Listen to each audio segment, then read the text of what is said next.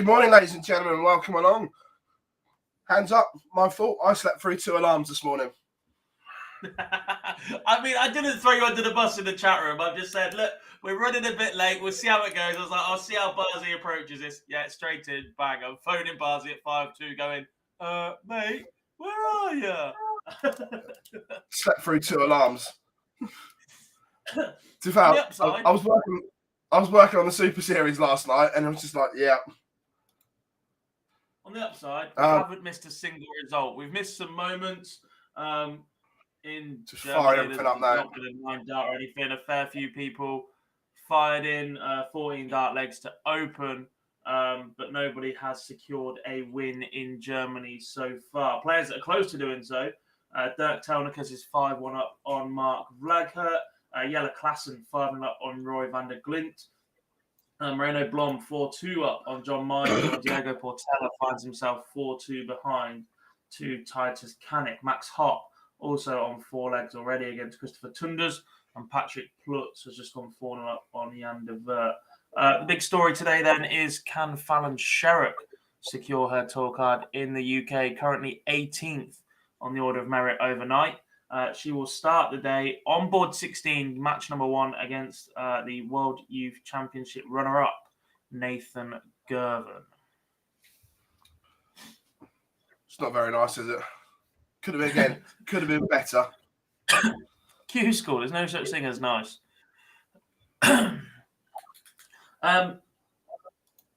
gets over the line 6-0 against Van der Glint. Before we get too far, Barzy, are we... Because you got both of them right yesterday as well, Smug, Ginger, so-and-so. Who's getting cards today? I am going Karel Sedlacek. And in the UK, I'm going for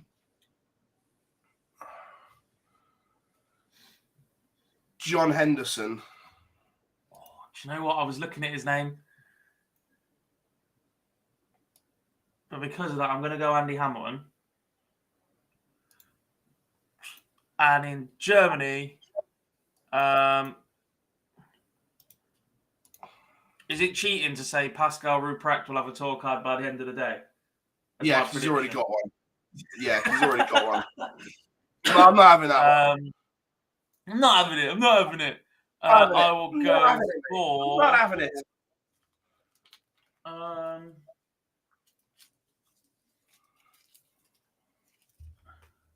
Can I hedge my bets a little bit? I'm just looking for any sort of value. Oh, that's not bad, you know.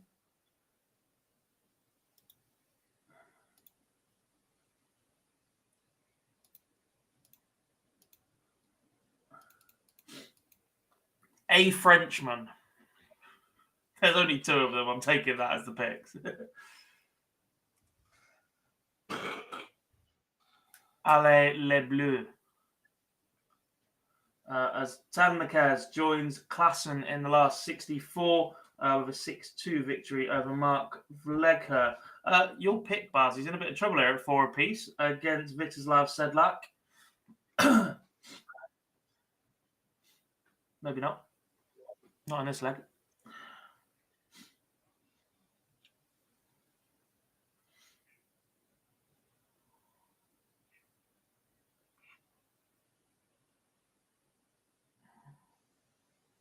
Morning, Daniel. Morning, everybody else in the chat room as well. Today is the penultimate day, Kieran. So today is day 3 of stage 2, and then tomorrow is the final day. What do we think of Daniel Closer and Darryl Pilgrim? Both have fantastic A games. In this field, I am questioning their B games a little bit.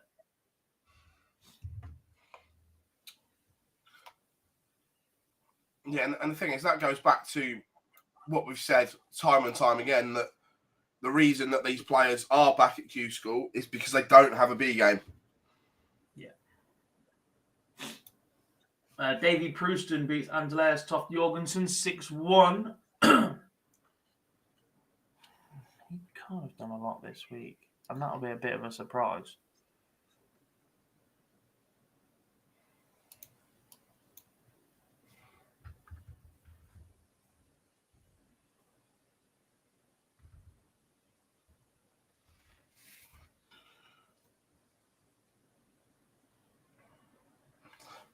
Scott Baker's got a chance.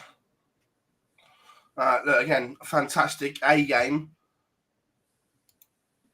Something that we're saying a lot, but we've seen it from their time at Super Series or on the BDO, or when they were at the tour the first time round. Reese Hayden and Cameron Anderson have pulled out today, in addition to Dave Pallett. In Germany, we also saw withdrawals for Marcus Kessler, Marcel Hunch, and Dennis Akhtar pulled out yesterday. So we've already got 3 withdrawals there as well.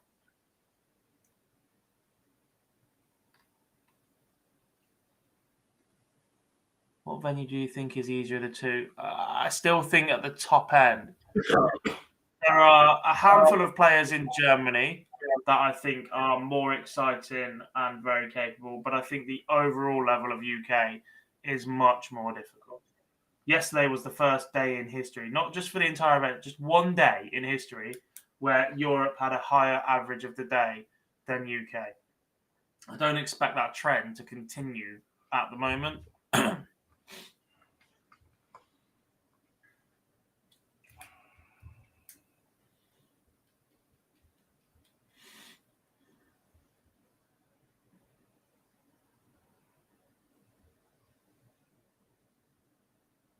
Noel Gallagher's getting divorced. Bring me Oasis. Hold on.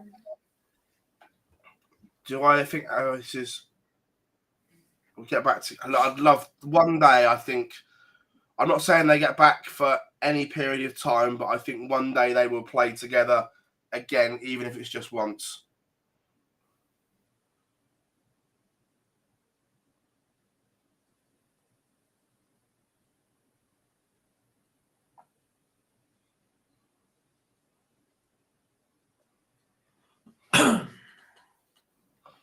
Can you imagine if the brothers actually get on again one day and decide they're going to get the band back together, and then one of the other two decide they can't be asked or hold it hostage and cause it to not happen? After all the talk of the Gallaghers, can you imagine if one of them was like, nah, stuff you both?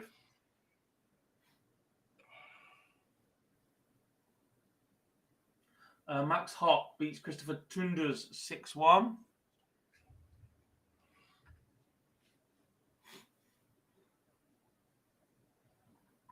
I don't think Fallon will be in the Premier League this year, no. Even with a tour card. Cheers, Jerry. Thank you very much.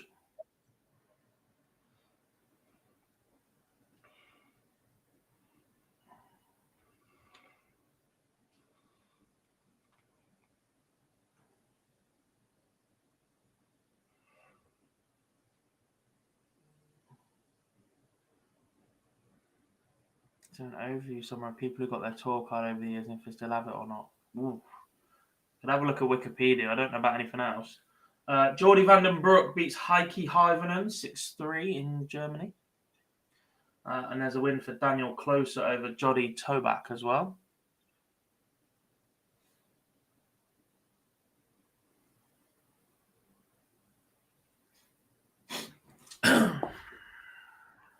Jean Van Veen's well placed as well. He's in one of the yellows at the moment.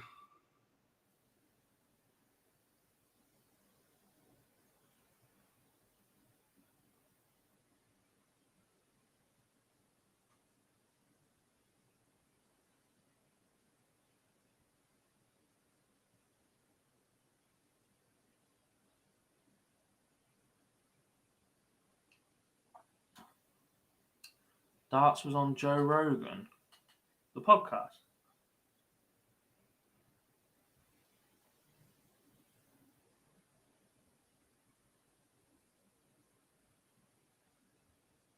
Van Veen has a bye today. Straight into the points matches then.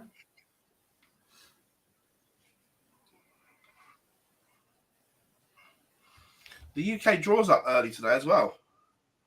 Very early, which is good. 100%. Because I haven't really mentioned it.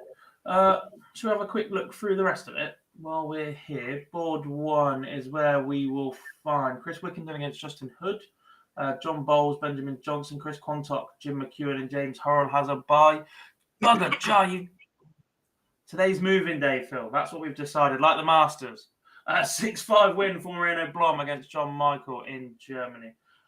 Board 2, Dom Taylor, who came so close to winning outright on day 1, opens the day against Cam Crabtree. Shane Hayward against Nicky Danoon, Tommy Morris, Christian Perez, and Ryan Harrington against Chris Gilliland. A good run today for Perez. Should pretty much get him there. And the same for Ryan Harrington. Shane they will meet in the 64 in a points match. One of them will be in trouble minimum heading into the final day. Board number 3, Matty Dillon against Lewis Gurney, David Evans against Prakash Jiwa, Adam Smith-Neal against Sam Cromwell, and Ryan Hogarth has a bye. As there was a win there for Phil's pick for the day. Karol Sedlacek beating Vitislav Sedlak 6-5. Board number 4 is Lee Palfreyman against Jeremy Fagg. Andy Jenkins is in the draw now after missing the first 2 days against Cliff Trier. Adam Warner takes on Paul Mitchell, and Tom Martin takes on Lee Cox. Adam Warner possibly 1 or 2 wins away from securing his tour card. Board 5, Danny Lauby against Dylan Slevin. What a tough start for both of those. Stephen Beasley against Luke Bevan, Scott Mitchell against Stu Wilson, and Niall Cullerton has the bye. On board 6, it's Robert Thompson against Eddie Lovely, Jensen Walker against Jack Main, Michael Flynn against Adam Mould, and Wayne Jones is on that board as well. As we've got results for Titus Canick, a 6-5 victory over Diego Portela, and a 6-2 win for Patrick Plutz over Jan de Wert. Board 7, Colin Osborne against James Richardson, Rob Rickwoodley, Budgeon, Darryl Pilgrim, Daniel Day, Jim Mostyn, Keegan Brown. Board 8, Callum Goffin, Carl Snide, Stephen Plumstead, Jason Heaver, David Wazowski, Peter Jakes, and John Cook against Stuart Kellett. On 9, we've got Jim Walker against Pete Hudson. Jim, probably the oldest player in the field in comparison to Jensen Walker, who was said earlier is definitely in contention for being one of the youngest. Conan Whitehead against Pete Burgoyne, Sean McDonald against Michael Barnard, and Connor Heenahan. Board 9's my new board of death for the day. On 10, we've got Pat Skirford against Lewis Pride, Scott Baker against Dandy Hamilton. That's a stinker of a draw. Jack Vincent against James Howard Hughes, and Chris Bird will take on the big Hendo Weekendo. On 11, it's Mark McGeeney against Adam Atkinson, Scott Artis against Owen Bates, Gary Jackson, Reese Robinson, and Jake Jones against Kevin Thomas. On 12, Kevin Lowe against Ryan Finesse, Brett Claydon against Rob Collins, Andy Bolton against Scott Walters, and Mark Challenger against Josh Payne. 13, Nick Kenny against Adam Lipscombe, Stephen Burton against Jared Cole, Stephen Rosney against Sean Fox, and Alan Tabban has a bye. On 14, we've got Shane McGurk against Dan Reed, ouch. Stephen McNally against Josh Richardson, Liam Meek against Dale Gadsby, and Ian Jones against Graham Hall. Ryan Murray takes on Adam Hunt, open on 15. Gary Blades against Mike Warburton. They must have met in the Super Series at some point. Kieran Bridgewater against Willie Borland, and Lee Evans against Jamie Lewis. That board's not very nice either. And on 16, we do have the Queen of the Palace, Fallon Sherrock, taking on Nathan Gervin to open.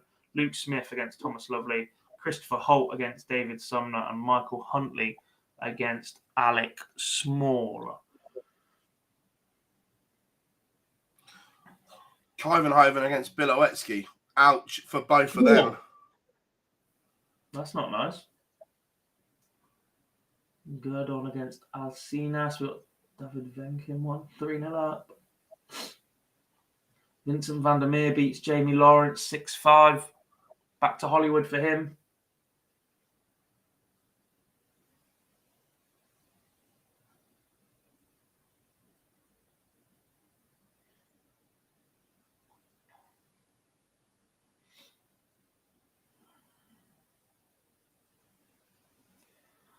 I think there are worse boards for Fallon Sherrock to be on. Do not underestimate Thomas Lovely. Alex Small, Red Dragon champion of champions. Michael Huntley can certainly play.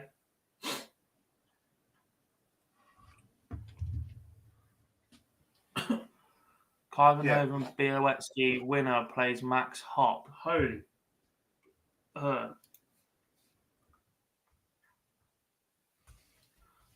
Trico been pegged back here. Wasn't he 5-3 up on Moolenkamp? It's now gone to a deciding leg in which Ron the Bomb has the darts.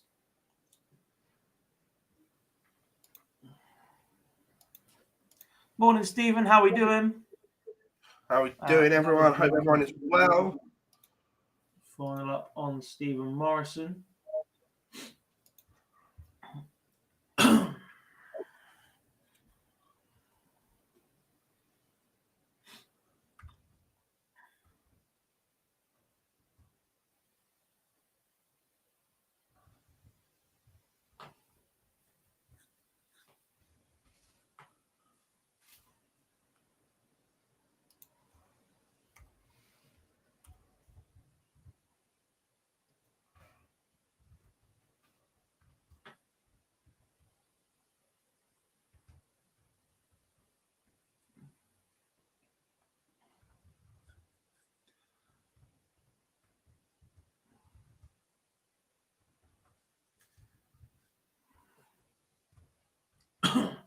One away for Sturm. Rainer Sturm. He's 5 foot up on Jiri Brecher.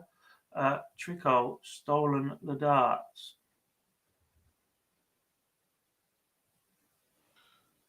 Who's Scotty Dog got today? I haven't looked yet.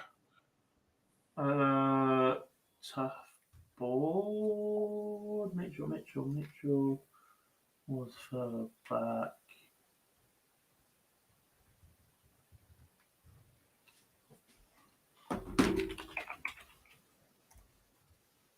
Stu Wilson to open on board 5.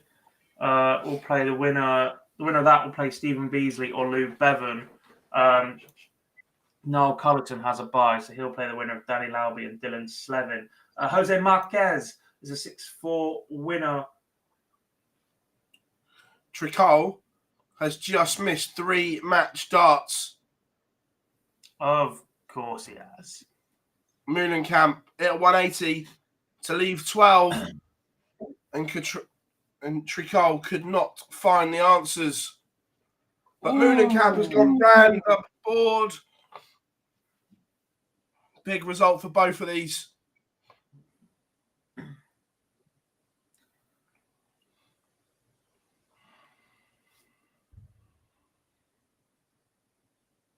Allez, les bleus for Thibaut Tricot as he sneaks through against Ron Moolenkamp. Kuyvenhoven takes an early 2-0 lead against Białecki.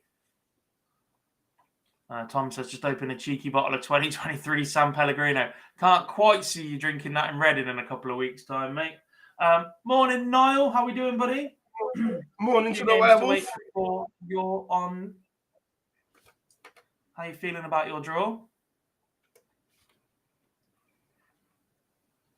Morning, Dan. How we doing, pal? Anything interesting happened yet? A few first-round results in Germany. Nothing too major. That last one on screen was probably the biggest one so far. Thibaut Tricot surviving darts against Ron Moolenkamp. At least I'm playing for a point for a change. That's the positivity we like, no. Moreno Blom previously beaten John Michaels 6-5. Karol Sedlacek going all the way against Svetoslav Sedlak as well. Diogo Portela is already out this week. This morning, defeated 6-5 by Titus Kanik, and Jiri Brecher from the Czech Republic is out as well, beaten 6-4 by Rainer Sturm. Yeah, Lau, not bad, but been a long week, but can see the end now.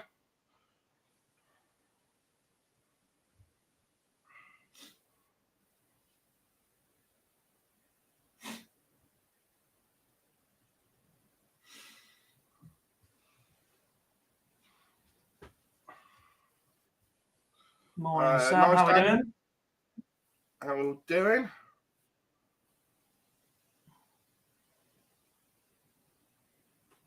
Yeah, Kuyvenhoven Białecki, possibly one of the toughest games we've seen to start. The winner of this will play Max Hopp as well, who has already beaten Christopher Tunders 6-1 this morning.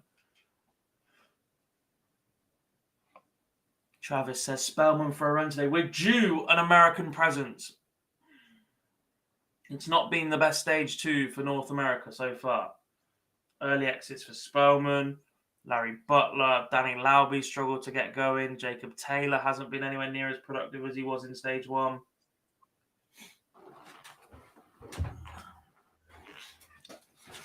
Morning, Kieran. How are we doing? Just warming up. We're going to switch this to one of the feature games in a minute. Nico Kurtz against Christian Kist. Oof. Ooh. Hello there. Now then.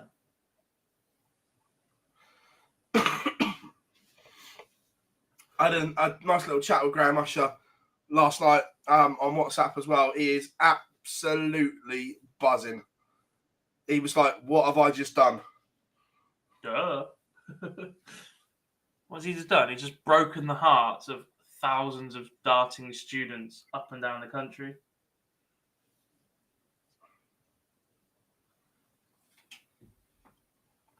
To be fair, I did speak to Adam last night.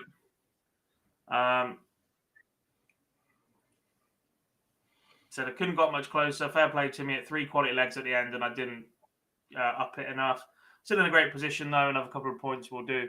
I also heard that the 130, the checkout that we questioned when he left tops, he hit the treble 20, had a deflection into the 5, so missed the big number. Hit 25 to leave tops.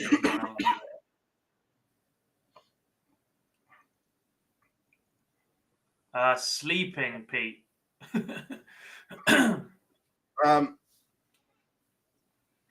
I'm doing a couple of days on the Super Series, then I'm off to Copenhagen for the World Series.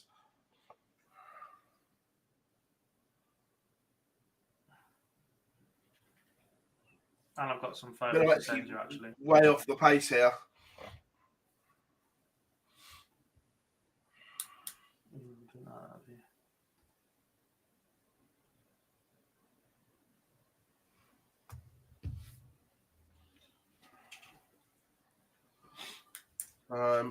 David Benken, a 6-1 winner over Stephen Morrison.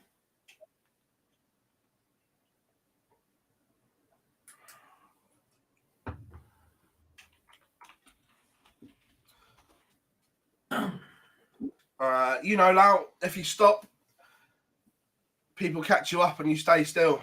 It's like, got to go to these events.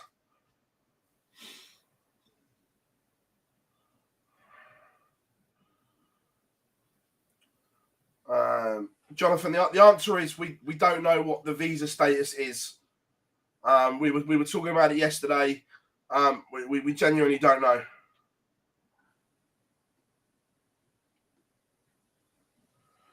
Let me turn up a little bit.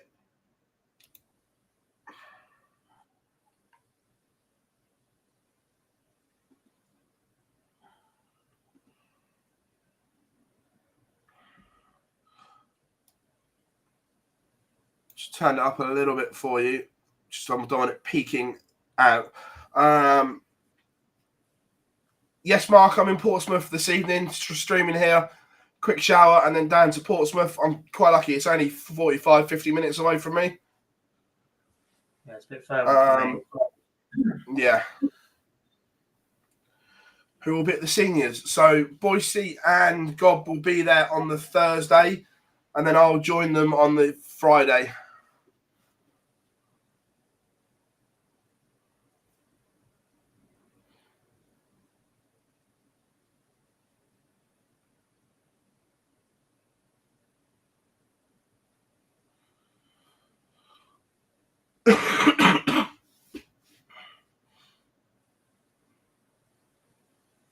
Nice.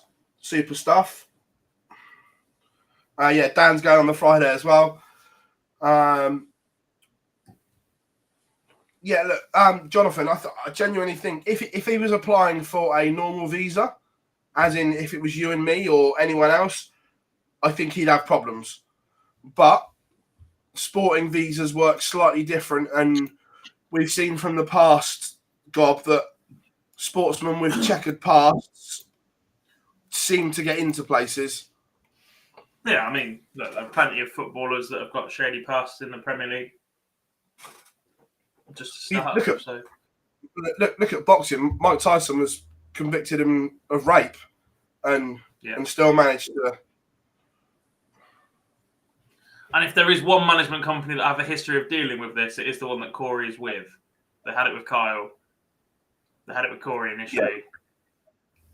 Not with that, just with sportsman's visas and getting darts to become recognised in that sense, not criminal conviction.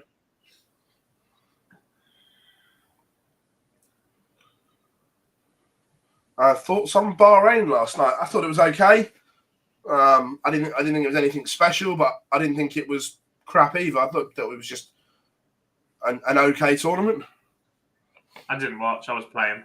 I went to a tournament instead. Francois Ryan, 6-2 winner over Owen Rolos.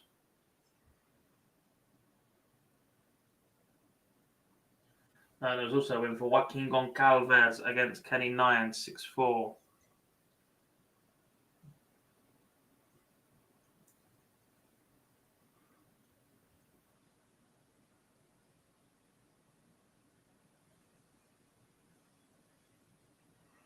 Made the final last night, Phil. Well done. Yeah, go big. And then got spanked. He left 36 after 9 in the last leg. I was like, oh dear, I'm in trouble.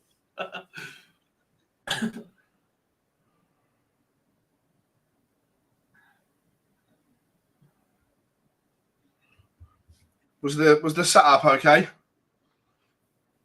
Yeah, a couple of legs it was a bit all over. I played crap in the final. The one before that, semi, I played really well.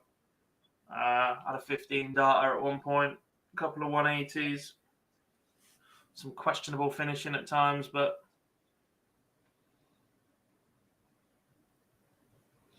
there was 20 of us.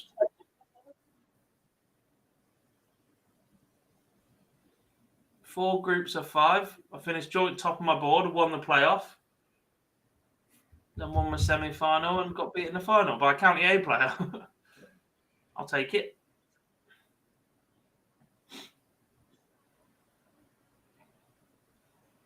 Got Super League tomorrow. Kissed one apiece with Nico Kurtz in a stinker of a draw for both, as Sebastian Białecki has just been whitewashed, bageled to start the morning by Mike Kyvenhoven. That puts the young Polish ace in a lot of trouble. That also makes Mike Kyvenhoven's leg difference pretty much uncatchable on plus 36. So worst case, he's going to fall to 7 points plus 30 by the end of the day again. That does put him above Pascal Ruprecht, who we've said is there.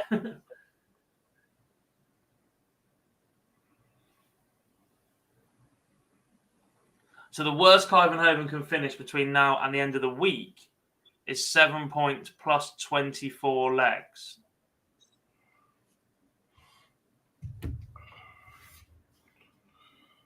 No, the worst is 6 points. Say that he loses next round and then loses first round tomorrow. 6 points. Yeah, it's a 1-8 game, isn't it? No.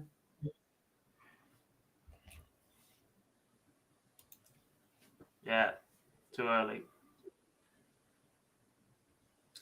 15 dart leg to open for Jacques Labra. Would you like Jacques Labra or young Jacob Taylor? Someone asked for Taylor. Wayne's just asked for Taylor. We'll go for young man. Just take on Andy Barnes, to be fair. Good game. I know, chat room.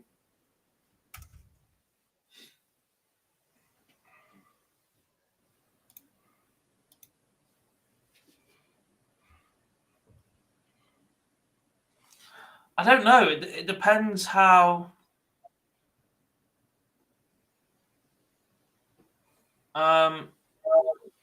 darts rankings see it. They don't have an official cut-off point, as there's less to play for in the next couple of days. They might start being able to call players as safe.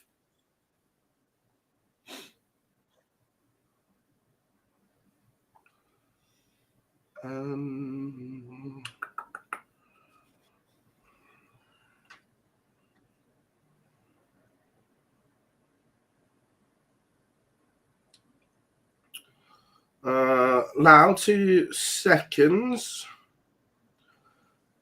So next week we will see another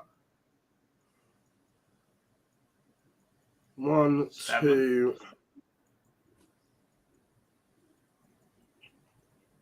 3, 4.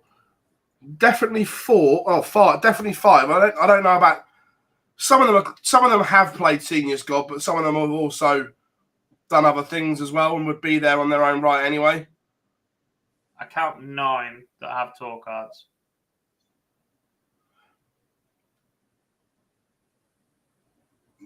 Like I said, though, there are some that would be there anyway. Yeah. To be fair, one of them may not be there. I think we've got to make a decision tonight, depending on where he is today.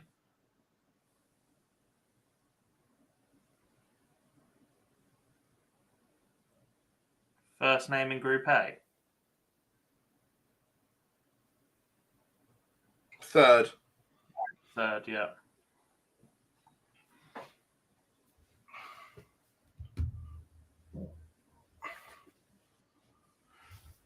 I saw the column now. However, I think he's incorrect.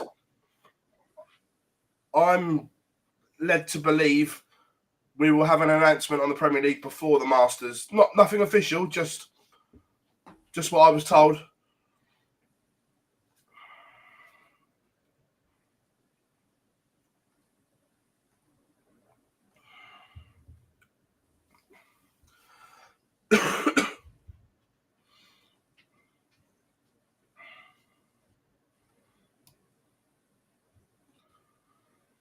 I think it comes down to that they can't run the risk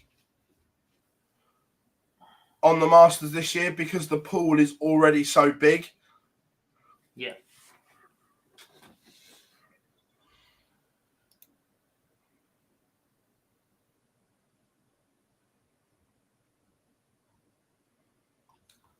If you're definitely safe for 1 day to go, can you play on the final day? Yeah, until you qualify outright, you can still play on the final day. The PDC don't tend to call people as safe. They can work it out a little bit, but they will never officially tell you that you've qualified via the order of merit because they don't want to take the risk that they've messed up a calculation or somebody's got that number wrong. So they don't tend to ever call anybody safe, which is a little bit disappointing. I mean, we use dartsrankings.com. I can ping you the link now. And these guys are pretty good at it. So they color coordinate everything. So at the minute, if you're light green, you're in one of the places that would earn one via the order of merit. The yellow ones would provisionally once the winners of each day drop out, and then everybody in white is not in the running, basically. Yeah, these guys might start calling people safe. If Ruprecht picks up another point, we might see him go dark green. He's safe anyway. Only 2 days. He might be, but look, because there's only 2 days to go, the calculation on what can still happen is a lot easier to make. Because the way you call people safe is you work back from the absolute possibility that even if it's just a one shot, that many people can get above you.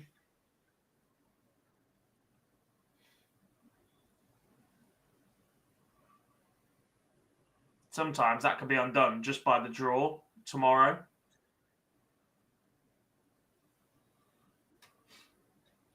What do you get? 5 points to reach in a final. So at the minute, 5 points to reach in a final with 2 days to go. So there's a possible 10 on offer there. So Klassen and Telnikers can keep going over. 4 for reaching the semi. So 2 of those can jump. 3 for reaching quarters. So both of those can jump. 2 for anything above. Yeah, everybody can catch Ruprecht at the minute. And that's just today. He's still safe. Whether you're calling or not, I am. The way that things work out, and that's looking at the draw. Archive and Hoven and Roloffs in opposite halves of the draw are classing and Telnikers in opposite halves of the draw, etc. But that's just on one day's work. Rupert can still be out of this top 10, and we have another day to go as well. It does look like Germany has been broken. They've had real internet issues in Germany, haven't they? Yeah. New venue as well. That's what I mean. I get the feeling this could be going back to Niedenhausen next year.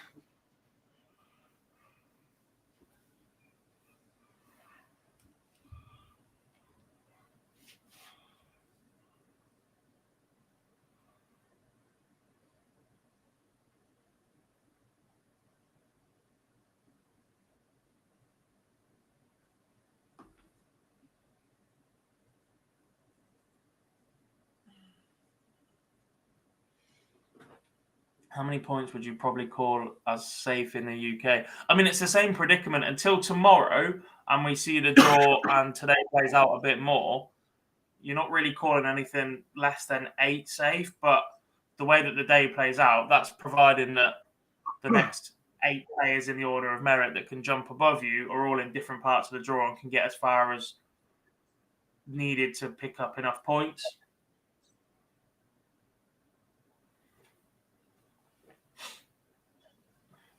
We expect players to pick up tour cards on 6 points and a very good leg difference, but you're not going to sit there and say you're 100% safe, because there is chances that the draw conspires against them and everybody that needs to go deep can go deep.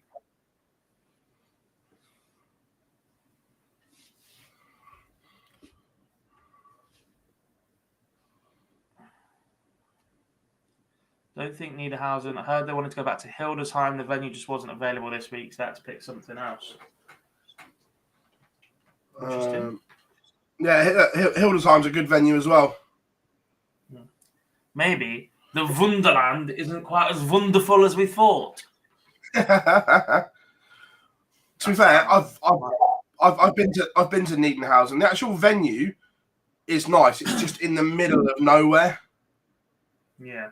What is that? Halle, or is that the other one? Not Halle. Yeah.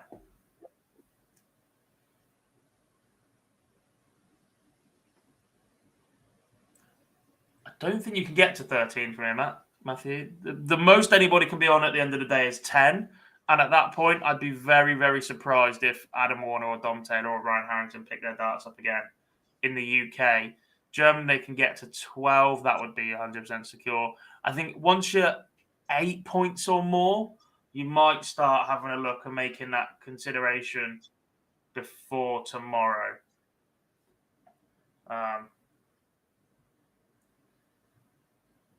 Yeah.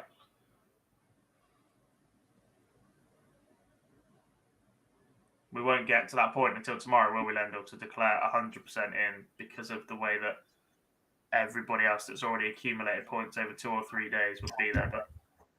But 13 points would be unassailable.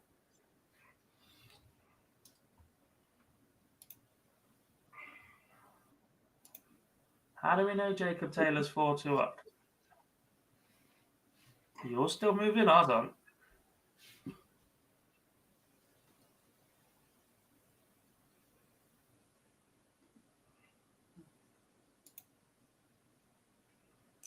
How does the snooker Q-School work, Matthew? Is it just knockouts? Is it a bit like World Championship qualifier, where you just have different rounds of qualifying, or do you have an order of merit for that as well? Don't play anyone from China. Go and get us some updates. For someone who's living about 10k away from the Spark firm, is somewhere in nowhere, standard in Germany, with darts venues, by the sounds of it. Yeah.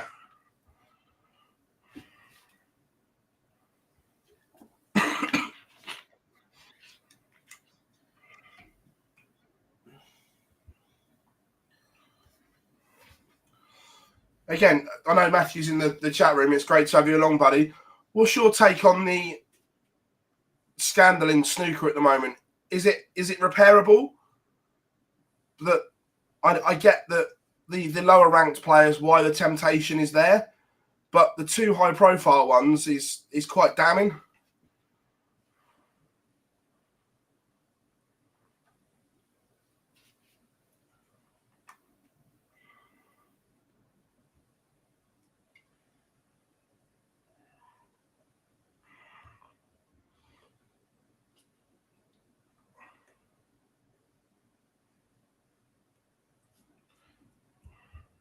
In an ideal world, Lendl, yes, a Swiss system would probably be the fairest, but I've seen people attempt to run that with about 25 people, and it's just a mess. So try to run it with 400, because the truest system is everybody plays one match, then everybody that is on similar results goes back into a draw again, and then you keep going and you keep going. But the only way to do that is to wait for that round of those results to finish. And where you're not losing players as dramatically as until you've lost twice. Excellent point, Simon. He's slacking any today. 15 minutes late. Forgot to put the big scores on the bottom of the games. It does my head in. That doesn't save as a setting.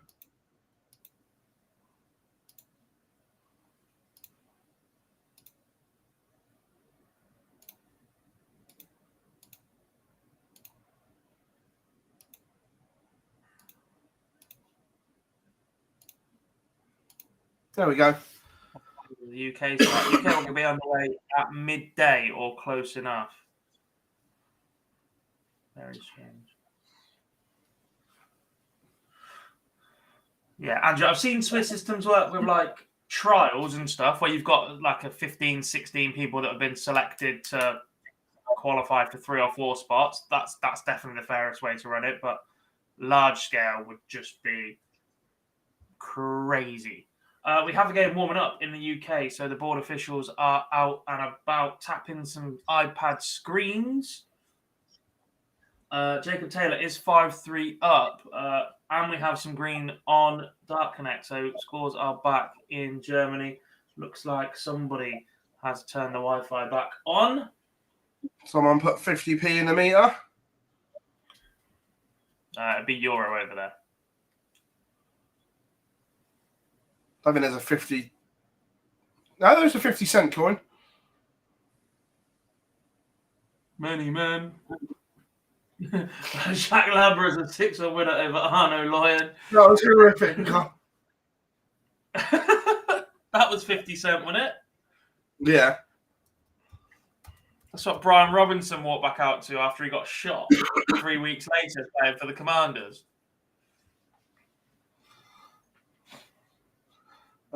Cheers, Matthew, as always. It's really interested to see what they do and if they are found guilty, because at the moment they're still just charged. So we'll give them the benefit of the doubt until they have the book thrown at them. Are we talking, Gob, as well, Stephen Lee length bans or longer? Precedent's been set, hasn't it? Like, that was a 10-year ban. More importantly, 12. He's eligible to go back on tour next year, or eligible to attempt to. His ban is up. So Stephen Lee is not too far away, but look, you think how much potential earnings and reputational damage Stephen Lee did to himself. This is going to rock it even deeper. Yeah, Kurtz and Kist is still broken.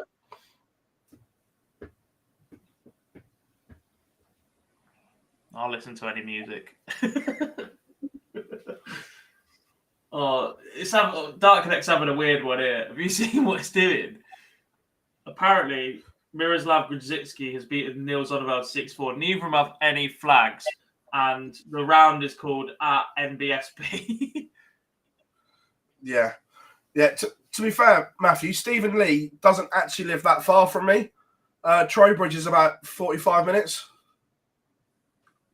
He's in China at the minute playing, I think, in a pro-am with Alfie.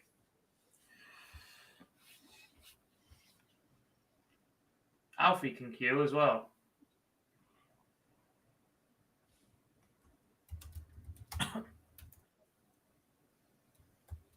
John Higgins didn't get caught cheating though, did he? John Higgins got caught agreeing to cheat. He should have been banned.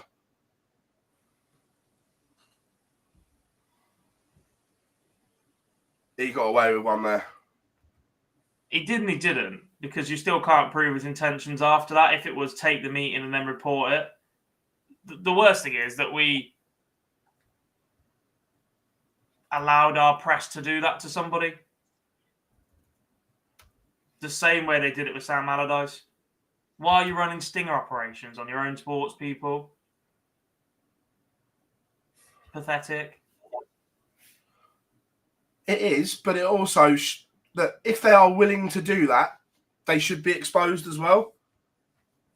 They took meetings. They didn't do anything after that, did they? But the fact that he didn't report it is the issue.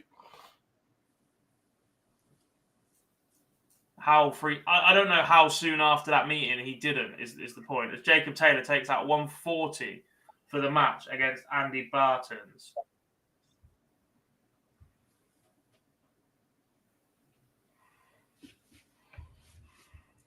I refuse to believe that some of the 128 have never been approached to throw a match in darts. 100% they have. But the ones that I know of that have been approached have all reported it straight away.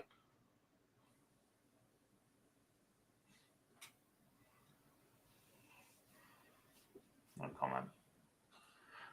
Jimmy Van Skis 5-4 up on Barry Van Peer. That would put Barry under a lot of pressure for the rest of the week, i.e. tomorrow. Jaron Caron and Jemai van der Herrick are 5 apiece right now. Fallon Gervin first, on board 16. So that'll be live on the left-hand side of your screen very, very shortly. Paavo Myla from Finland is 5-0 up on Nick Krul. Nils Zonneveld has taken the opening leg. Is that a last 64 match? Did Zonneveld get a bye?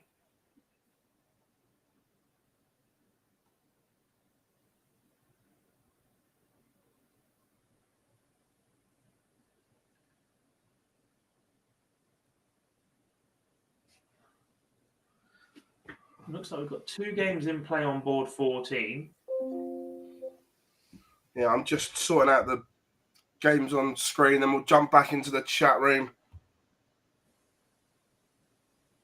Zonneveld Grudzetsky is a last 128 game on board 3. Yeah, still a bit of a mess. Yeah.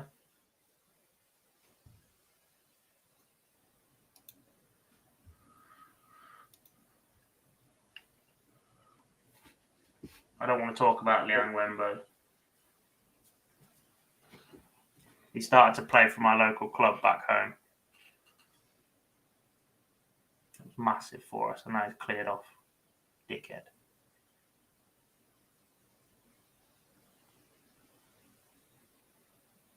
You know what it is, Pete? You need some coaching from the 2012 Woking and District Ladies Singles Champion.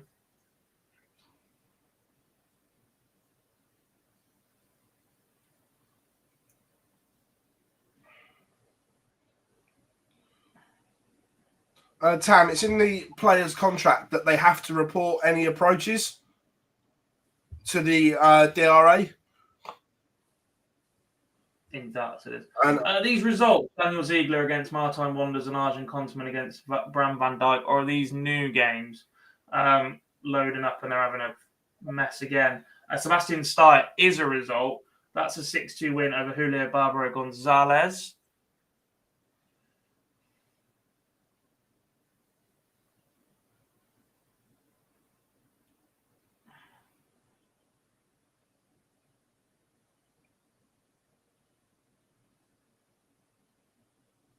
Have a good one, lad. Have a good one, lad.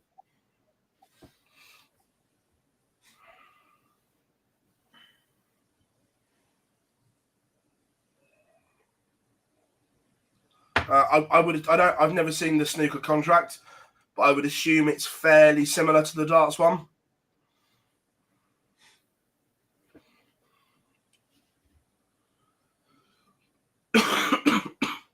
First leg on the board in the UK, and it goes to Danny Lauby in 12 darts against Dylan Slevin.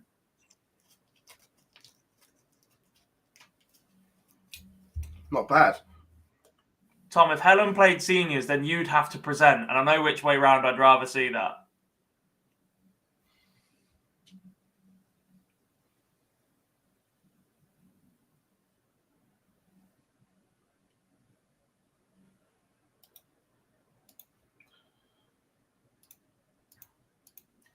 Vampire gets himself out of trouble against Van Schie.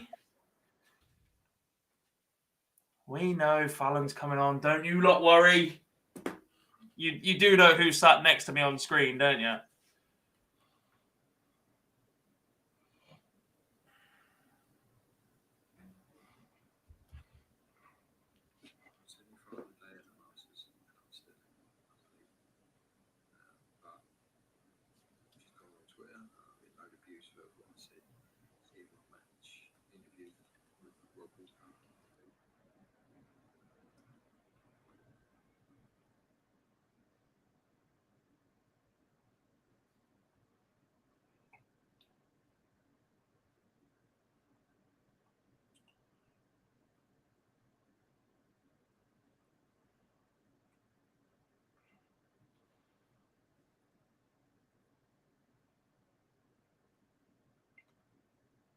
What would you rather have, Phil? Spurs to win the Prem or Fallon to win the Worlds? Tough one. From a personal point of view, Spurs to win the league. But from a business point of view, Fallon to win the Worlds would absolutely catapult darts into another stratosphere, Gob. Yeah, what he said. And I'd rather Spurs not win the Premier League as well, because I support Liverpool. Alexander must know that's got to be just starting. What is going on with Dart Connect?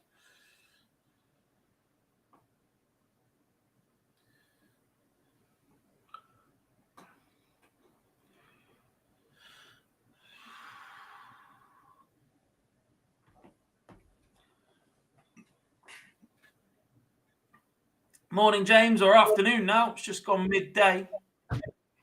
How are we doing? Yeah. Fallon held in the opener, but Gervin looking strong on his throw. Big moments on our feature game in Germany, Gob. Pascal. This will be for a break, or to assert the break. Carol. Owen Rolos is out. He lost first round 6-2 to Francois Chauvain. If Fallon wins here, does she get a point? She does not. This is the round of 128, so points are from the 64 onwards. This would just be to get her going in today's tournament. Beaten in the first round yesterday by Daryl Pilgrim, and quite handily so. Needs to get back on winning ways if she's going to pick up a card here. Do we think Rolos is already safe? 6 points plus 11. On the cusp. I wouldn't say definitely yet for me. Play out that way? Yeah. Is anybody going to call it safe tonight? No. Especially if he takes a big beating again tomorrow. That leg difference will fall. The leg difference in Germany is so much higher than it is in the UK right now as well. We've got players on 3 points on plus 12, plus 10. Alcinas on plus 13. Tricol on plus 13. Van Veen 14. Tonika's 15. Jelle Klassen's on plus 21.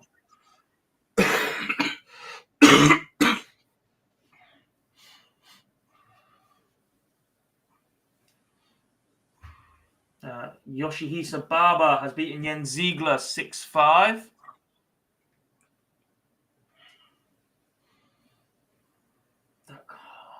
Why is Dart Connect doing this? It's now showing results before games even started, and then it drops back to 1-0.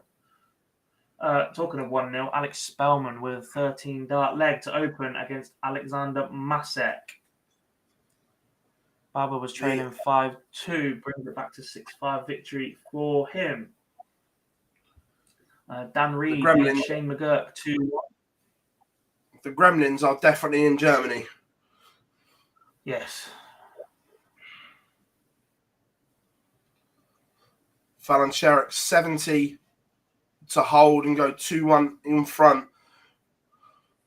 Both players have been good on their own throw. 70 goes in 3. 2-1 Sherrock. 3 legs, 3 strong holds with throw gob. Solid.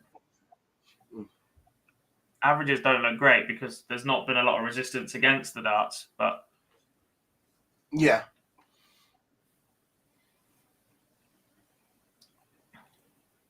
How is Ronnie Hybrex looking right now? So he hasn't moved since day one because obviously he lost early yesterday. Don't think he's played yet here on day 3. God, we said there hadn't been any movement against the throw. Fallon Sherrock is making that move right now. Hello there. Ronnie Hybrex play on board 4 shortly against Benjamin Freudenreich, the man that beat Corey Cadby in stage 1. Any big upsets yet, says Caton. We've lost Nico Kurtz. However, he was beaten by Christian Kist. We've also lost Diego Portela. We've lost Andy Bartons to Jacob Taylor. We've lost Ron Moulenkamp, but that was against Thibaut Tricot. We've lost Owen Roloffs, who was number 3 on the order of merit. He was beaten 6-2 by Francois Schwein. And we lost Sebastian Białowski 6-0 to Mike Kyvenhoven. No 9 darters yet. Number of doubles have been missed for the 9 at both venues across the weekend so far. Is the seniors darts on TV? It is. There is a deal confirmed with the BBC Digital Services. So it is on iPlayer, BBC Sport website, and the Red Button.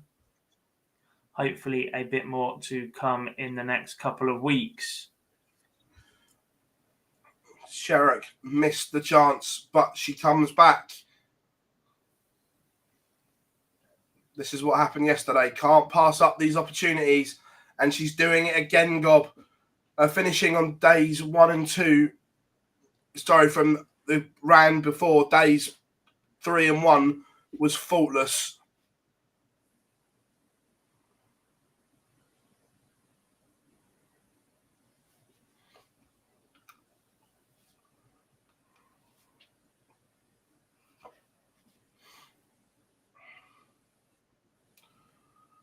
Lendl, that's one for Gob.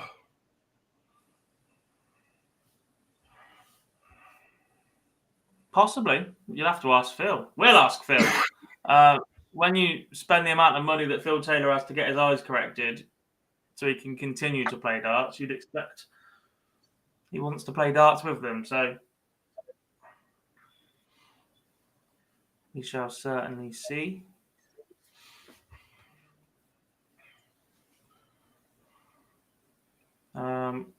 No deal with BT Sport yet for senior TV coverage.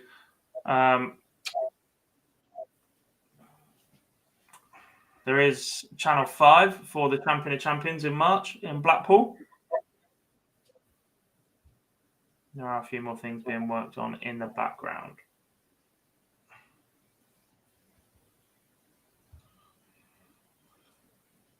The scoring phase of Fallon Sherrock's game here, Gob, is ridiculous. Yeah, just can't learn to hit double. It's like me last night.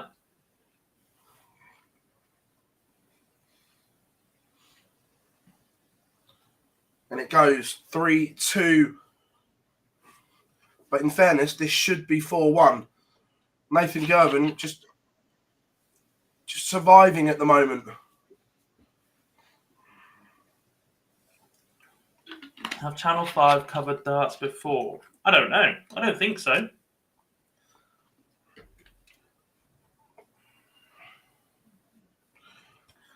I don't remember darts being on Channel 5. No, me neither. Neil Zonneveld is a 6-2 winner over Miroslav Grzycki.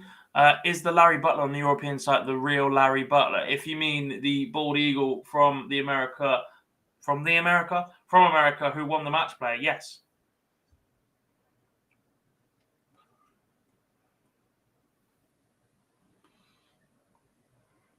How was ITV coverage? Go and read Phil Barr's Twitter.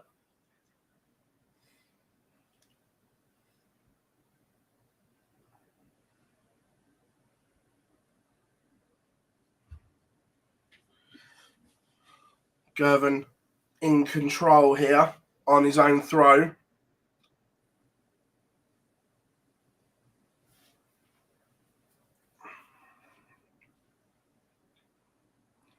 Seniors on Channel 5. As far as I know, it's the same lineup. Seniors are responsible for the broadcast and they send it out to the broadcasters or the channels. So it will be Ray, Bobby, and Helen. Unicorn will have come back to TV darts. No. No. I think you've got more chance of Unicorn not existing as a company than going the other way and being back at the forefront of TV darts. It looks like they've had a little bit of a restructure as well. Matt Rankin is no longer player liaison officer. He's had that. Done that role for years. Didn't even notice that. Got a lot of time for Matt as well. Nathan Gervin pins the 96. We are level at 3 apiece.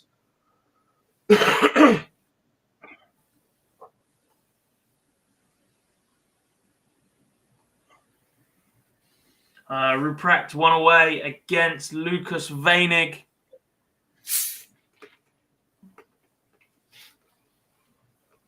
Level at 3 apiece between Sherrock and Gervin once again, although, as we said, this could quite easily be 4-2 right now. Luke Snells is 2-0 up on Robbie Knops.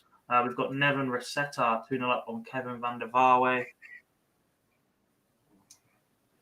Larry Butler leads Stefan Hendrick 5-1 in Germany. This would be his first win in Stage 2. He's exited in the 1-2-8 both days so far. One of the players right near the bottom of the order of merit. Would be a tough ask to pick up a card from here. But today is moving day.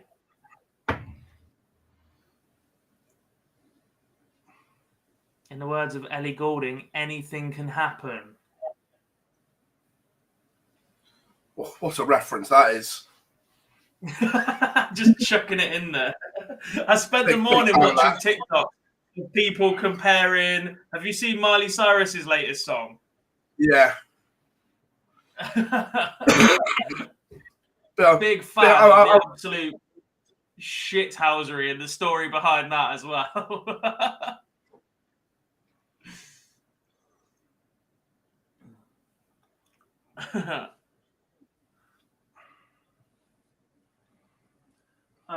The Turtle, David Schlichting, leads Reinhard Schumacher 4-0.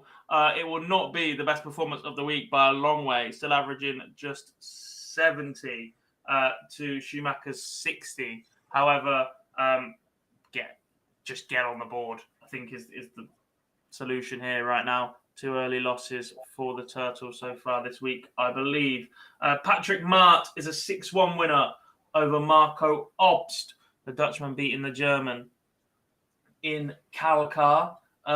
Potentially, Dom Taylor, Phil, made the final on day one, beaten round 1 yesterday, finds himself 5-1 behind to Cam Crabtree. Very, very impressed with the youngster. Even if Cam Crabtree does not get his tour card this year, he will be a threat on the Dev and Challenge tours, and he can still go and develop his game everywhere else. Another player that is just a lot like the story with Ruprecht, has just gone from COVID lockdown playing to absolutely flying.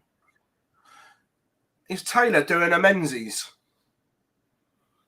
He could well be leaving it to the last minute. Someone that looks like they will not be leaving it to the last minute, Pascal Ruprecht, a 6-4 winner over Lucas Weinig, puts him into the last 64. Surely, look, we're pretty much putting him there. If that's a plus 35 leg difference, one more would put him on 8 points. If we see Ruprecht start going deep again today, a couple more wins, Get him in.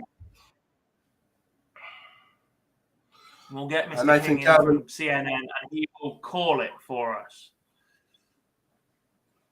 Nathan Gervin, 4 apiece. Surviving a little bit here, but trebleless from Fallon.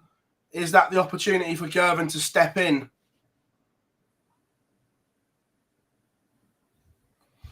Who did this at the Worlds?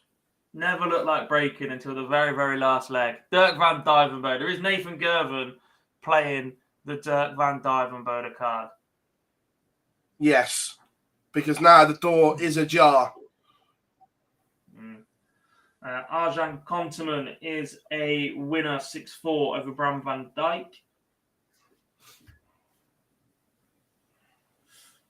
And Zonnevel did beat Grudzetski. It looks weird in Dark Connect once again, but that was a 1-2-8 game. They managed to get it into the 1-2-8 in live by changing the heading, and then it's gone into a completely different results section as well. So there is something going wrong with that one. 3 trebleless visits in a row from Fallon, but just a 40 from Gervin gives her the chance to get back into this leg.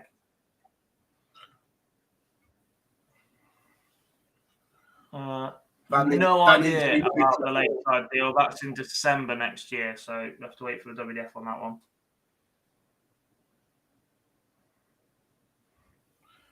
Afternoon, Jamie. How are we doing?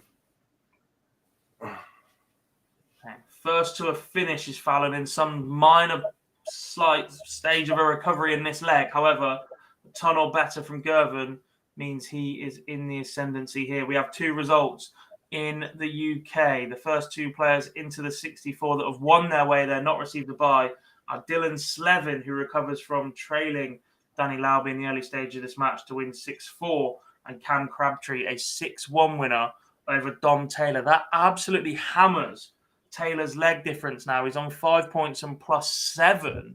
That will actually drop him below Ryan Harrington in the order of merit. He drops to 3rd already.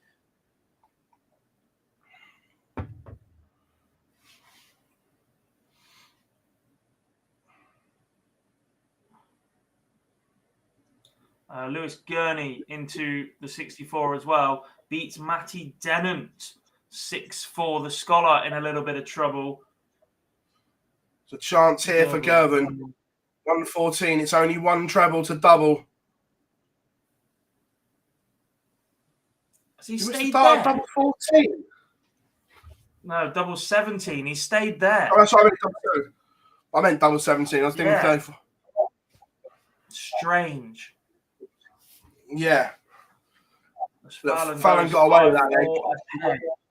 Yeah. She wasn't at her best. Adam Hunt 6-3 against Ryan Murray. Yeah, the Archangel. I think you have jinxed Larry Butler because he was 5-1 up when you asked about how his chance to win the tour card. And I was like, oh, he's about to win his first game. He's now 5-4 up on Stefan Hendrick. He has fallen off a little bit here. David Schlichting is a 6-0 winner over Reinhard Schumacher. That his leg difference back on track. Warming up, or now live, Jitse van der Waal against Ricardo Perez, Moreno Blom against Jamie van der Winkel. We'll also have Grant Sampson against Ruma Moyman, Jesus Nogueira against Sander van Ockenberg-Zwan.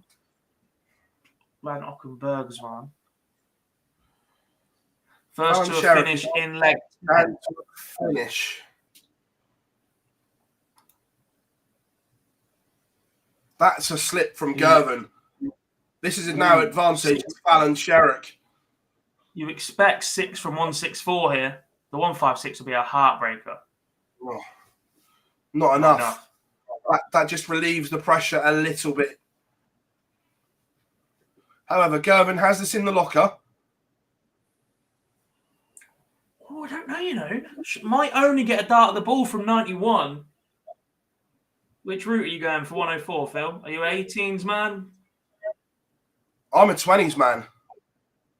No, 20s is completely the wrong route.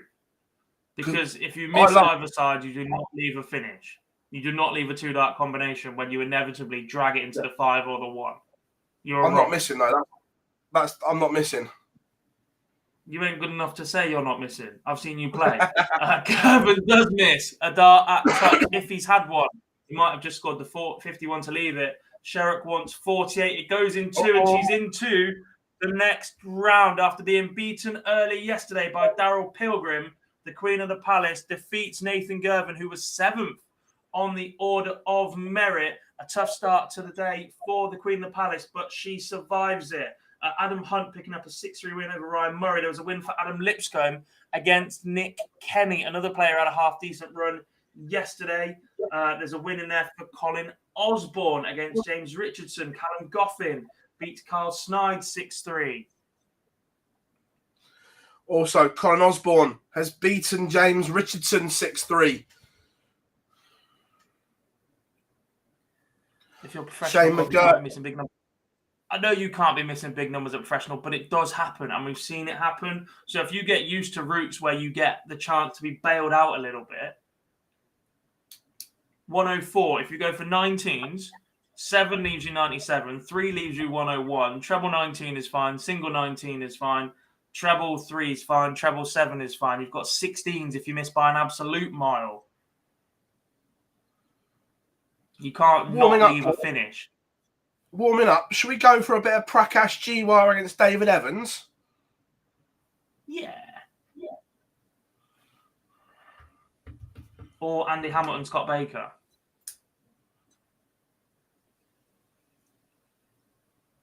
I'm going David Evans. I don't think we've had Prakash as a feature game yet, have we? No, I don't think so. The 16s route is okay. We're seeing that a lot more. I'm not a fan personally because it leaves tops. And once you're messing around in that corner, I don't like the switch back up massively. It's not thinking negatively. It's just getting used to it. Like 44, I'll go for a 16 or an 8 because I'm confident enough on 36 or 28. I like double 14. I know, 44, I'm going 12s all day. But if you miss the big number, you're only getting 1 at it. That's what I'm saying. Like 16 and 8 leaves me 2 doubles that I'm confident enough with. The only miss you've got there is treble 16, which busts you. It's absolutely the same logic as 10 or 6 from 42, which has been passed down for generations. It's just people have just never applied it elsewhere on the board. The Archangel, you are a massive jinx. Larry Butler was 5-1 up and has just been beaten, I believe, 6-5. It's disappeared off my screen. I saw it go red, but it didn't look like it was in his favour. He was beaten 6-5 by Stefan Hendrick. What a comeback that was for the Belgian. Ryan Finesse has just won. It's just dropped off my screen, but Finesse was a winner. Yeah, it's not back yet. As is Justin Hood. He beats Christopher Wickenden 6-3. Alex Spellman's one away. Perhaps he will have a little bit more success for the North Americans.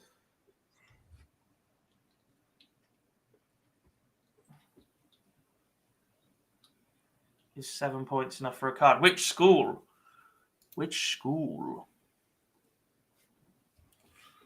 Too cool for school. You were never too cool for school. No, as a little teacher's pet, to be fair. It's the complete opposite. Who won a tour card yesterday? It was Corey Cadby and Graham Usher. Usher. It's not very often that almost virtual dead certainties in 70% of people's minds before Q-School go on and pick up cards. But I am struggling to look back and see lists of people's pre-Q-School predictions that did not include those two to get cards. 100%. We've seen so much of Graham Usher on the Super Series. It was unreal. Yeah, agreed, Big Johnny. Look, James Richardson is a fabulous player, but never happens at Q-School for him.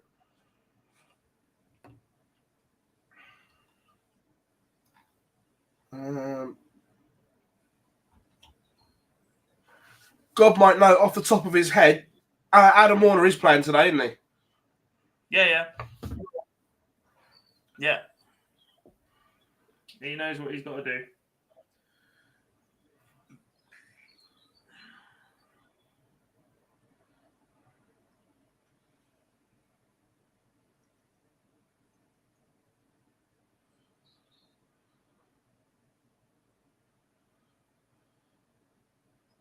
Afternoon, Gordon. Hope you are good. Will Big John win his tour card? I think so, Bob.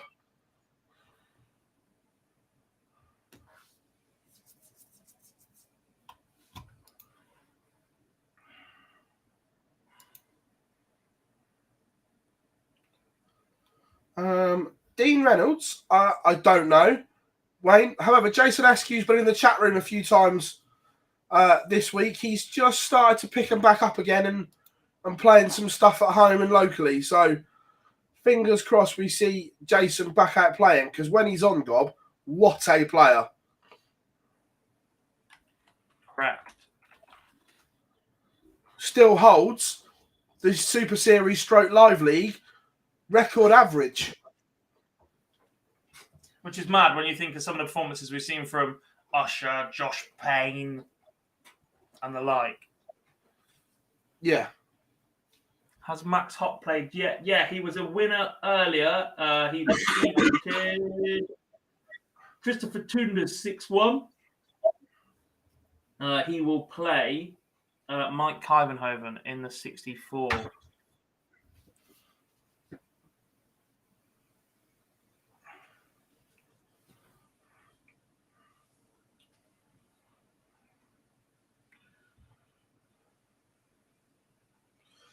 Prakash Jiwa has broken David Evans. Prakash averaging nearly 97 here.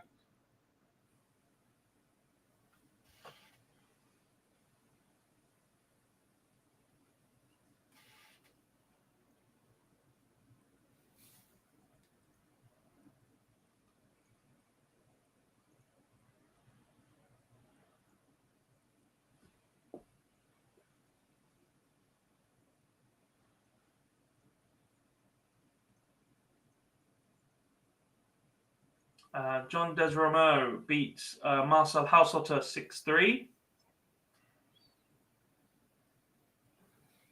Are we getting closer to a third Q-School? And if so, where do you guys see that being held?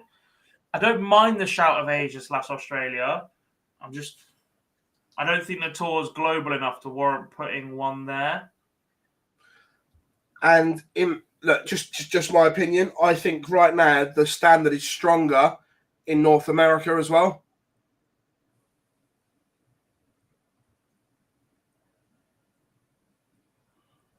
Possibly a little. Mike Warburton. Dan Reed win.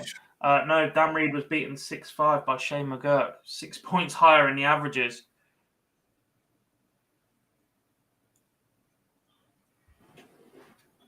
Was it Dean Reynolds that turned down a tour card via the development tour to play at Lakeside? It was, wasn't it? Because that got Aidan Kirk another 2 years on tour.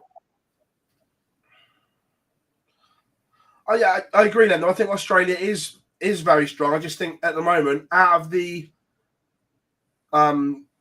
subsequent tours and areas, I think North America is a real breeding ground right now.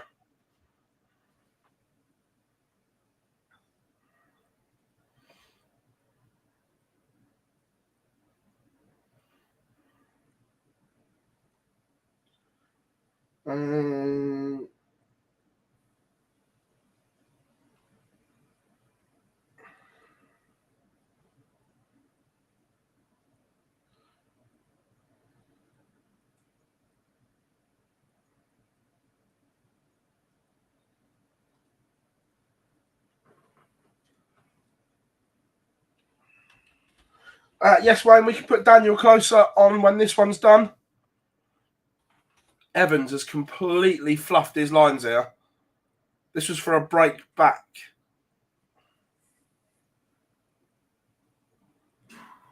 We're jinxing the Americans today, by the way. Alex Spellman was beating Alexander Masek. He's now 5-4 behind. We've already seen Danny Lowby depart 6-4 for Dylan Slevin. It could be all on Jacob Taylor of Canada. Kevin van der Vaarway beats Nevin Rosetta 6-3. You'll never see the PDC expanding beyond 128. Not at the minute. I think if anything, they'll close it off a little bit more and have a second tier on the Challenge Tour, which is closed off a little bit more. I think they're struggling to support 128 as it is. Yes, Stephen, I said this yesterday. I know Mace coaches Nathan a lot because of the relationship that Nathan is in, that he's always in and around Mace. Nathan's a fabulous player and is going to be a top professional. But just my opinion, I think another year of doing what he's done this year is better for his development than going on tour. If he wins a tour card, he's never going to turn it down. But my opinion, I think another year of him playing on the Dev Tour, the Challenge Tour, getting a call up to the Pro Tour to fill in every now and then, playing on the Super Series, maybe doing some ADC stuff, is better for his development. Said maybe. Yeah, what he said. I missed the Oasis puns.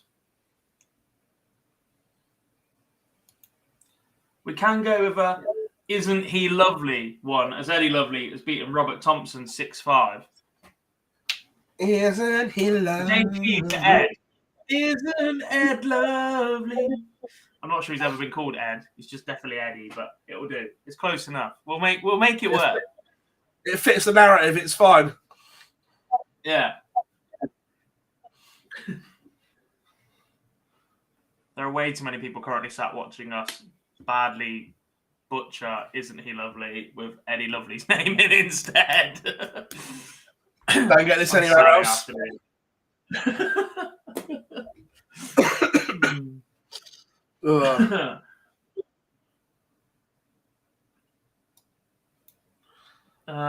that a win? Nope, it's the game just starting.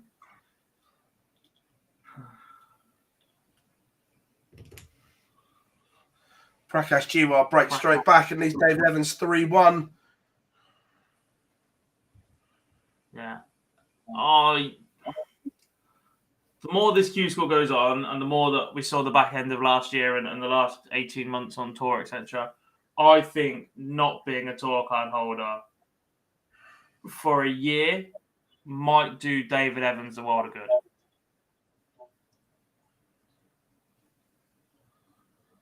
Possibly. He needs to go and learn to win again for me, because when he came through the Challenge Tour, he absolutely battered the Challenge Tour, and he still has one of the nicest throws in the game. It's just so solid, but there just has to be something not quite working at this level for him right now. And I think a year of Super Series, ADC, chasing local events, just getting back into the habit of being a winner is massive.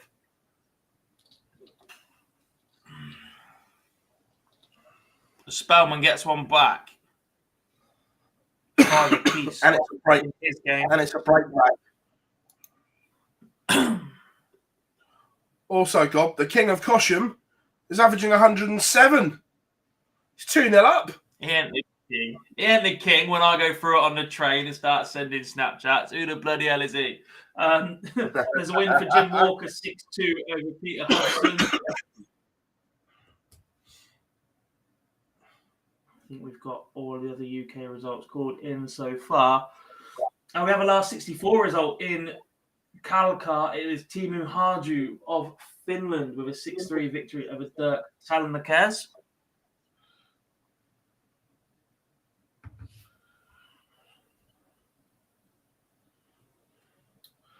I was shocked that Wayne Mardle had never heard of Jimi Hendrix, the guitarist. Even I've heard of Hendrix.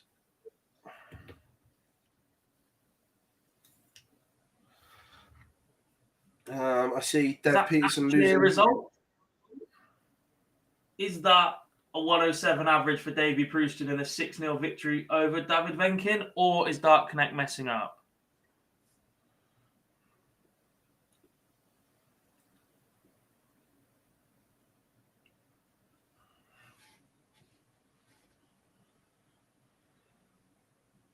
Gary Blades has legs back against Mike Warburton. Big moments here. So there's 66 had to go, and it doesn't for David Evans. That was very well. 107 average for Davy Prouston. 6-0 victory over David Venken. And I've also got another result in the last 64 for Jeremy van der Winkel, beating Moreno Blom 6-3. Spellman is now in control. 111. We call them wizards in the UK.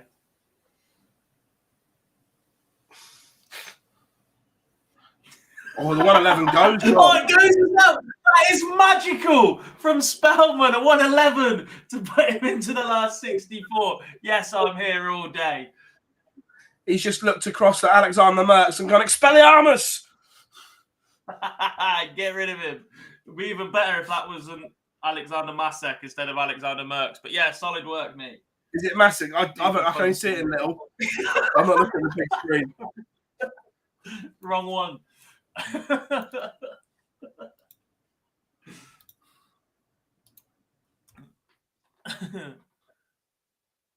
No, wrong. Sorry, wrong game. 2 seconds.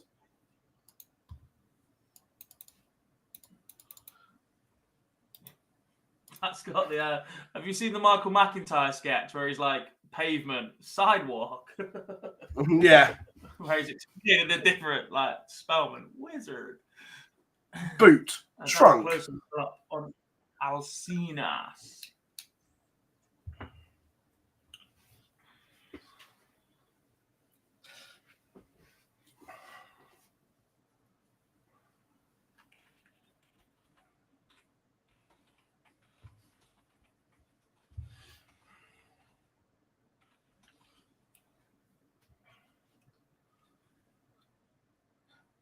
Amazing what bit of Afternoon, hairspray Richard. can do, Richard. Hope you are good. Bit of hairspray, bit of moisturiser. You know, that's what we do.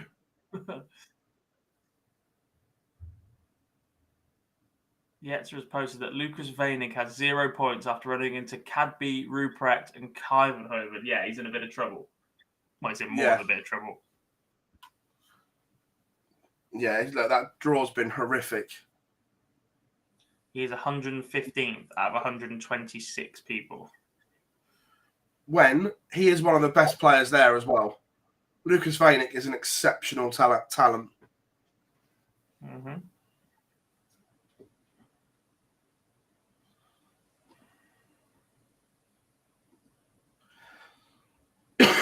Has Prakash had a good couple of days? Let's have a look.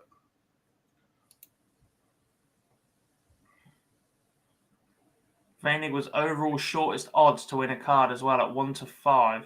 Gian was 1-4. So was Corey Cadby. Crazy.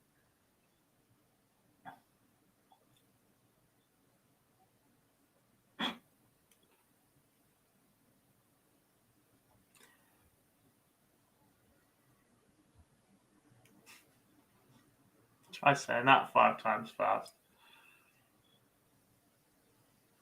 No, I don't think Prakash has had a good couple of days.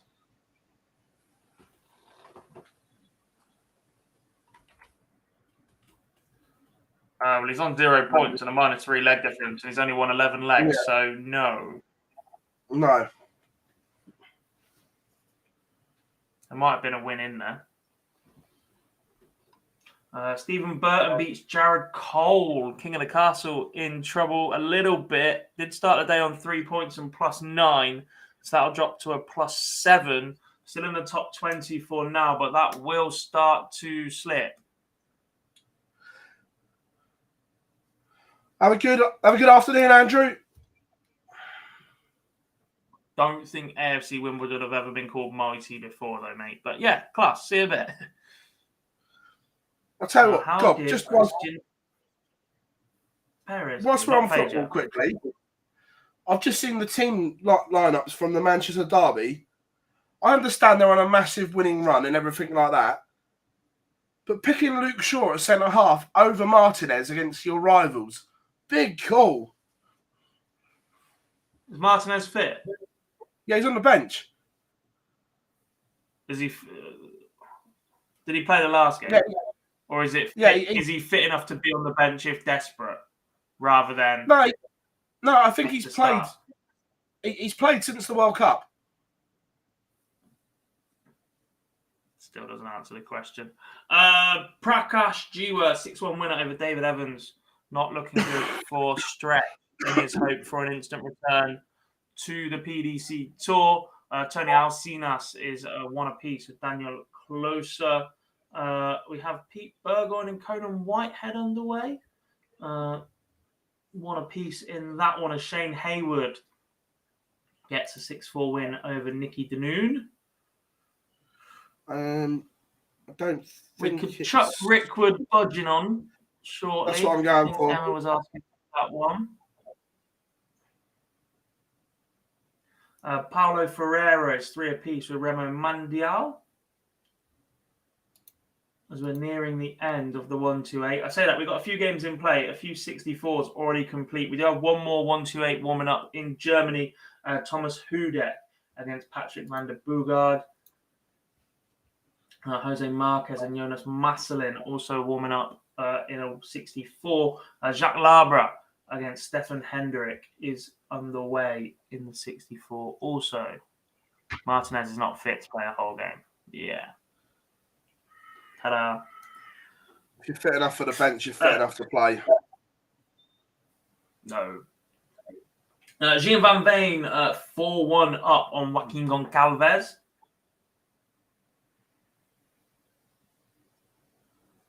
Jelle Klassen leads Ryan de Vrede 2-1. Neil Zondergaard 14 dart leg. I took Marco and Remco to a Portsmouth v Wimbledon game. Nothing might. I saw that on your socials. Neil. I think that was after I left. That was the day I left you lot to it. I had the. Yeah.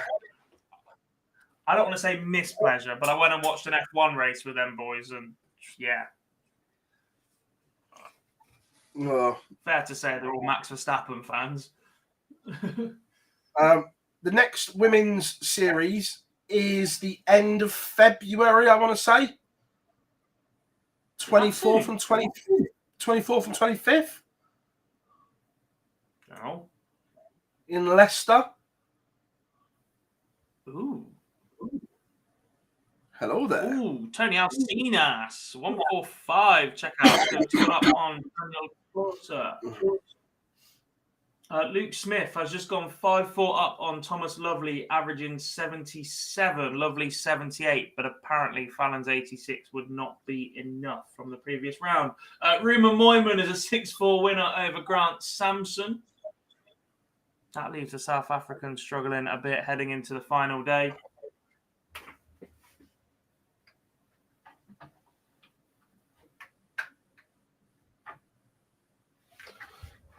Nice and miserable here on the South Coast.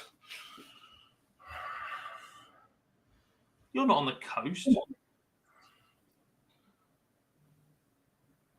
South Coast.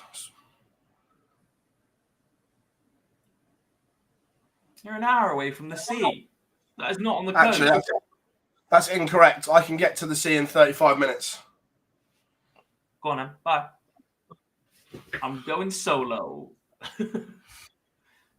How are we doing, Jack? Someone asked about Christian Perez. He is just getting underway now against Tommy Morris.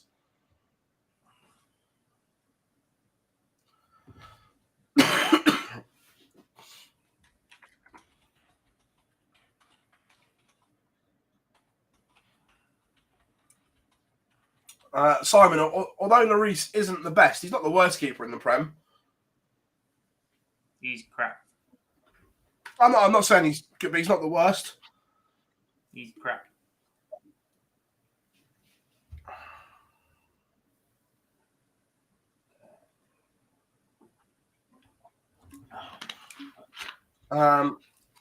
Matthew, I don't think so.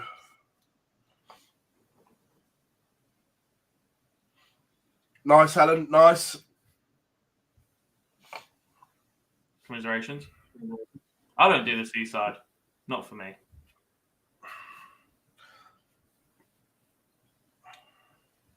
You're a city boy, aren't you? I wasn't even that. I grew up in like a medium-sized town, so I was just always like out and whatever, and then was always convinced there was enough for me there. Then moved here, and it was mint. But like, I don't do sand. Don't particularly enjoy the sea, being in the sea. So when the kook starts singing, "Do you want to go to the seaside?" I just go, "No, clear off." Jim Van Veen's a 6-1 winner over Joaquin Goncalves. Big win for the Dutchman. Yellow class and averaging 101. Cannot shake off. Ryan de Vrede, though, leads 3-2. Closer gets one back against Alcinas. We'll level at 2 apiece as Robert Rickwood has gone to a decider against Lee Budgin.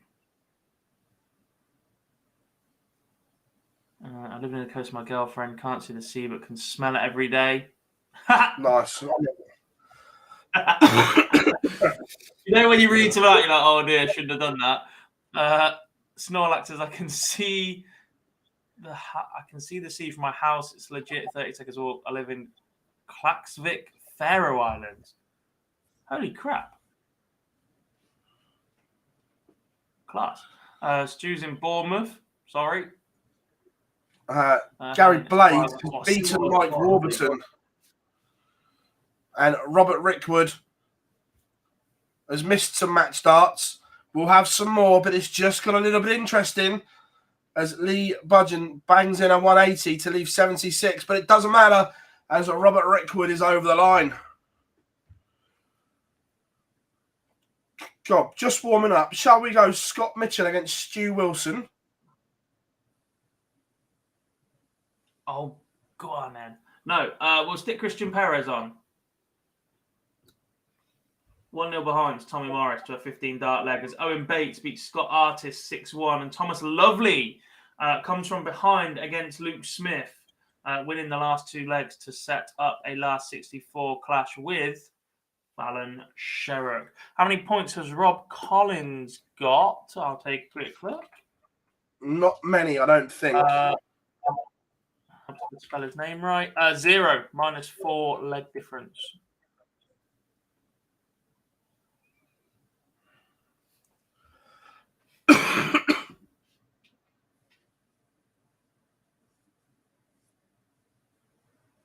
We used to have seagulls on our school playground. We live nowhere near the coast. Trash monsters.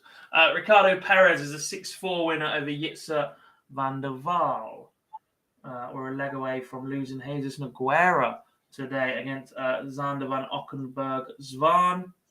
Van den Bogaard is taking the opener against Thomas Hudek. We've got Ronnie Hybrex and Benjamin Freudenreich at 1 apiece.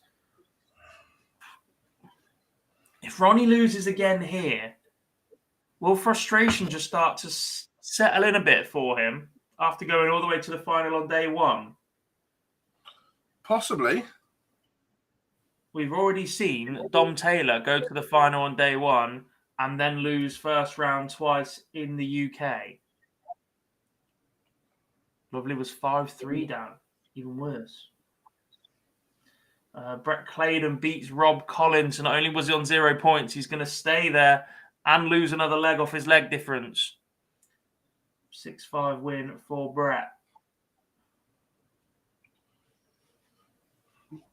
Also warming up Dale Pilgrim, Daniel Day.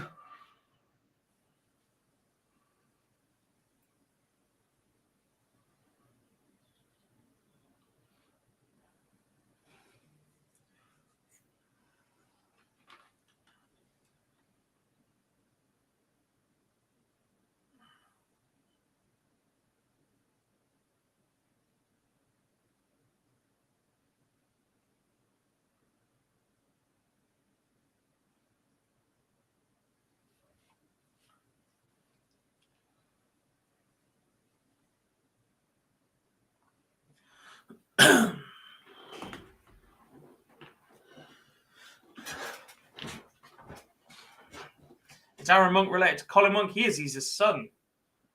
Certainly is. And I believe the monk. Go on. I believe the Mad Monk will be in Portsmouth. All right, Sam, if you can get there. Jack Main is a 6-2 winner over Jensen Walker. one of the younger tour card holders last year, beating one of the youngest in Q-School this year. Xander van Ockenberg-Zwan has defeated Jesus Nogueira. We've lost the Spaniard 6-4. Pete Burgoyne just leveled up at 3 apiece with Conan Whitehead, the Super Series Season 1 champion.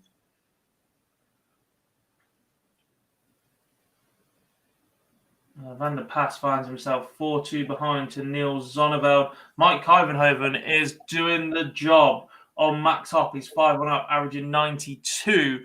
That would put him on 7 points, joining Pascal Ruprecht.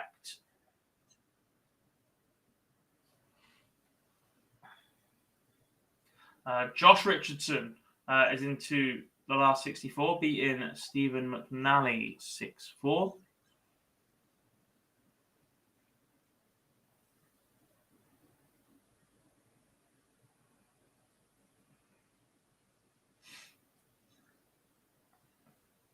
Said Clarkson couldn't shake De Vrede. He led 3-2. He's just won the 8th leg to get back at 4 apiece.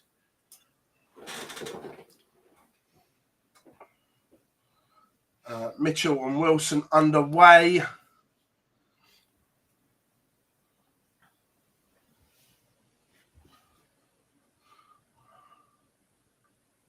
Your mate Gob, young Jacob Taylor, back out. Oh, close enough. Wayne, it was only something else. 30 years, a couple of 100 miles, and a completely different nationality between the two players. I thought it was. Yeah, well, you know, casual.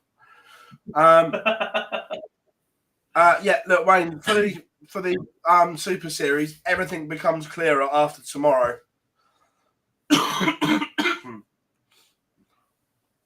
Andy Hamilton is a 6-4 winner over Scott Baker. And this week just gets worse for Chelsea as former right-back Paulo Ferreira is beaten 6-4 by Remo Mandiao. He's not actually the Paulo Ferreira that played for Chelsea before the Chatham House.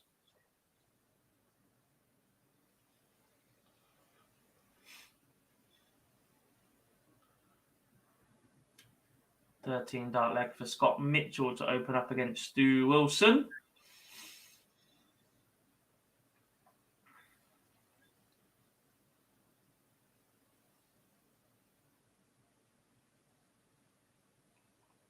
Pratnam Cantele is a great game. Pratnam averaging 102, 4-3 up on Marco Cantele. As Andy Jenkins, on his first day here in Stage 2, the 6-4 winner over Cliff Pryor. This is a big result here for Richard Vinstra. Gob, he's 5-1 up at the moment. And this is in the last 64, so this would give him a point. This would put him back up into the green. Mm-hmm. Be chasing Klassen and Zonneveld, though, who are both above him and looking like they're going to pick up wins. Jacques Labre, though, is above them on 4 points, but he is currently 4-1 behind to Stefan Hendrick. Chris Lambman is a 6-3 winner over Felix Schertz. Landman. Ahoy. Pratnam goes one away against Cantele, 5-3 to the good. Daniel Day takes opener against Darryl Pilgrim. Conan Whitehead edges back in front of Pete Burgoyne. Zonneveld takes out Benito van der Pass. That puts Zonneveld onto 5 points. Plus 14 leg difference. He jumps above Karol Sedlacek into 5th on the order of merit.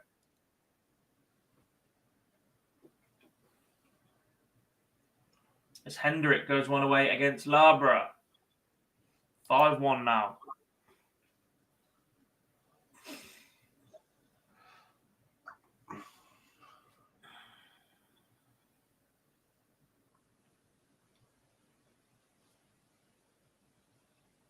Adam Smith-Neal is getting absolutely battered, averaging 69.94. In there.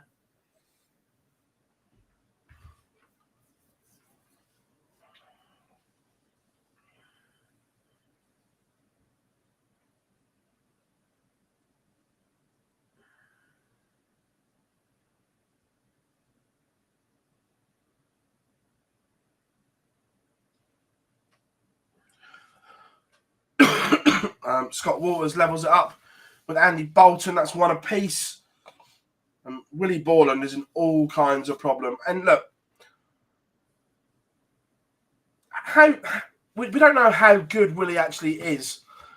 Because, look, everyone looks back at that moment at the World's Goal. But other than that, there's not been a great amount, has there, from him? No, I've seen him at Minehead once. Seen him play a little bit on the Dev as well, but doesn't seem to consistently produce those levels that we know his A game is capable of. Graham Hall, is he still in? I've not seen his name yet.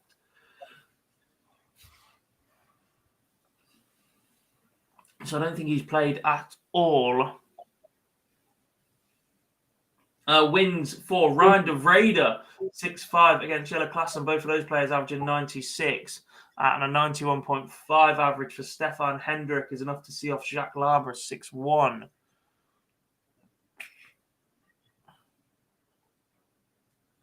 Given those wins for Zonneveld and Klassen, that will move Labre onto the cusp of falling out of the green. He is out, as it stands. Needs a big run tomorrow. John Bowles beats Ben Johnson 6-5.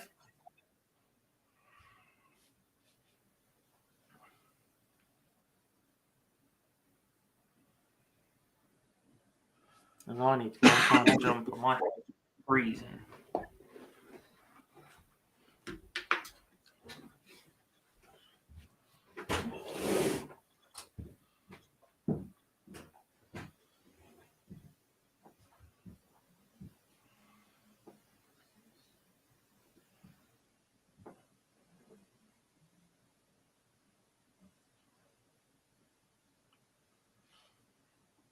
Right, as well. Adam Warner is back out in action. He made the final yesterday, and he is 1-0 up in this one.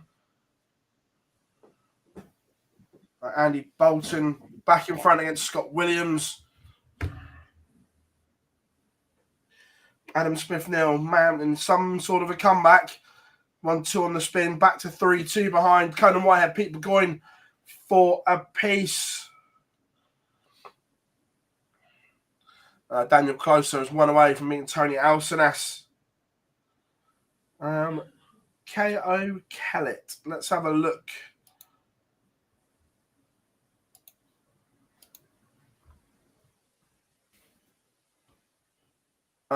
Stuart Kellett is next on board. 8, Johnny. He plays John Cook.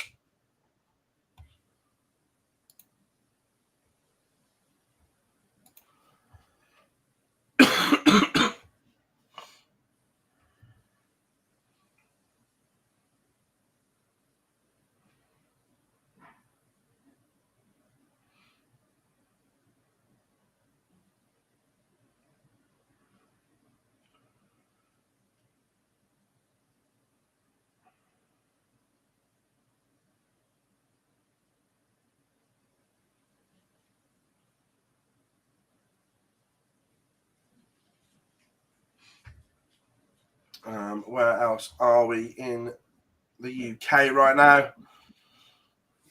Adam Warner doubled his lead, 2-0 up, averaging 120 right now. Liam Meek is taking the other against Dale Gatsby. Adam Mould 1-1 with Michael Flynn. Darryl Pilgrim 2-1 up on Daniel Day. And warming up Jim McEwen against Chris Quantock.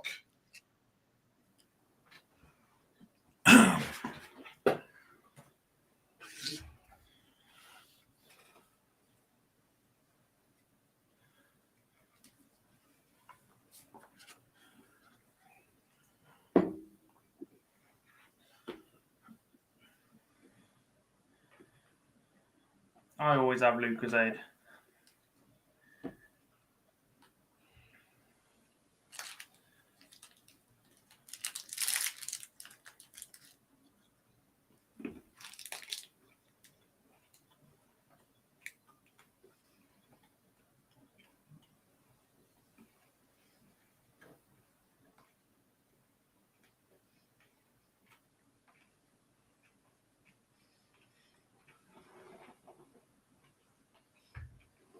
Thirsty work all this streaming.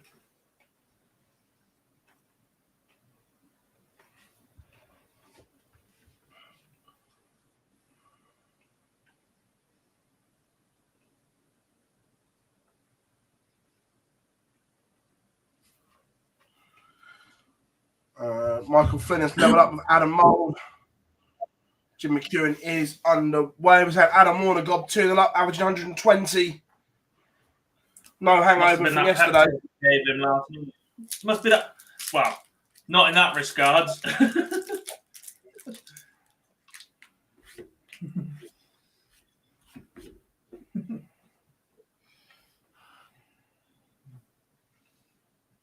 Danny Aldecart has a 6-1 winner over Vincent van der Meer.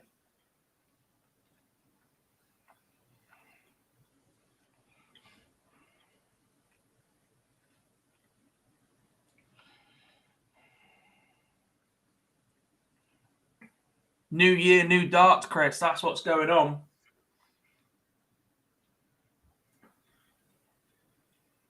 It's the year of the social media experts being wrong.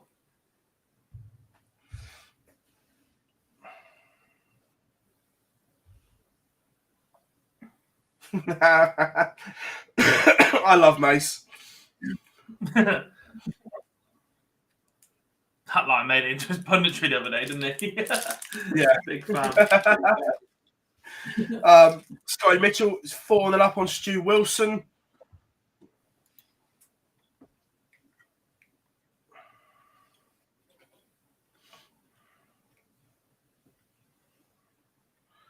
Yeah, looking at the league table, Gob, I think there may be a change to that lineup that we've seen.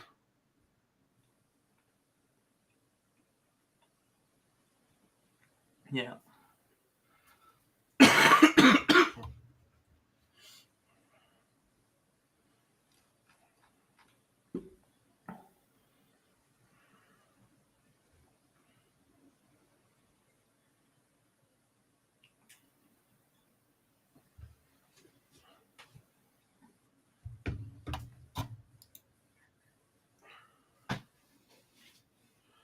Ooh. My pick in Europe, Gob, is under it again. Well, don't pick him then. Oh, I got away with it yesterday. Gordon Whitehead beats Pete Berger on 6-5. Ouch. And Arjan Konteman is a 6-2 winner over Marcel Wolpen.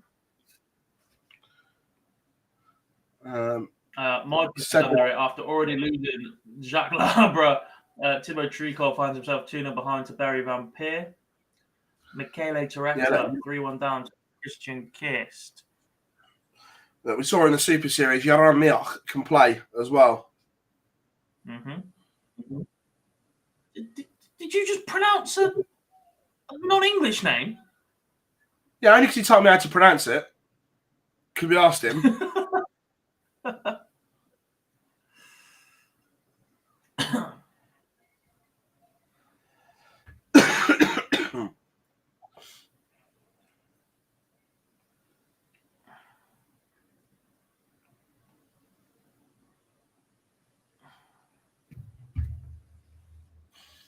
Thibaut Tricot has one back against Barry Van Peer.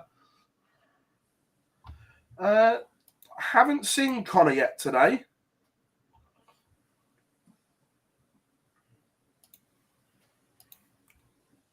I don't think he's played yet. Was he one of the players that got a bye? He's on board 9. He'll play Jim Walker. That must have been a bye because Walker's already played.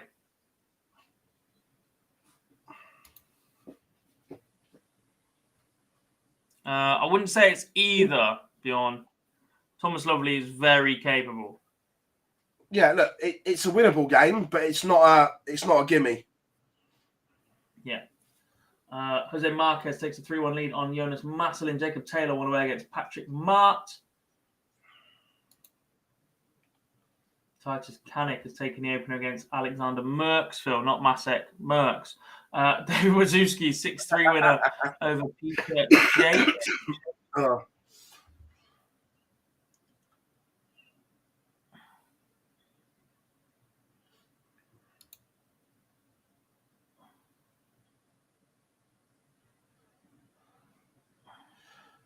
Having spoken to Adam last night, Gob, is he fully aware of a points total he thinks he needs? Not massive. He just said a couple of points should do it. So I don't think he's putting too much pressure on it in any direction. This target is exactly where I want, because I think that's when your game can start to unravel a bit. He's pretty chilled, but he's also incredibly confident as a person, as a player. Just going to keep going about his business and see what takes him.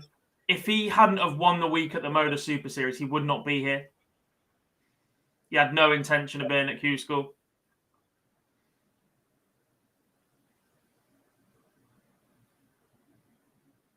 That's how quickly things have turned around for him, from relative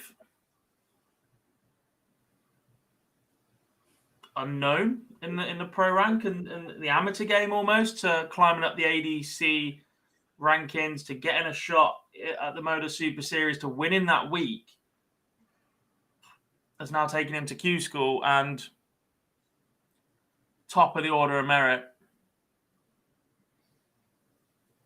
Oh, and 3-2 up on Paul Mitchell, averaging 94.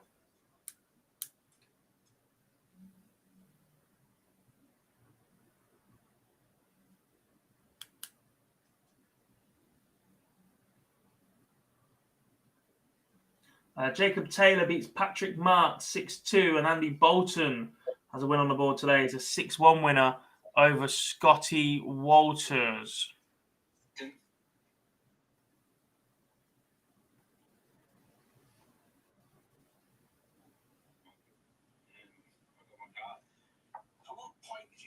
Decide to come back. Corey can't be back on tour. Absolutely fantastic. David Sumner, 6-1 win over Christopher Holt. That's the final 1-2-8 game is underway in Germany. 4 apiece between Vanden Bugard and Thomas Hudek. There are some 32 games underway as well, so this is where Germany's going to get a little bit split. Christian Perez has battled back from 4-1 down. It's now 4 apiece.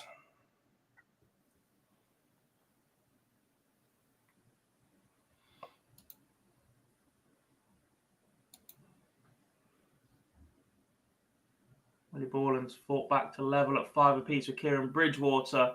It's 4 apiece between Gary Jackson and Reece Robinson. 3 apiece now between Adam Warner and Paul Mitchell. Level games all over the gaff. Not so much in the Scott Mitchell game, though. It's 5-1 up on Stu Wilson. Tricol takes the lead on Vampire from 2-0 behind to 3-2 ahead.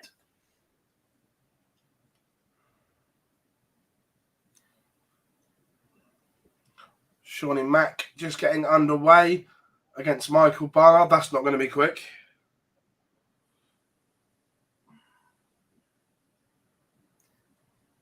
Any Italian players have a chance of winning the tour card.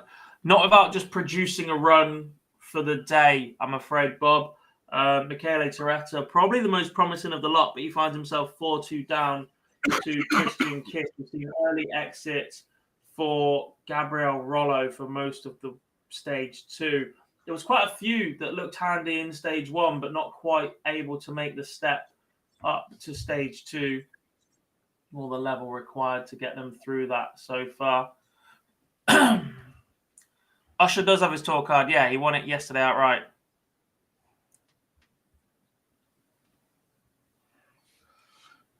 Yes, he did.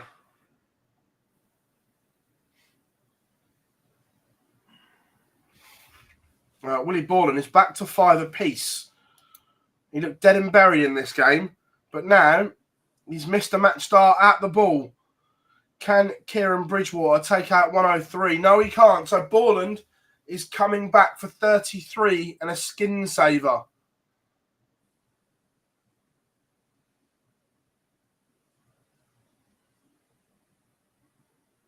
If he doesn't miss the big number, he'll get 2 match starts to go with the dart of the ball. He's already missed.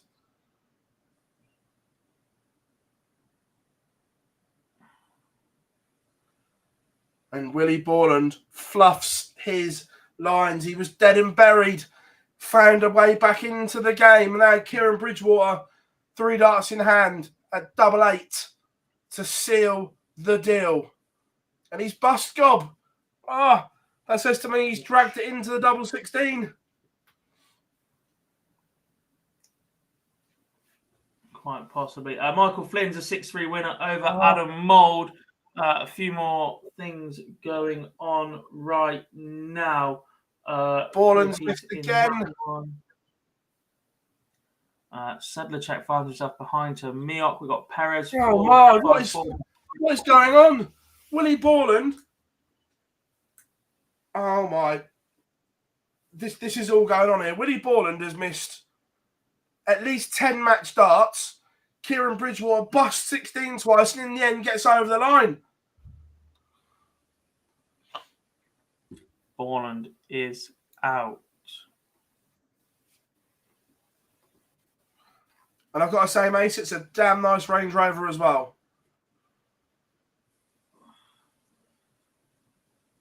Hey, I still do him off the line in the 207. Tricot 4-3 lead over Barry Van Peer. Jose Marquez won away against Jonas Maslin. Patrick van der Bogaard wraps up the 1-2-8 in Kalkar. He's a 6-4 winner over Thomas Hudek. We've got some 32 games warming up between Ricardo Perez and Jacob Taylor. 64 between Ronnie Hybrax and Oliver Mueller.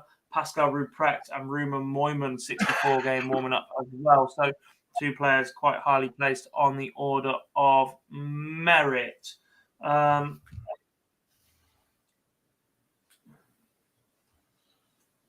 2-1 up on Timu Harju. That's a 32 game. Sedlacek's battled his way back into this one. Jaromilk was in control, but now Sedlacek is back in the game. He is. Daryl Pilgrim's run away against Daniel Day. We've got a George Noble leg between Christian Perez and Tommy Morris, 5 apiece. Morris has gone back-to-back tons with the darts. Perez troubleless in his first visit. Recovers a bit in his second, but still trails. Chris Quantock from 2 behind Jim McEwen finds himself 3-2 ahead. Alex Small has taken the lead against Michael Huntley 1-0. The winner of that will play the winner of Fallon Sherrock and Thomas Lovely. That board is a little bit further behind now. John Cook has taken the opener against Stuart Kellett. Not a name we've said an awful lot this week from memory. Josh Payne has taken the opener against Mark Challenger. Christian Kist beats Michele Toretta. So that's all the Italians done again for the day. One of them would pretty much have to win their card outright tomorrow if we're going to see an Italian on tour. We might see a Japanese player on tour again this year. Yoshihisa Baba, 4-2 up on Jordy van den Broek.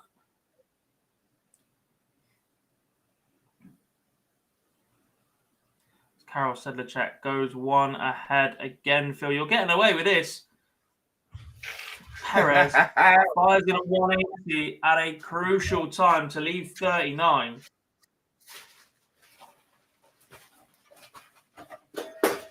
Will he get a go at it? Can Tommy Morris conjure up a 1-5-1? He can. Oh my, Christian Perez knocked out by a 1-5-1 checkout from Tommy Morris. Perez needs a big run on the final day. We'll go with the all-Irish clash, as asked. Cullerton against Slithen. Sebastian Steyer takes a 4-2 lead over Kevin van der Vaarwe. Liam Meek won away now against Dale Gadsby. Gadsby secured his spot in stage 2 on day 1. I don't think he's picked up a win in stage 2 yet.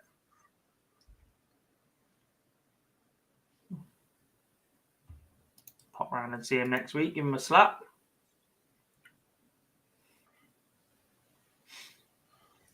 Shawnee Mack goes 2 up on Michael Barnard. That's nearly breaking his favour. The same for John Cook. 2-0 up on Stuart Kellett. Patrick Plutz 4 apiece now with Jerome Caron. As Miok wants 1-2-5 to send us to a decider in the Karol Sedlacek game.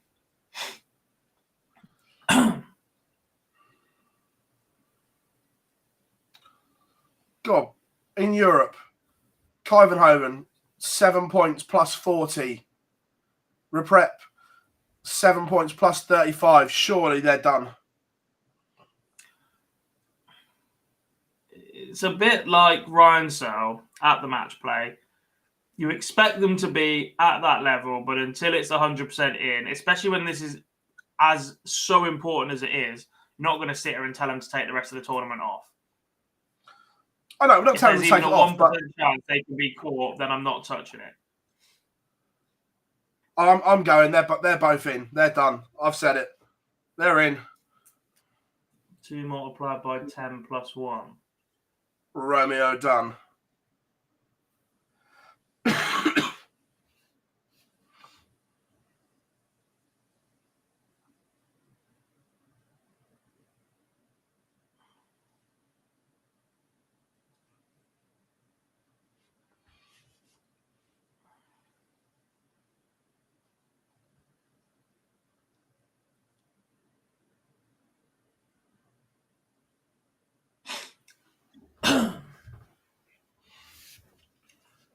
Ronnie Hybrecht's last 64 game is underway. Surely he's just a couple of wins away from booking his spot back on the PDC tour as well.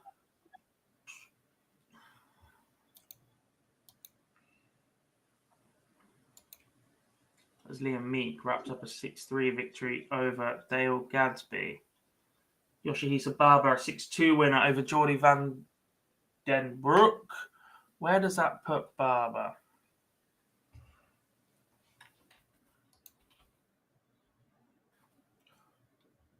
This one went under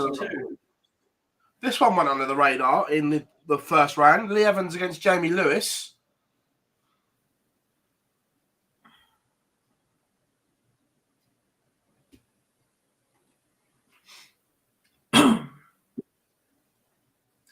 Ruprecht, 14 data to open against Rumer Moyman. God, Adam Warner was in control and now he's up against it. Yeah, first to a finish against the darts is Paul Mitchell. Warner's on 184 after 12. Only finds a 60 as well. You might even give Paul Mitchell 6 darts here from this 1-3-2 if he needs them. Sedlacek, 6-5 winner over Jerome Mioch and 6-4 win for Thibaut Tricot against Barry Van Peer. Mitchell leaves tops. Warner wants 1-2-4 to stay alive for today then. Well, he'll have to do it all on the final day after a sensational run yesterday. He's missed the dart at the bullseye. And Paul Mitchell has 3 in hand at double 20 to knock out yesterday's runner-up in the first round.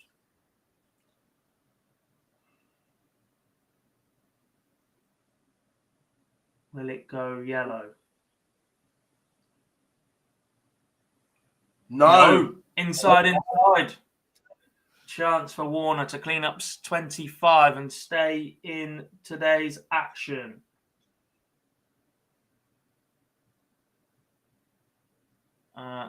Fallon beat Nathan Gervin 6-4. She'll play Thomas Lovely soon.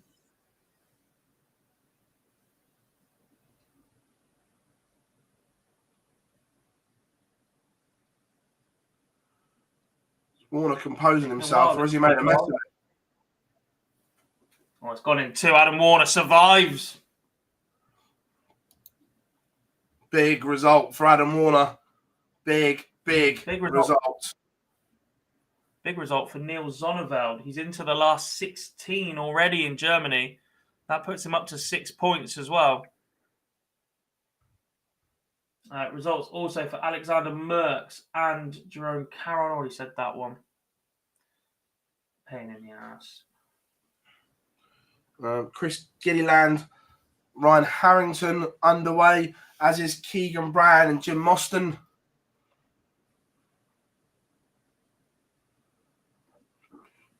Someone asked about Graham Hall. He's warming up.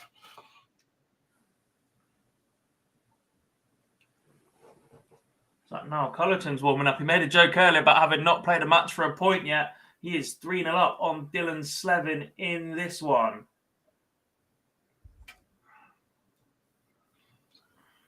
God, is there a real case to have just played this over 32 boards as they are up? It's not as if they're not up.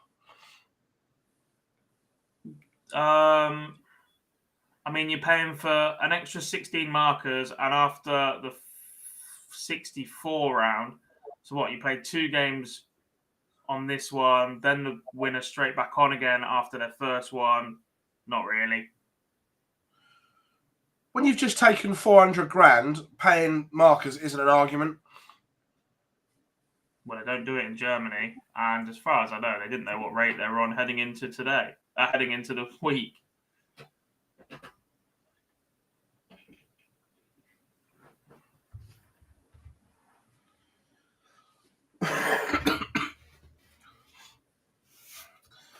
I don't think Dirk was that close, Pete.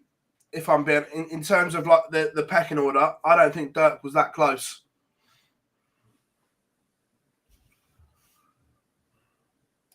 Like I'd love to have Dirk in there, but I don't think he was close in their eyes, Gob. Give me the finger pointer. The ferret. Yeah. That man knows where a camera is.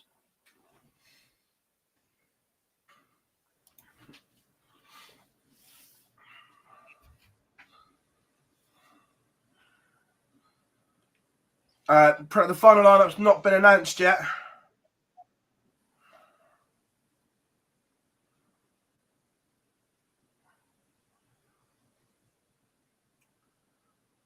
Because, Pete, we don't think he's in. No, but part of the debate around Dimitri, A, Dimitri did beat Johnny, but B, was his wins on the World Series. Johnny won a World Series event. Yeah, but Dimitri won 2. Look, personally, I wouldn't have Dimitri in, but I think he is in. Yay.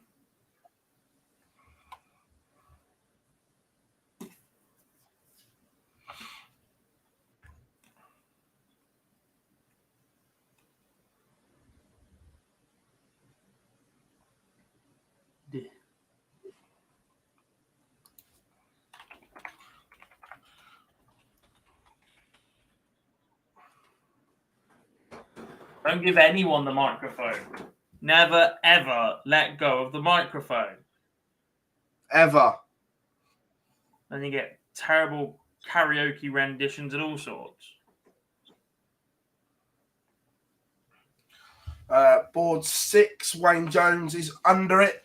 Ryan O'Connor 4 up.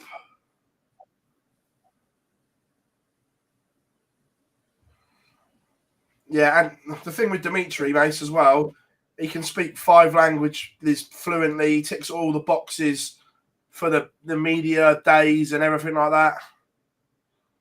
Don't Sport 1 broadcast in Germany, Austria, and Belgium? I think so, yeah.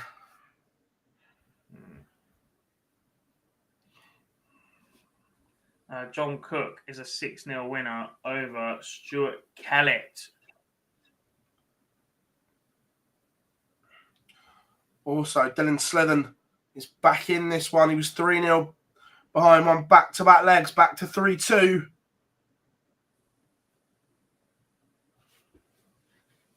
McEwen's pulled 2 back. So he led 2-0, then he trailed 5-2. Now it's 5-4.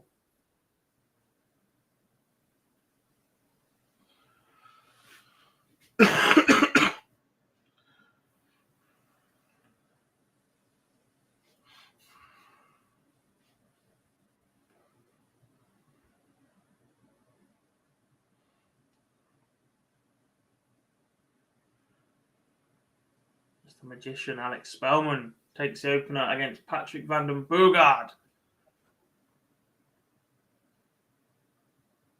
Warming up in Germany is the Turtle, David Schlichting, against Sander van Ockenberg-Zwan. We have some last 64 games. beats Sebastian Steyer. Josh Payne currently 3 apiece on board 12. Michael Barnard back in this one 2-all with Shawnee Mack. Jim McEwen behind 5-4 against Chris Quantock. It's not been the Q-School Jim had hoped for, Gob. Nope.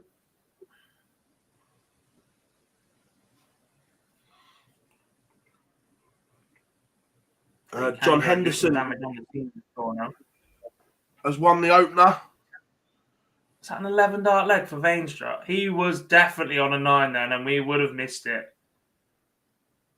I saw 87.54 as his last 2 visits.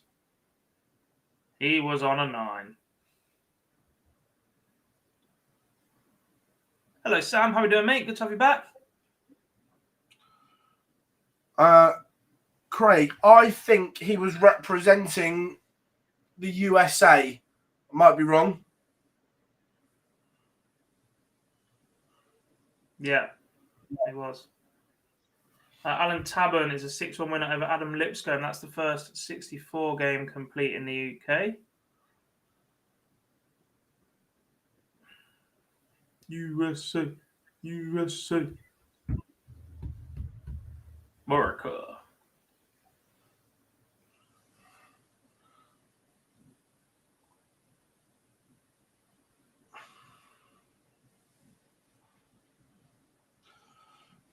Chris Bird has levelled it up with John Henderson. That's 1 apiece. Keegan Brown is flying 4-0 to the good.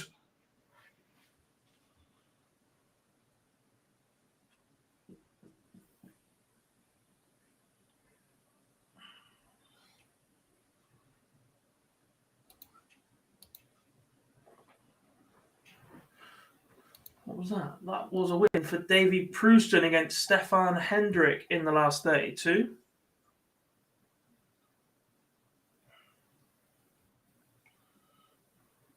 Lee Evans missed double 12 for a 9 last leg.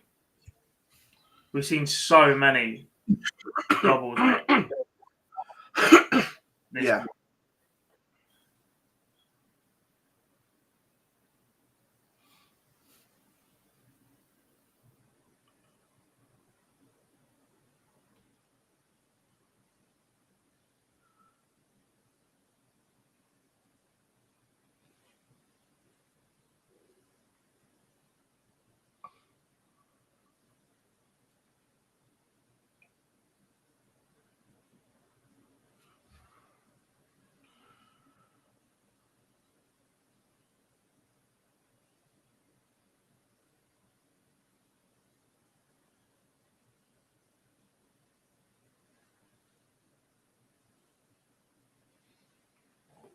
Chris Quantock wins a last leg decider. So from 2-0 up, McEwen loses the next 5, then wins 3 on the spin, and then loses in a last leg brutally to Chris Quantock. Not sure why Leonard Gates didn't do Q-School. I think there's a couple of factors behind it.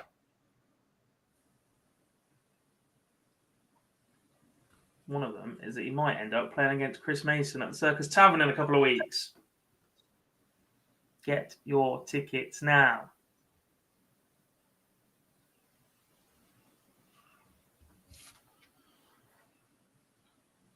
Niall Cullerton has been pegged back. Missed an opportunity there for 5-3, and Slither now has the darts again. Keegan Brown is 5-0 to the good. The needle is motoring.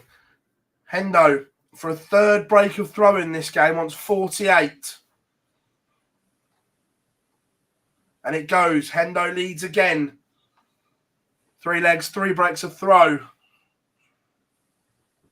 Alex Small beats Michael Huntley 6-4.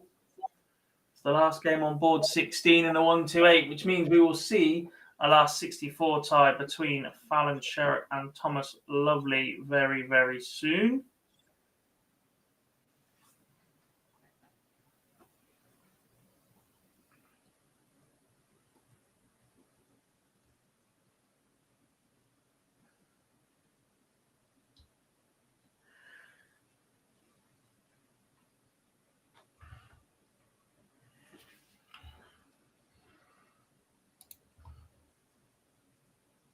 Yeah, Josh Payne is embroiled. I completely agree. 4-all.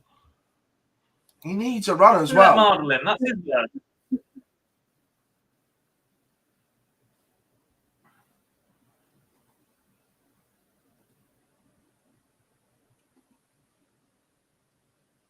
Yeah, look, Josh is.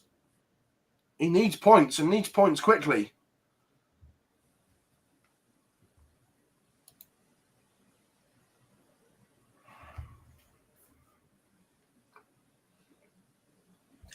"6-0 win for Keegan Brown over Jim Mostyn. The needle helps his leg difference out massively there. Gets himself into the tournament for the day.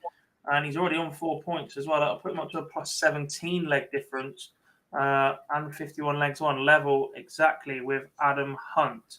How many points is Spellman on? Not many, if any. Yeah, he's on 0 points at the minute. So need to run here. 3-0 up on Patrick van der Bogaard is not a bad way to start. That would be his first point of the weekend. John Henderson pins a ton and leads 3-1. The Highlander is moving through the gears here, averaging 96.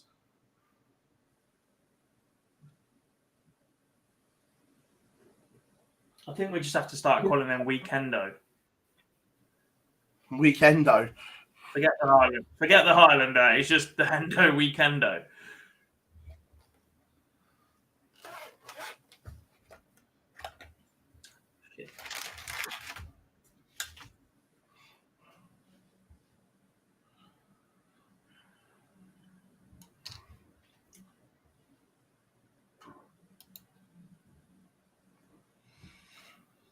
Josh Payne is in front again.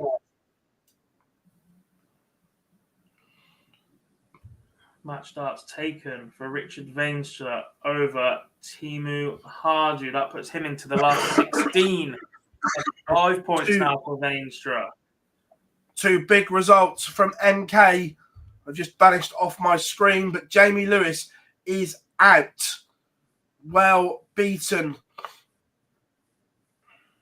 And Josh Payne wins as well.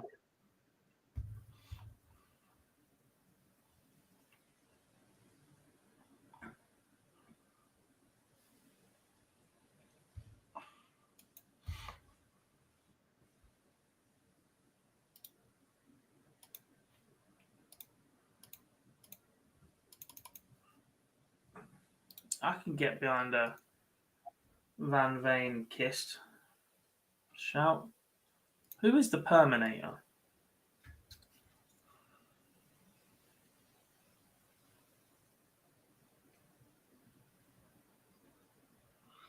Jean Van Veen 2-1 up on Kissed. Board 16. Game on! Are we switching or waiting? We're going to have to wait. We promised this? We know you've got it open anyway. You can give us any little updates. Yeah, as soon as this one's done, we will switch.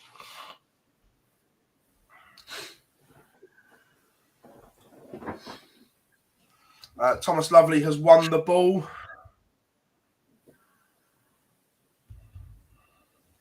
Pascal Ruprecht is a leg away from 8 points.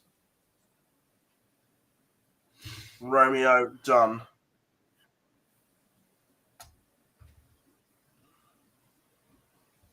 That's in the other streaming software. You just need to get that clip up, mate.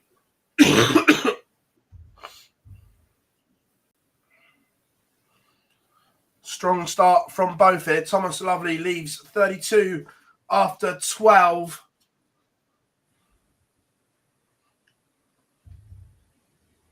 If we were streaming on Twitch, 2 multiplied by 10 plus 1, Romeo done, would definitely be a sound alert that people could play. Fallon Sherrock leaves 82, but doesn't matter because Thomas Lovely opens up with a 15 dart leg.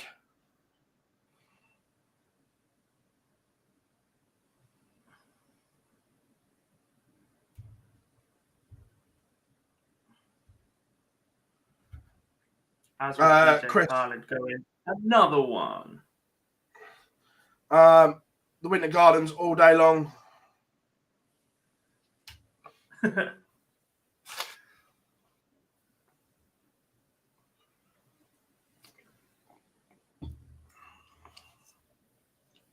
Stephen Burton, a 6-3 winner over Stephen Rosney in the 64.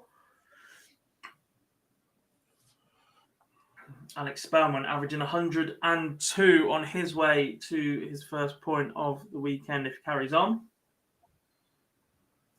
Ronnie Hybrex, 3 apiece with Oliver Mueller.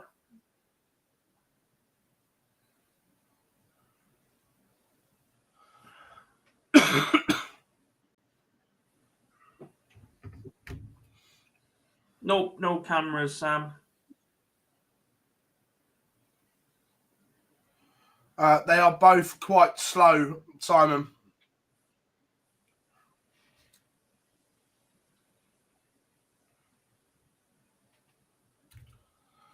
Dylan Slithen has left 24 unless Cullerton can take out 1-2-2. Fallon Sherrock levels up 1-1. Cullerton has missed the dart of the ball for the match.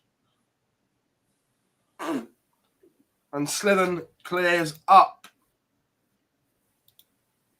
As does Pascal Ruprecht, a 6-3 winner over Ruma Moyman. That takes him back to the top of the order of merit on 8 points and a plus 38 leg difference.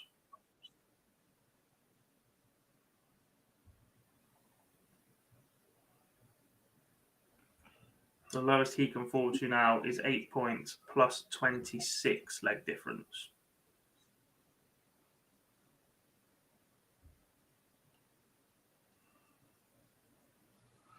Cheers, Fraser, as always. Thanks for your support, everyone. Oh, my.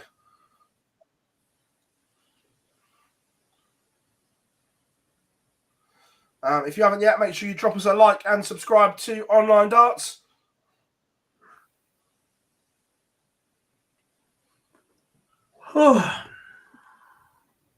Do we know much about Ruprecht? The answer is no. He is a 22-year-old German, been playing the sport for about 15 months. First rocked up to his competitive tournament in June at the back end of last year. Made a couple of quarter-finals, losing out to players that we've seen on the Euro Tour before, and has absolutely flown through this. Finished like 50th in the order of merit to qualify after a really impressive first day in stage 1, struggled day 2 and day 3.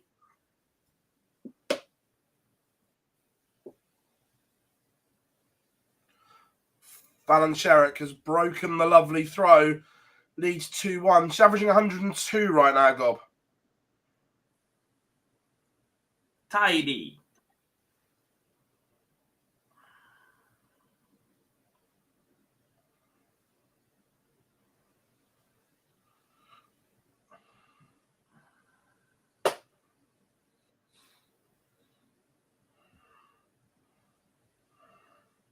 He lost in a final a few months ago versus Clemens. He was 5-1 up and 6-3 up and lost 7-6. We'll let him off for that one. 140, 180. Good luck stopping that. Robbie, all right, lads, I missed the start. Josh Payne and Chris Gilliland still in. I'm going to say yes to both. Payne's in. I'm not sure about Gilliland. Fallon Sherrock leads 41 after 9.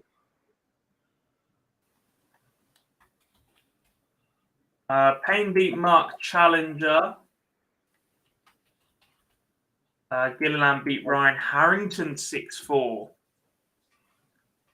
That can't have been in long because Harrington's still showing as in on the order of merit. Now he's gone. Keegan Brown won as well. The two lovelies are related. They are father and son. Eddie is the father. The same with Steve and John Brown. Aaron and Colin Monk. Then you've got brothers such as Kim and Ronnie, Hybrecht, Steve and Tony West,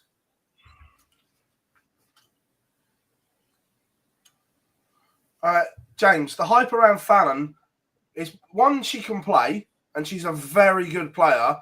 And two, digitally, we see the numbers that she generates. She generates more interest digitally and commercially than probably most of the top 10. That's why there's a hype around her. Kai and Raymond Smith are father and son, yeah. Raymond the elder. RGR Bros, the only trios, I think so. I think Bo's older brother Taylor has just started playing again. He played Dev Tour for a while. They would be the first brother and sister at this level, maybe.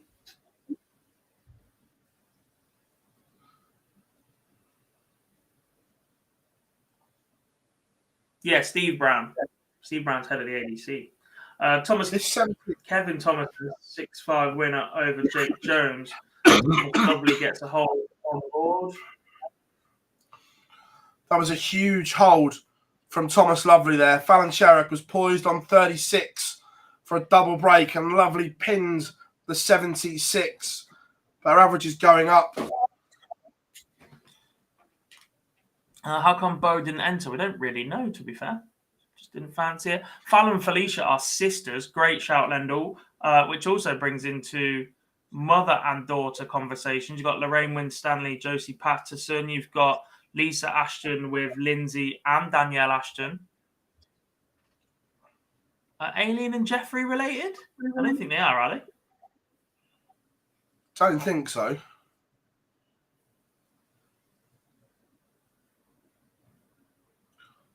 God, this is some scoring power here. Yes. Jimmy and Jerry Hendricks, yeah, like a fish. I don't think Jeffrey and Aileen are related. I think one's Swedish. See, Lendl?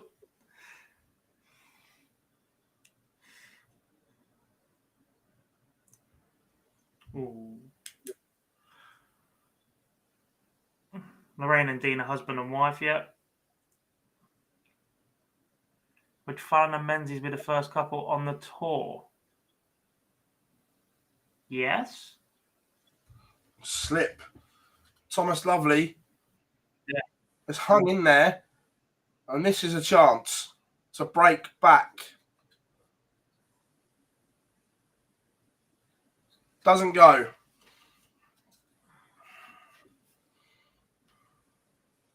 Didn't think Aileen and Jeffrey were, no. Yeah, Martin and Anastasia, yeah, they've both played WDF circuit. No, never bet on American football. Fallon has fluffed her lines here. That's Thomas Lovely. He can't punish. Big moments here. This isn't a gimme either. No one likes double one. Yes. Colin Lloyd and Dieter Hedman were a couple together. Jacob Taylor's a 6-4 winner over Ricardo Perez. A delicate high from All in Cork. Aha! I saw some pictures on social media, Laura. I dread to think what happened after the darts finished. I'll say, how were the hangovers this morning? Colin Lloyd, Tom. Jeffrey Desvan, a 6-3 winner over Remo Mandiao, and Ronnie Hybrex is a 6-4 winner. That gets him back on track. We forgot Bobby and Richie George. Yeah. Lakeside semi-finalist.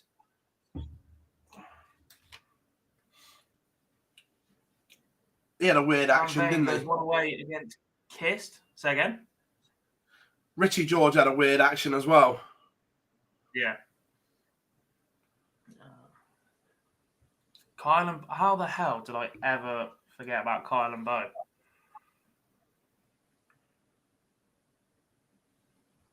Play at the same World Championship. No, Richie's not playing anymore. I was chatting to Bobby and Marie before Christmas. He'll have a throw every now and then at home, but no, doesn't play. John Henderson, a 6-3 winner over Chris Bird.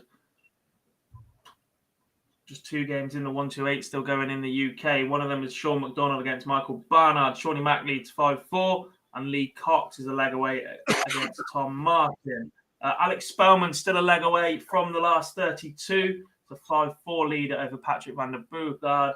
And Benjamin Pratnam is 4-2 up on Daniel Ziegler. Bob Anderson is Kando's dad. Nice try.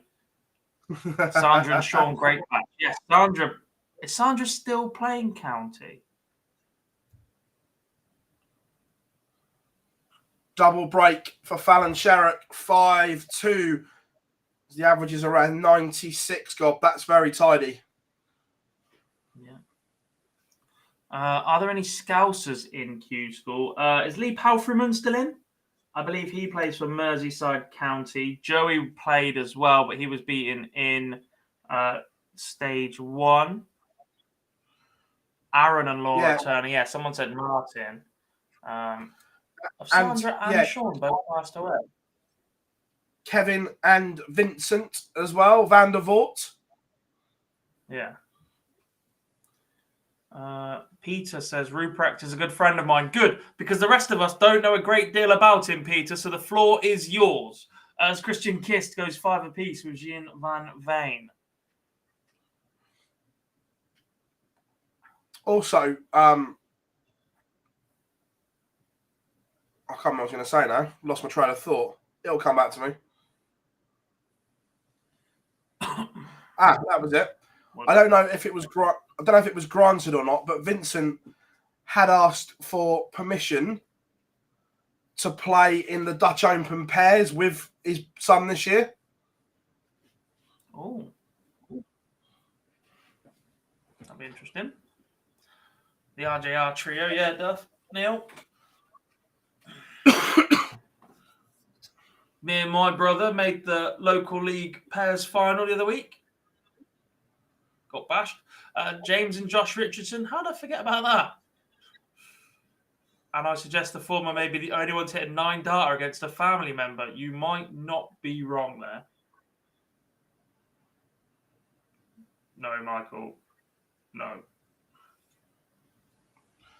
Timely 180 sets up tops for Fallon Sherrock to wrap up victory. And it goes, God. That was impressive. Very solid from Fallon Sherrock. 94 average from her. 4 points. Moves back up the rankings once again.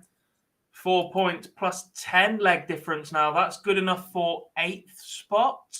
She's back in the green. Once darts rankings updates. David Sumner or Alex Small await in the last 64. In the last 32, sorry. Are Rids and Derby actually cousins? I don't think so, but I might be wrong.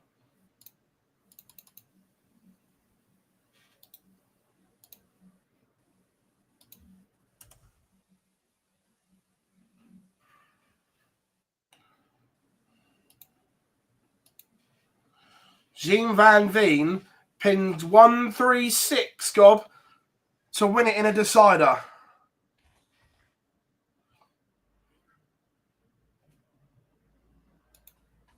That's not bad at all. Bad at all.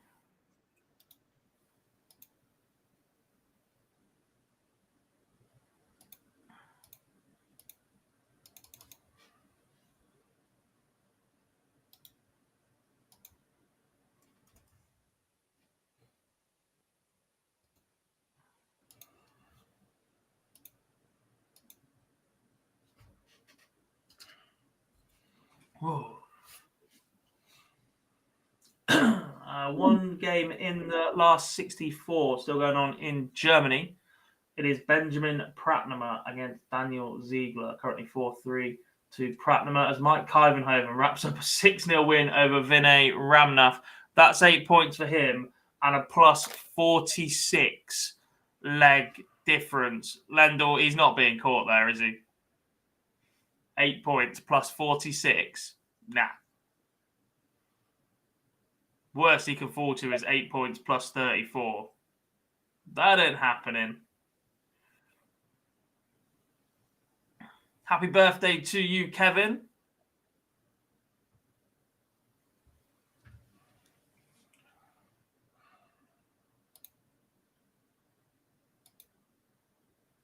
Peter, talking about Pascal Ruprecht. Since 2020, he has been training with the police and will finish his exams in the summer.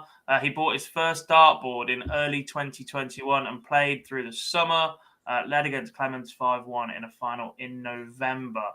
8 points is good.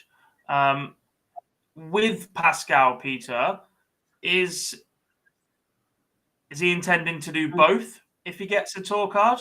We've seen in the past the likes of Nico Kurtz, Lucas Reinig put education over darts when they've had the opportunity. Is it still get his qualifications, qualify as a police officer, and then see what happens with darts on the side?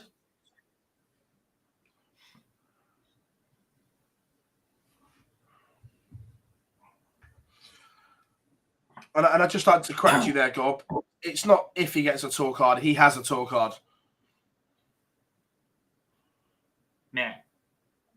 Have the PDC given him one yet? No. Technically, the PDC haven't given Scott Williams one yet, but... Well, he's not a tour card holder, is he? He's a marker. Any Northern Ireland players at Q-School? I think the only one left is Chris Gilliland. Chris Gilliland.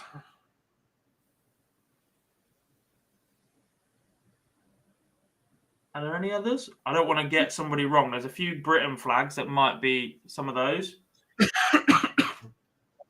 They might be.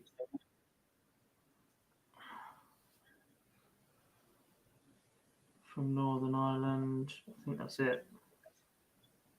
Has Sedlacek done enough, do we think? Not yet. Close.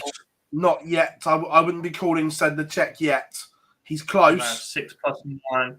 Roloff is on 6 plus 11, but is out for the day. Everybody else in green is still going as well, which is tough. Andy Barton's already fallen. Oh, stinker of a draw alert. Last 32, Thibaut Tricot against Ronnie Hybrex. Number 3 versus number 11 on the order of merit.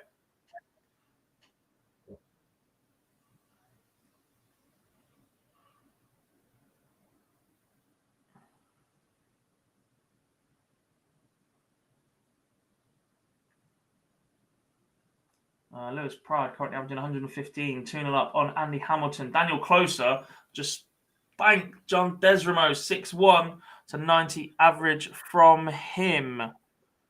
He's in the green at the minute, and that's another point for him. That's 6 points and a plus 30 leg difference.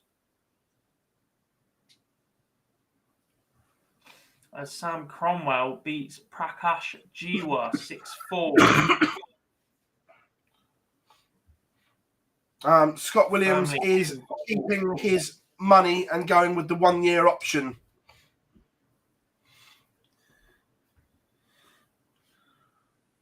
Firmly into the last 64 in the UK.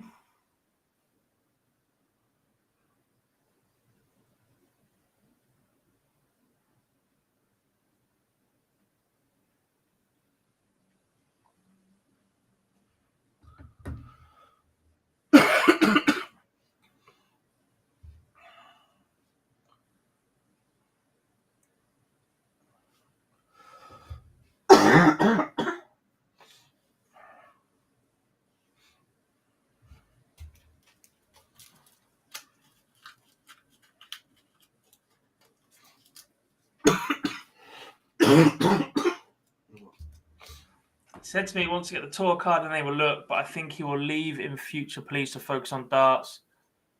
And I can't believe it since yesterday. It's unbelievable. Good to know.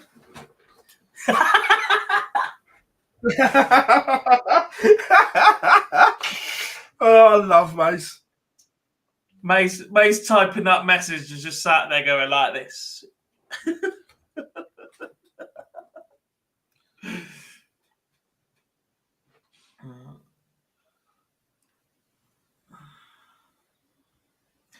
Daniel's back. What have I missed? Fallon's through. We're flying through Germany. We've got wins for Veenstra, Zonneveld, Jacob Taylor, Daniel Closer, Mike Clivenhoven, Gian van Veen, Arjan Konteman, and Davy Prouston in Kalkar. What are your feelings on Dev Tour being? Is it 23 or 25? It's 23. So you have to be 23 or under on the day of the World Championship final, the day after the World Championship final. Probably a little high. I think the bigger concern is tour card holders playing on it. I think once you have a tour card, you are developed. If you've been good enough to get through Q-School and put yourself in the pro ranks, I don't think you should be playing in a development tour. Agreed. Conor Heenahan against Jim Walker is underway. Long time for Conor Heenahan to be waiting around, Gob. Obviously, he'd have been in the venue early because didn't know the draw. And the way it's worked out, it's a long wait. Yeah. I mean, he's opened with a 16 dart leg against Jim Walker, so steady enough. How is it a disgrace if Fallon gets a card? She's won it, Daniel, by playing darts. With some ridiculous draws along the way. Robert Rickwood has just beaten Colin Osborne. Ooh. What's Osborne? Disappointment again for Osborne, because the way he's played this year in other events, in the ADC, in the Super Series, whenever we've seen him elsewhere, he has been tour card standard, in my opinion, without doing it on the tour card. But he just does not seem to be able to get through Q-School. Gary Blades has been Adam Hunt, 6'4".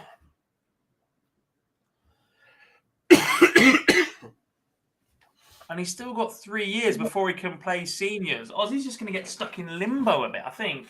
Gary Blades is a 6'4" winner over Adam Hunt. That's an interesting result. Adam Hunt, one of the players in green, now gone for the day.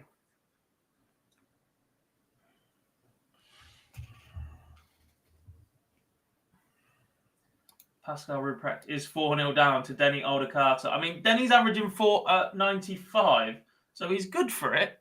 It's not just Pascal going, nah, I've done enough, I'm getting out of here.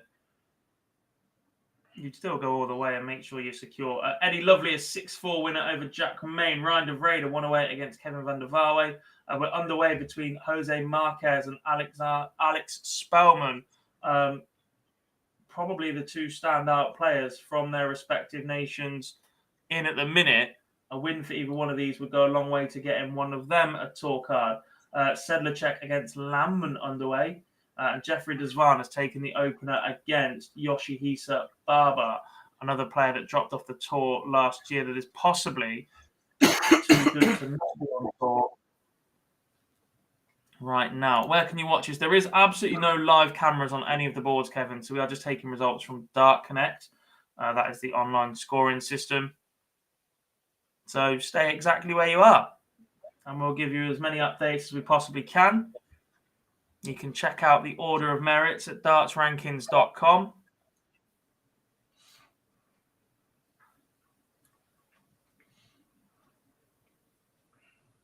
Pilgrim versus Keegan Brown. That should be a great game, Fraser. Yeah. Josh Payne, Andy Bolton warming up also. Andy Jenkins missed the first 2 days. Only intends to play at Challenge Tour, but is currently 3-0 up on Lee Palfrey, man. The King of Cosham. Oh, for God's sake. Owen Bates. He beat Scott Artist 6-1. He's currently 4 apiece with Mark McGeaney, Kieran. 96 average for Owen against Mark's 91.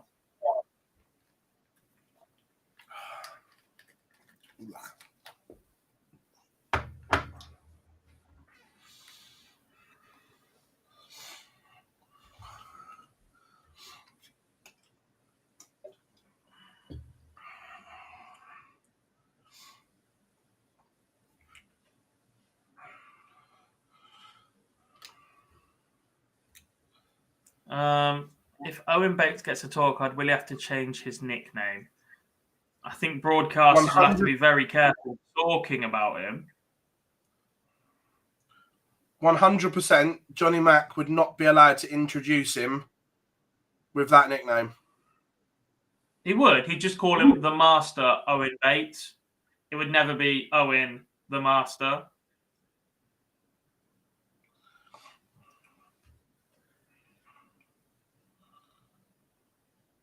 Adam Warner's in more trouble. Don't. But with his nickname. I've just taken a swig. Don't. Corvonia.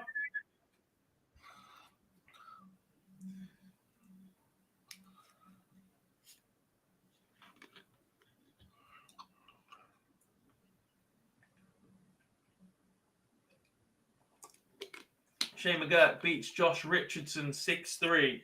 Adam Warner is formerly a football referee in Sheffield area, so his nickname is the Bastard in the Black.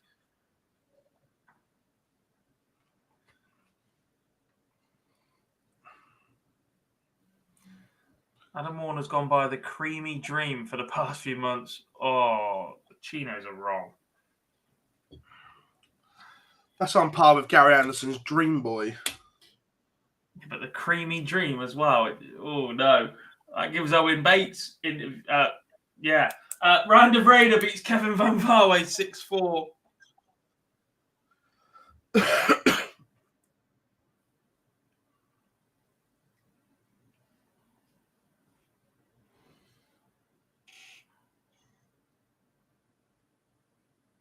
He can't be a million miles away. De Vrede already accounted for Yella Klaassen today. It's only his second point. I was going to say, sir. Right, that's his third point. I think they've all come today, though. Yes, Pete, I did get this cold from Ali Pally.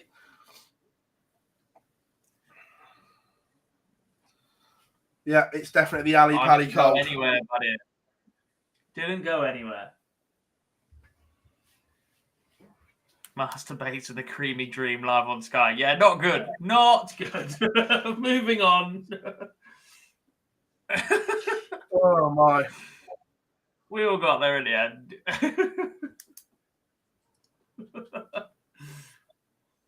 Imagine Johnny Mack calling that in at the UK Open on the Friday afternoon. I think that's definitely that. You know it's going on stage 2, so someone else has to do it. Reprecht from 4-0 down is 4-3 against Denny Aldercarter, and you lot thought he was throwing in the towel because he's already there. Shame on you. Now, Andy Jenkins 4-1 up now, Bazi, for a man that's only playing this weekend to be eligible for the Challenge Tour.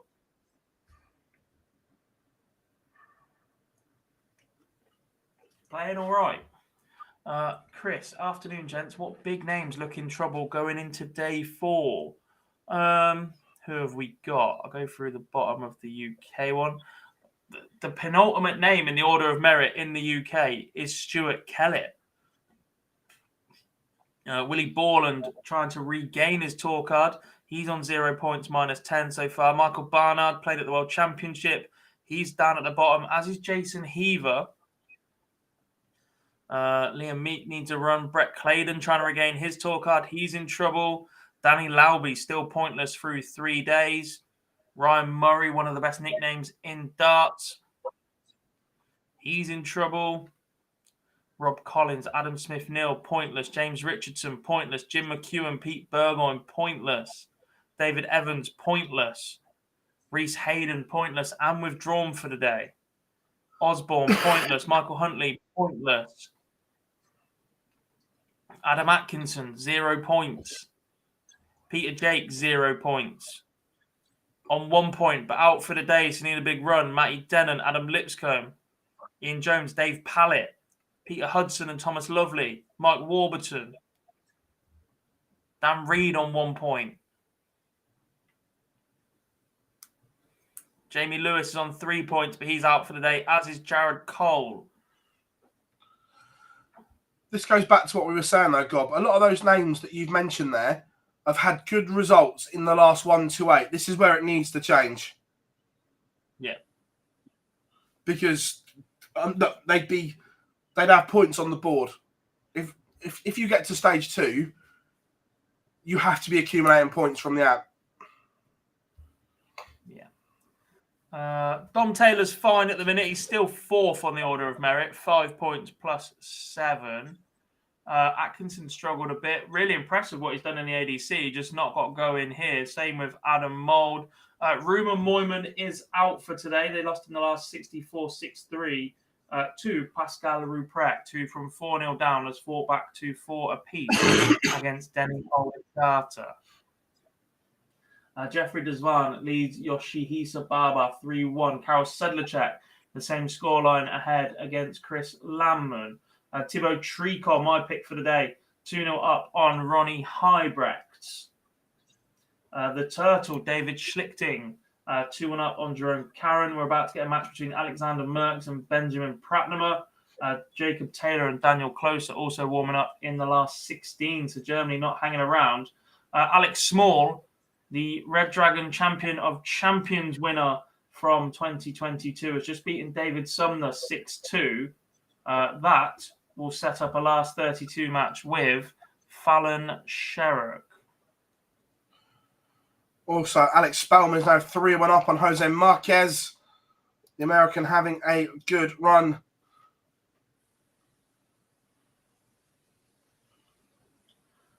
Josh Payne goes ahead against Andy Bolton 2-1. Keegan Brown 2-0 up on Daryl Pilgrim. Connor Heenan finds himself 4-1 ahead of Jim Walker.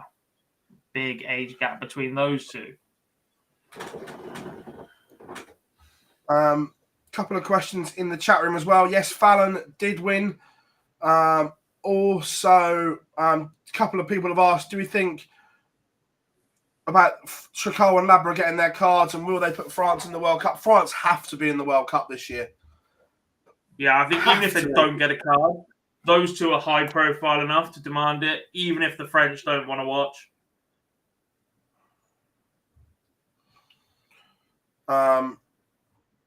Also, someone asked Phil, how many weeks in advance do the players in the live? So normally in the Super Series, it is done well in advance, but obviously we've had to wait a little bit because of Q-School.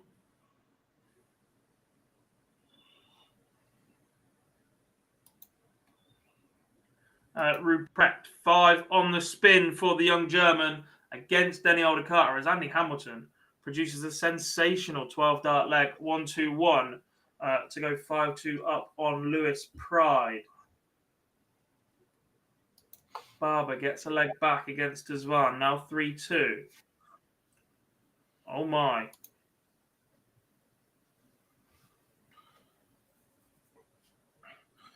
Fallon Sherrock has just dropped out of the green. Andy Jenkins, a 6-1 winner over Lee Palfreyman. She's in one of the yellow spots at the moment.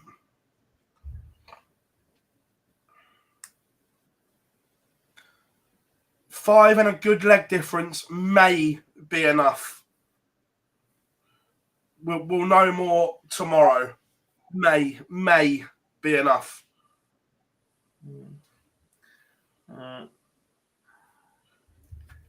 Manchester Man United City have... Yeah. Questionable allowance of Man United's first goal, but 3 minutes later, they've gone down the other end and they've scored again.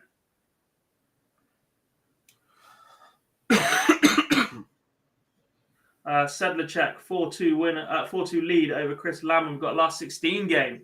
That is Jacob Taylor against Daniel Closer. That's just starting now.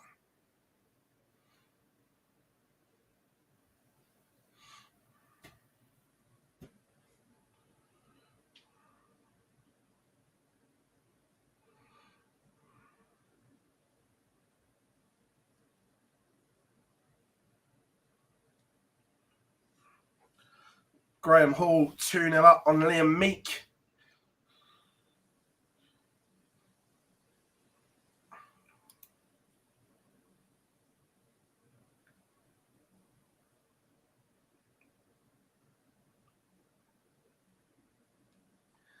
Andy Hamilton, after a 12-dart leg to go 5-2 up, takes out 58-2 for an 11-dart leg and a 6-2 win over Lewis Pride. The Hammer is into the last 32.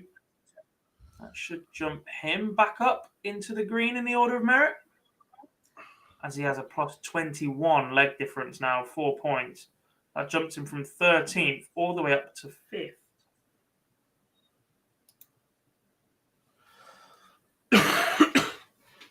As Pascal Ruprecht from 4-0 down wins 6-4 against Denny Carter.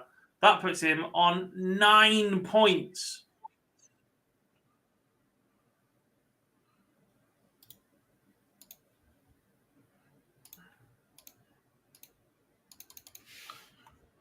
Romeo done. Yeah, that might be all she wrote in that one. As So Solid Crew once said.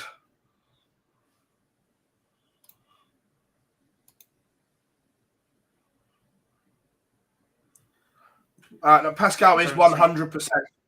You are not catching him.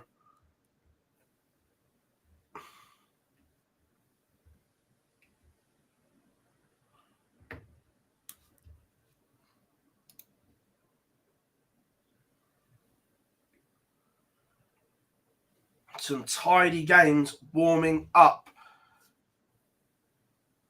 Dylan Sliven against Scott Mitchell. Fallon Sherrock against Alex Small. Adam Warner against Lee Cox. Conan Wyatt against Sean McDonald. And Jack Vincent against John Henderson. Now then.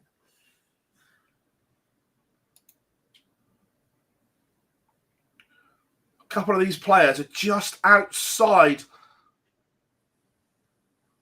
the green as well. It's going to be a lot of movement coming up.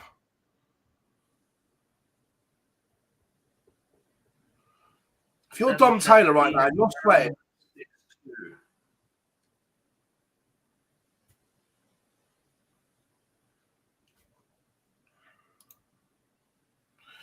And the more and more I look at it, I'm not sure 5 points is going to be enough. I know we said it might. I don't think it's going to be. No. Just looking at who's in and around.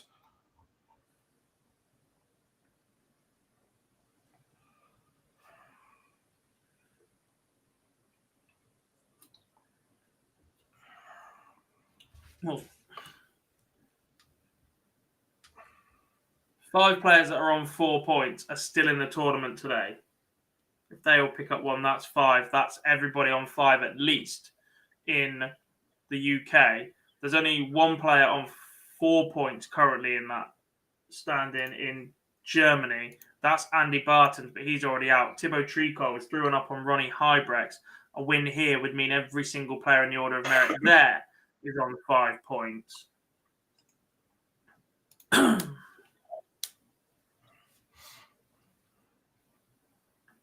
With the likes of Desvan, Konterman, Prouston still in the hunt to pick up more points from further afield.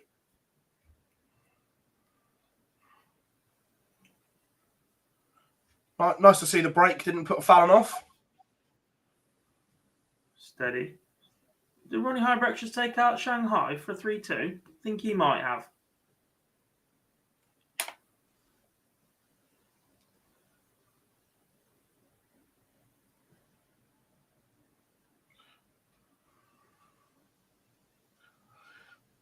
This is the question we don't know. Do we expect the field to be full tomorrow?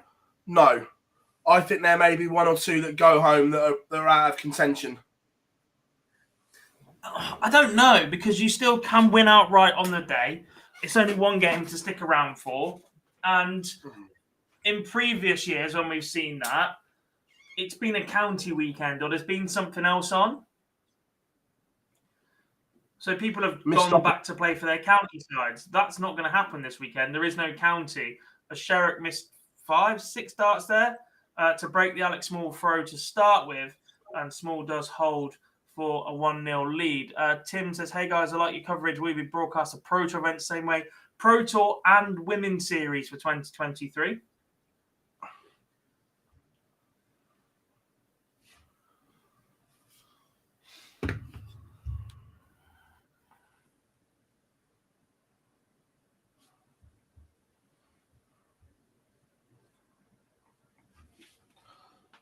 Again, Fallon Sherrock missed the opportunity to break the small throw, and now her own throw is under the cosh a little bit here.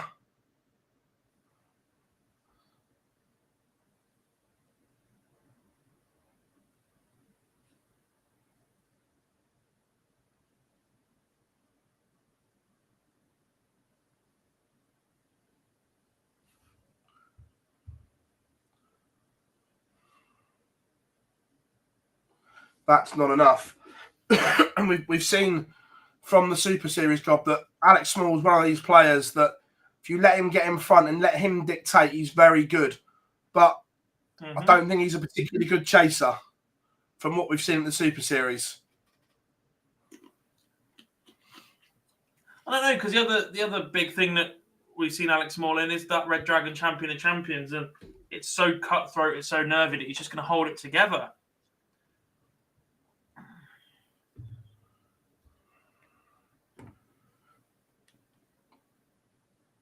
I don't know. I think Champions of Champions is a different mentality because you know you're only always one behind or you're out. Where we've seen in the Super Series and here, if you're 2 or 3 behind, it's a bit different.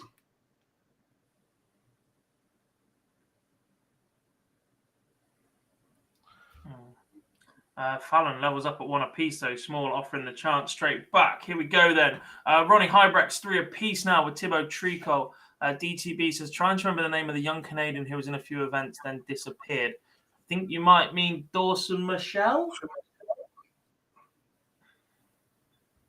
Alex Spellman will take on Gian Van Veen in the last 16. I think he's only on 3 points. I don't think he had one before today.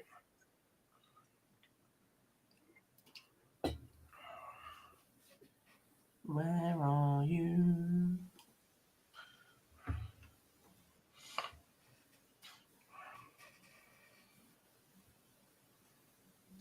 No, Dawson moved back to Canada. Just 2 points for Alex Spellman so far. That's what he's picked up today. Lee Evans defeats Kieran Bridgewater 6-1. I think Dawson went back to return to his studies. He also had a clothing business venture, which I think he's recently sold. Was talk about him getting the darts back out the case again recently. He did some online streaming as well on Twitch, didn't he? Yes.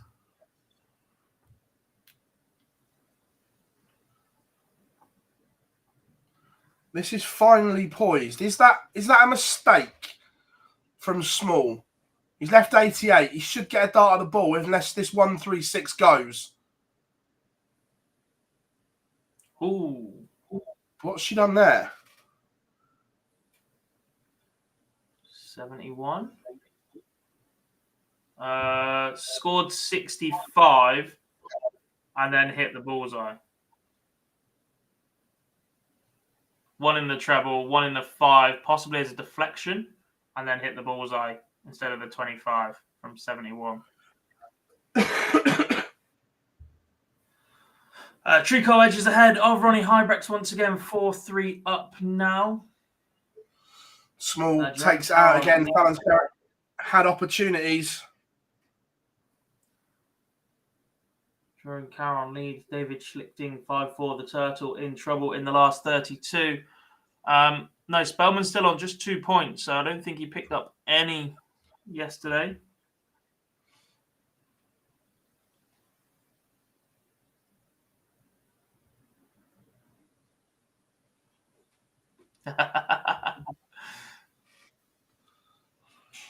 I'll give you that, Tom, unless you fist pump a big number in reference.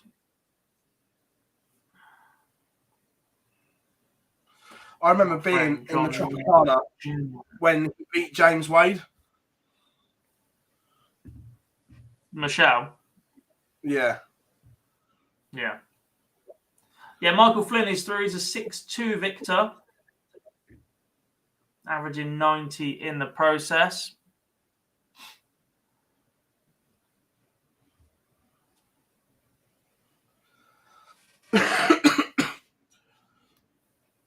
Sherrock leaves 64, small down to 122.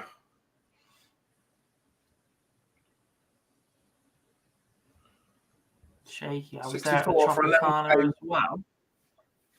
Good to have you in. Yeah, so no point yesterday for Spellman. Won his first, but lost in the 64. Mitchell should never lost his card. Yeah, he missed a couple of events right at the start of the season of his 2-year for COVID, I think. And then struggled to get onto the Euro Tour. Yeah, you're right.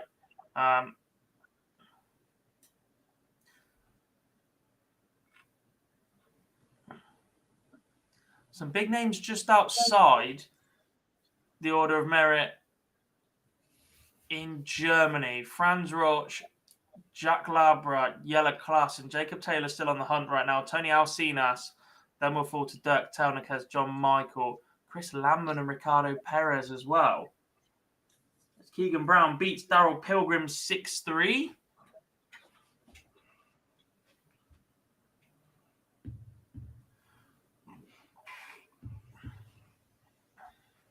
Because George Noble was refereeing it, and instead of saying Dawson Rochelle, he was like, and like game shot on the first leg. Awesome Dawson. Forget his name. Graham Hall's a 6-0 winner over Liam Meek. As Ronnie Hybrex levels up once again with Thibaut Tricol. Fallon just put a little bit of pressure on the small throw here. Small. First go at 112. Doesn't go. Bit like the last leg. Sherrock should get a dart at the ball on the 88. Will it be 2 at 14s or 1 at the ball? It goes in 3. Whatever it is, Fallon Sherrock has broken the Alex Small throw. Jerome Caron has broken the heart of David Schlichting for today. It's a 6-4 win for the Belgian. But only kicks off 41. Remember, a break's not a break unless you hold.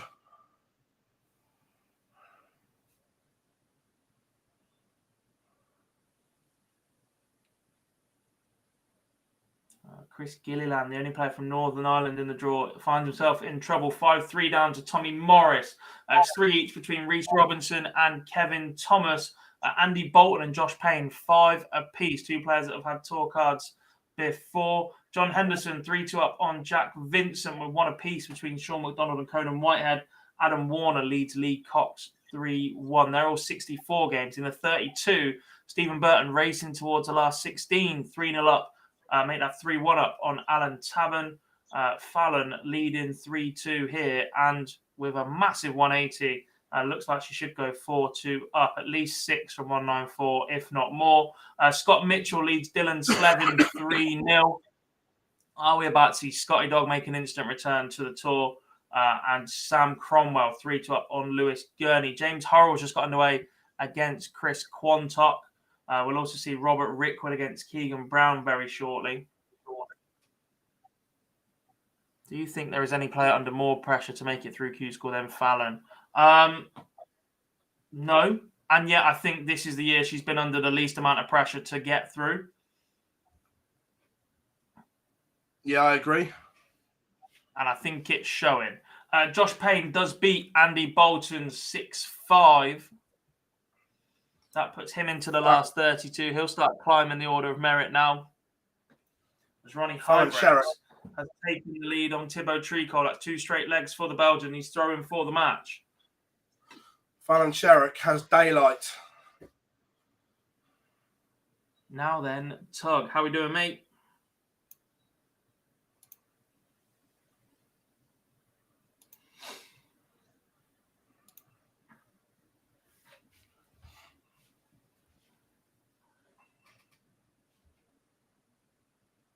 John Henderson, 4-2 up now on Jack Vincent. The big Hendo weekender about to start making a move. Currently 14th on the order of merit. Before I refresh it and find out he's fallen. Still 14.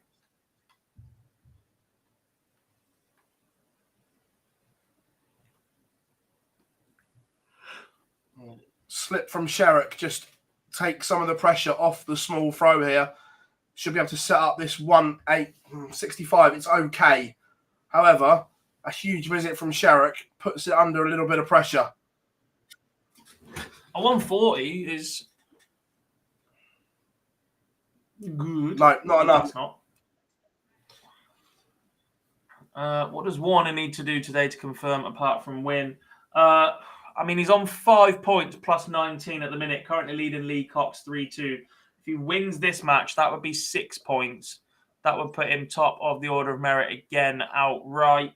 8 points would be virtually unassailable in the UK, we think. Wouldn't be confirmed until the draw's out tomorrow, though, at the earliest. Yeah. Small misses, tops. However, would expect to come back, but expect the unexpected, not this time. So Small looking at double 10 to cut the gap to 1, and he does. This is the leg gob. Fallon Sherrock on throw will want to get to 5 because then Small has no wiggle room. Correct. And big 140 to open. Elsewhere, Tricol wants 100 to save the match. Doesn't go.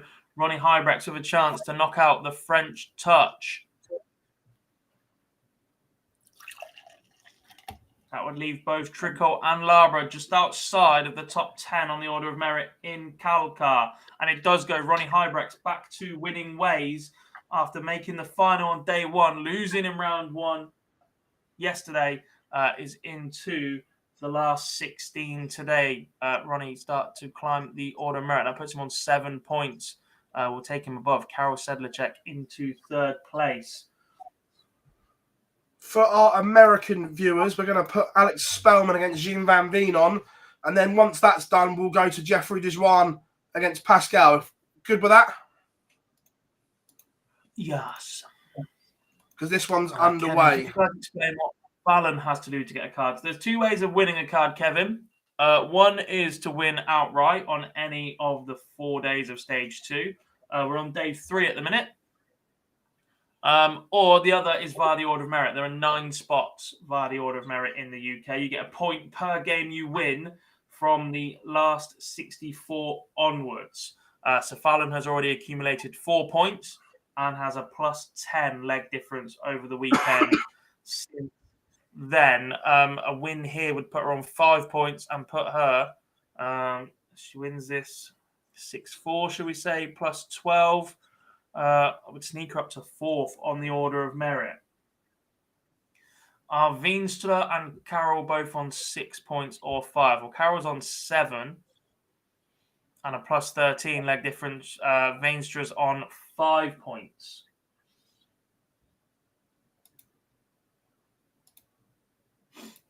A win here for Sedlacek at 8 points pretty much gets the job done. Might still get there with 7. Although not mathematically, I think Sedlacek's done enough. I know we can't confirm that till tomorrow, but my gut says Sedlacek's done enough.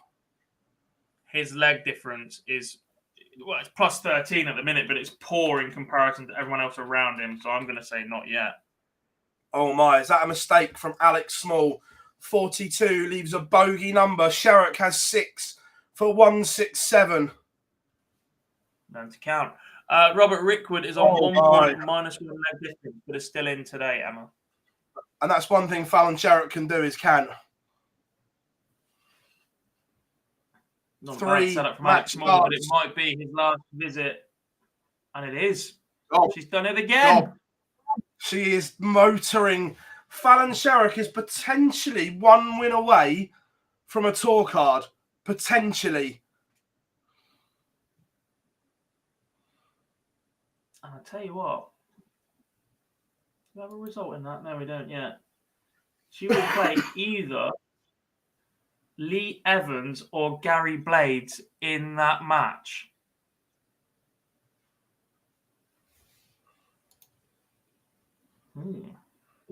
Keegan Brown on if possible. I could do a Keegan Brown versus Rob Rickwood. Yeah, we'll go with that. Scott Mitchell's 1 leg away from a rampant victory over Dylan Slevin. He leads 5-0.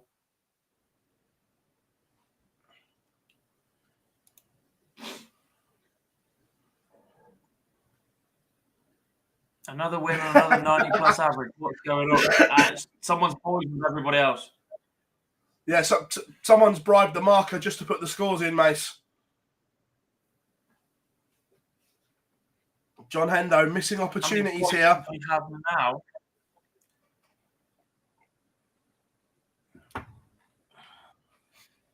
Fallon Sherrock is 4th on the order of merit. 5 points plus 13 leg difference. Now, she is 2 rounds of fixtures ahead of Adam Warner, but he made it to the final yesterday and is only 6 legs better off than Fallon.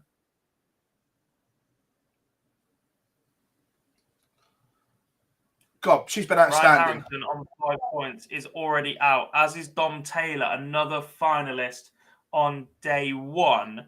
Mark McGeeney's still in action. He's on 5 points. I don't think he's playing right now. But he will be shortly. Remember, they said she'd never win when there wasn't a crowd booing her opponents. Mad. Is that a smirk there, Gob? Don't know what you mean, mate. No Premier League this year. Come on, guys. Come on now. Pratnama 5-4 up on Alexander Merckx. That's in the 32. We'll get that round sealed off very, very shortly in Germany. How many tour cards are there available? 27 in total, 13 via the UK, 14 in Kalkar in the EU Q-School. 8 of those will be won outright. So there's 10 on the EU Order of Merit and 9 on the UK.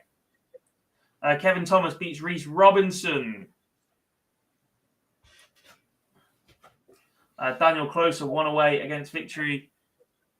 1 away for a victory against Jacob Taylor, the German 5-4 up. He's 5th on the order of merit. A win here puts him on 7 points. The more and more these guys keep winning, Phil, the more and more I'm not convinced that 7 is enough. I'm not going to lie. I have a tweet that's been saved in my draft for a while, haven't I, Gob? All it is a GIF. No words. Is the Slevin comeback on because he's won a leg against Scott Mitchell. It's 5-1. Richard Veenstra has won lots of legs. He's averaging 101. There's 5-2 up on Karol Sedlacek. That'll be a big win for him. We might finally see Flyers on tour. So 27 cards, top 64 players are safe. That's only 91 players. So top 64 are safe regardless. And then anybody ranked between 65 and 128 that has only been on tour for 1 year or has already earned a card via the development tour or the challenge tour. So last year there were 32 cards handed out at Q-School. So a lot of them will be in first year. Some of those players will have made it to the top 64 a la Josh Rock. So that negates a number of those. Then you've got 2 players from the challenge tour, 2 players from the development tour. So that's number 4.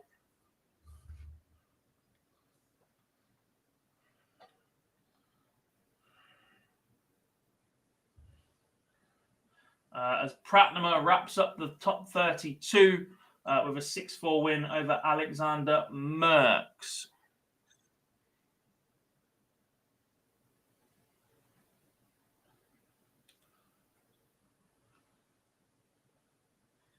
I'm not doubting you, Lendl. It just Ellie Goulding, mate. Ellie Goulding. Anything can happen. John Henderson 5-4 up now on Jack Vincent. Adam Warner 1 away against Lee Cox. The Gary Blades Lee Evans game on board 15 is underway. Winner of that plays Fallon. Ryan Finesse, Josh Payne underway also. Richard Vainstra, a 6-2 winner over Karol Sedlacek. So 7 points plus 9 is now where Sedlacek is sat, Phil. Veenstra moves up to 6 points and a plus 27. Everybody around Sedlacek has a considerably better leg difference. Ronnie Hybrecht, 7 points plus 30. Daniel Closer, 6 points plus 30. Zonneveld, 6 points plus 18. And is going up against Ronnie Hybrecht shortly. I'll tell you what, is it all going a little bit south for John Henderson? He's throwing for the match here, but Jack Vincent has found a 180 and has stolen the darts gob. We could be going all the way here. And I'm not sure where Jack Vincent's found this from, because we saw him on the Super Series, and with the greatest of respects, he was awful for the week. I don't mean that horribly. I refereed his September, October time, and he really struggled there, but he seems to have found form at the right time. Look, as much as I'm going to sit and criticise manufacturers that take on 11-year-olds, as one of them has yesterday, of all of the programs that are out there, the Target Elite One is one of those that will have done their homework, I think, at the minute, because it's more than just a manufacturer, here's some equipment deal. There is some sort of darting education behind it. There is a support network in place that seems a lot more publicised than a large proportion of the rest of the manufacturers. And if you're part of that group, you do have some talent. Yeah, I'd say that one and the Windmill Team 360 or 365 as well. The two. Jack Vincent. No. Yeah.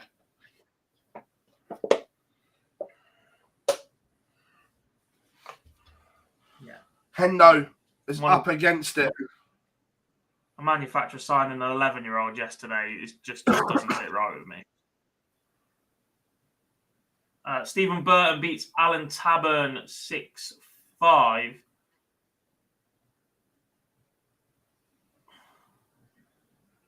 Did Stephen Burton beat Fallon yesterday? No, it was Stephen Burton beat Fallon on her run on day one. Well, Daryl Pilgrim. They might be on for a collision course again today. It was Pilgrim yesterday. Yeah, it was Stephen Burton that stopped doing the tracks on day one. Burton has just won on board 13. Shane McGurk is currently 2-0 down to Graham Hall on 14. Fallon's next match will be against the winner on board 15, which is between Gary Blades and Lee Evans. It'll be Burton versus the winner of McGurk and Graham Hall.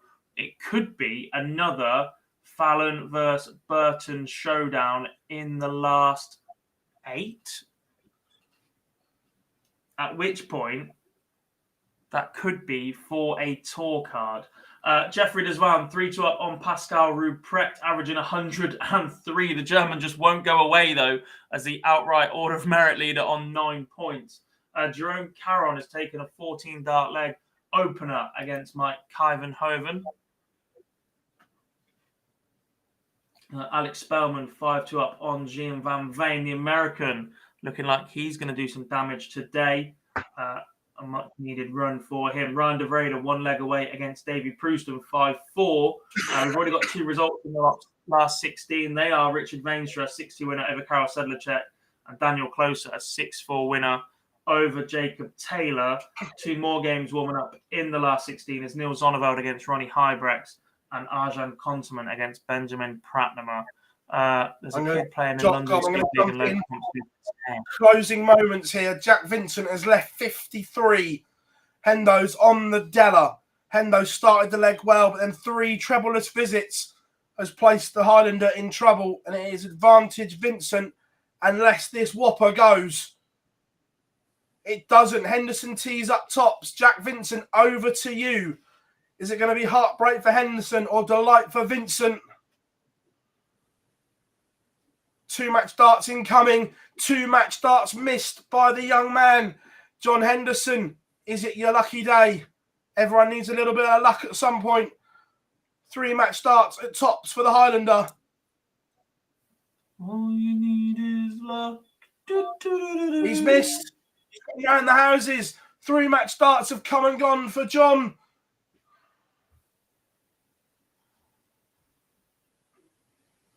Jack Vincent breathes again, comes back.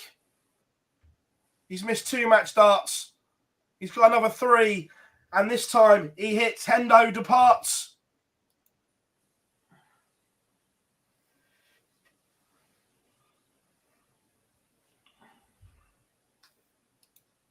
Oh, wow. With a little bit of luck, we can make it through tonight. It's not a musical reference I thought we'd be seeing in a chat room, but I'm so here for it. Jack Vincent does beat John Henderson then. When Dylan Slevin got a leg back against Scott Mitchell, the chat room jokingly said Slevin's on the comeback. He is 5-4 behind to Scott Mitchell right now and is firmly back in that match. Yeah, unless this 1-2-1 goes. Prouston and the other 5 last 16 games are all underway in Germany. Scotty Mitchell didn't get a match start in this leg. Tees up top. Dylan Slevin, 76, to send us to the Noble, where he would have the darts. What has the young Irishman got in the locker?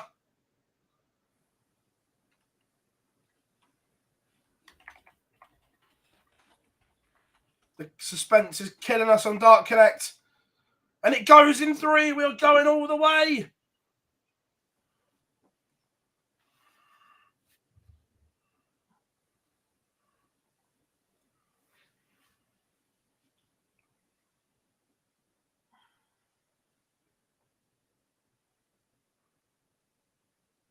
That's mad.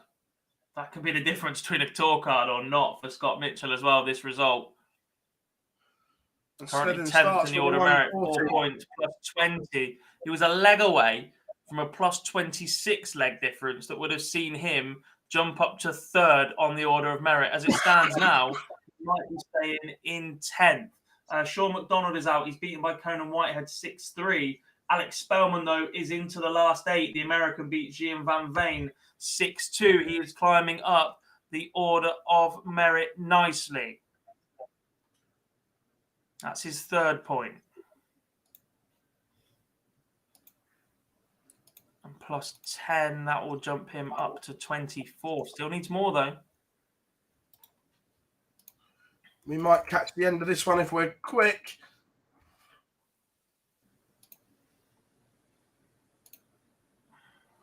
This one's nip and tuck. Slevin has the advantage of throw, but only throws 60. A 140 from Mitchell would get him to a finish.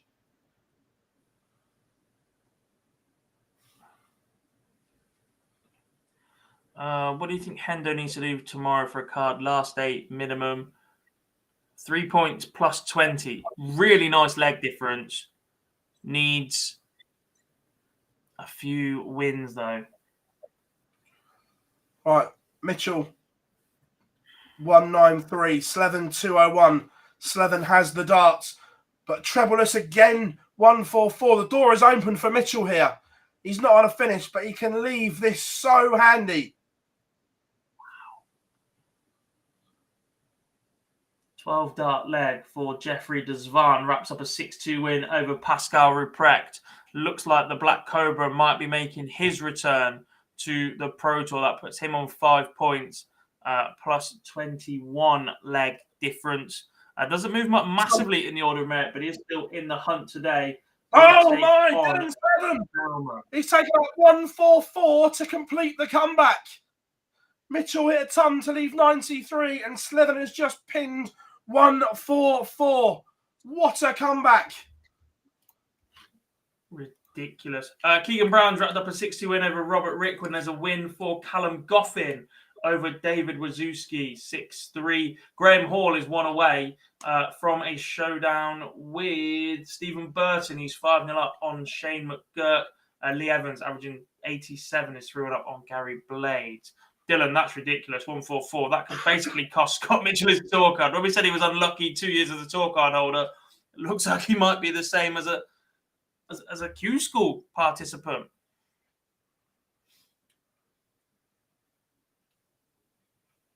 Right. Keegan Brown has just taken a giant step towards his tour card.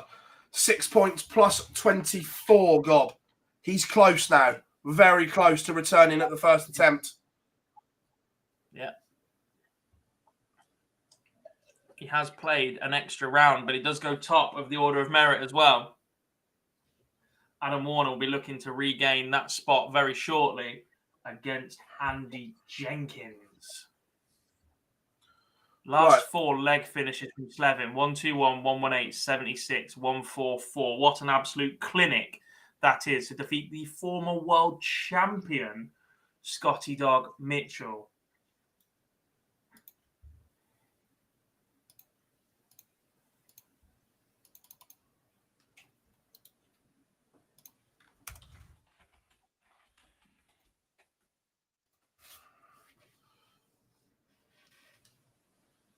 Warming up. Some absolute great ties.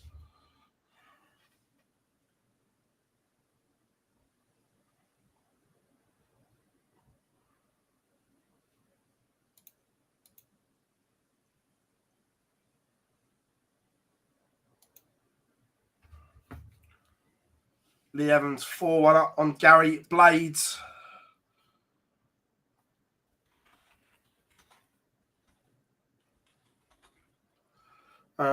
Richard says, will any cards be guaranteed today? Maybe, possibly, Rich, but a lot will depend on the draw tomorrow as well, when we find out how many are in what half and X, Y, and Z. Maybe if the top two, Gob, don't win them outright today in Europe, maybe they'll go dark green.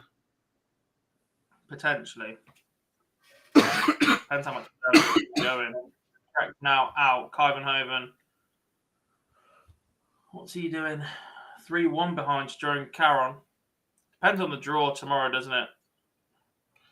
Yeah, Chris Quantock has just beaten James Hurrell 6-4.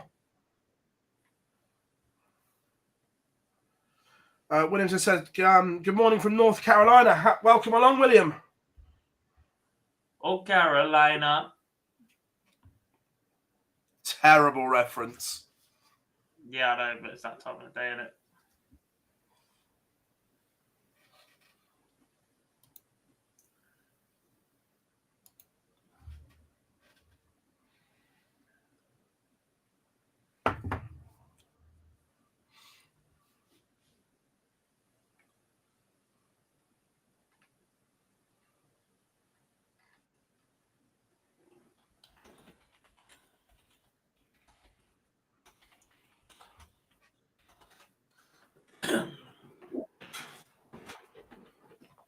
Lee Evans is flying. He is 5-1 up on Gary Blades.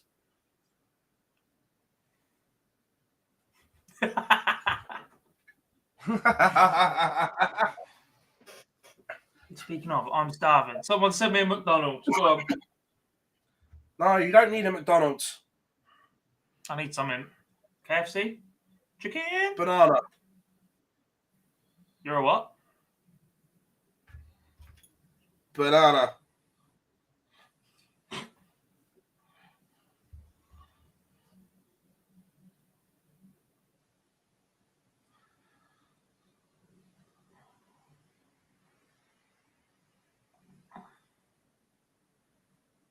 Yes, Fallon can compete on the women's series if she gets a tour card. It would be commercial suicide for them to start cutting off tour card holders from the women's series.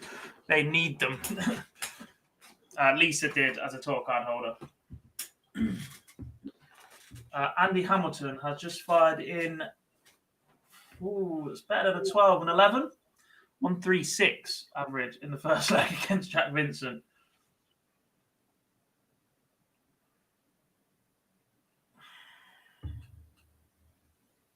Matt McGeaney 2-0 up on Kevin Thomas. Are we going to see? Is he still the Spartan? The Gladiator. The Gladiator, close enough. They're all ancient warriors of some sort. We're going to see him straight back on tour. Graham Hall, 5-2 up now on Shane McGurk. John, you need one. I bet you're hanging, mate. Afternoon to the Joker. Is Lisa Ashton playing? She played in stage 1, the Rocket, but she was unsuccessful. Payne is motoring along. 5-0 up on Ryan Finesse, averaging 96. 6 starts to take out 182 for the match. Not a bad place to be. As Ronnie Hybrex gets one back against Niels Zonneveld.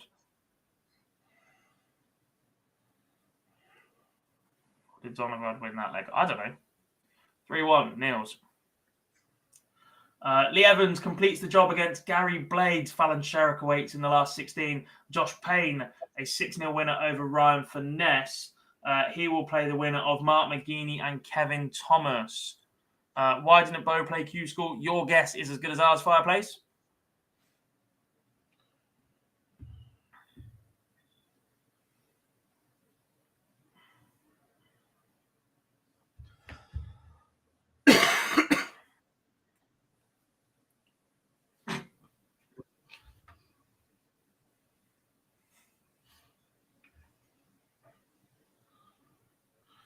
Shane McGurk, 2 back against Graham Hall. Hall was cruising.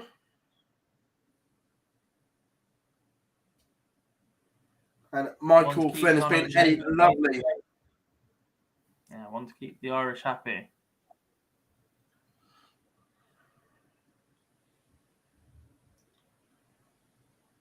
Also hearing Gob answer to a fireplace. Yeah, just... Do we want Heenahan Whitehead or Jenkins Warner? Because I'm expecting Jenkins Warner to go live at any point as well. Let's go Heenahan Whitehead.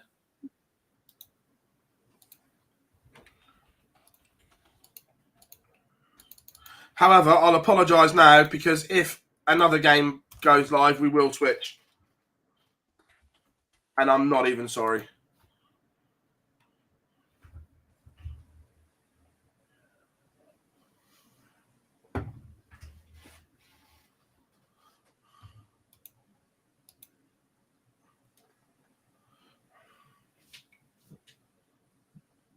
Lee Evans is on 6 points right now. He's currently top of the order of merit.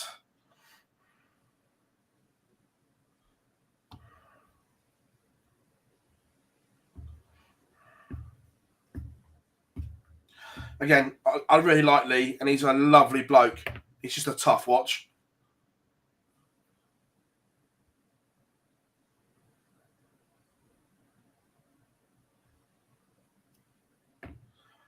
Very Dimitri-esque Gob in his approach, as in everything has to be set and there's a routine. Yeah. But lovely guy. Really nice guy.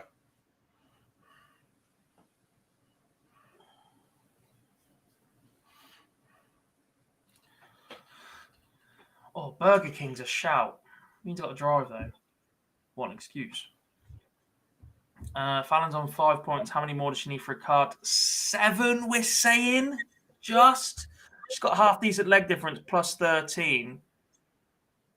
She is into the last 16, Danny, where she will take on Lee Evans.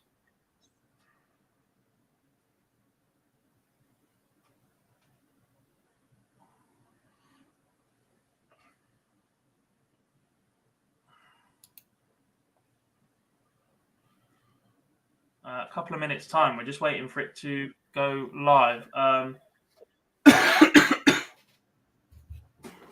Lee Evans just wrapped up a 6-1 victory over Gary Blades. They'll have a couple of minutes before that one. And they're at the point where they'll be moving boards now because we'll be on board finals. So Heenahan, Whitehead, 1-1. McGeaney, 4-0 to the good. Who does Dylan Slevin play next? Ooh, Michael Flynn. It's an all-Irish battle. This is a big game for both Whitehead and Heenahan. A win for Whitehead would put him to 5 points. However, a win for Heenahan would put him to 4 and in that cluster of players. Yeah. And that's why we've picked that one to show rather than Jenkins-Warner, because Warner is 6 points plus 20, as good as there. And we know Jenkins is only here to play the Challenge Tour. How funny would it be, though, if he got to the final or something like that?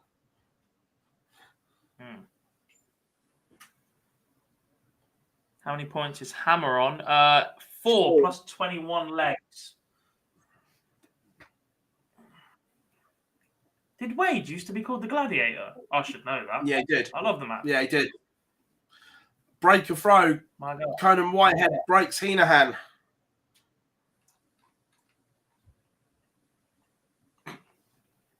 Christ. Yeah, he was the Gladiator, 009.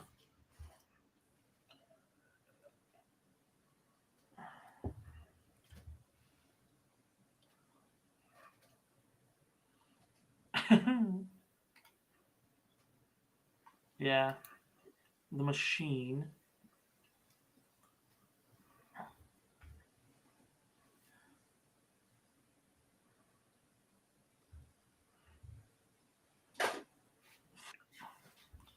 Adam Warner 2-0 up.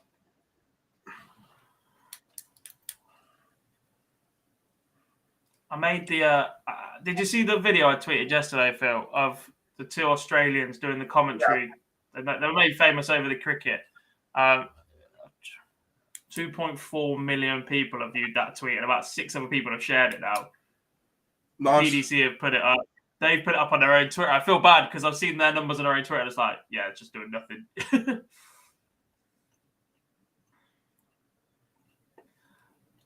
Has a player ever turned down a tour card? Not from winning one at Q-School. Yes. Not through Q-School, though. That's what I said.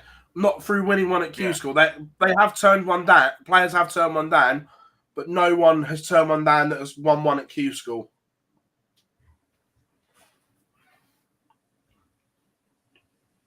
Dean Reynolds turned down his tour card via the Development Tour Order of Merit a couple of years ago so that he could compete at the BDO World Championship, which he had already qualified for. And that allowed Aidan Kirk to take his space on tour.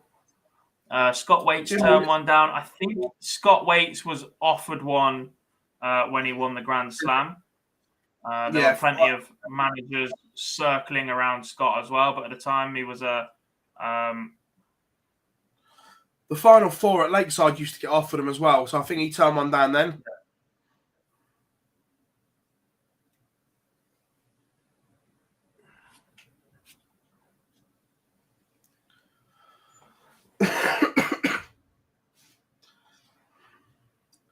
Andy Hamilton 3-1 up. That's going to put him on to 5 points.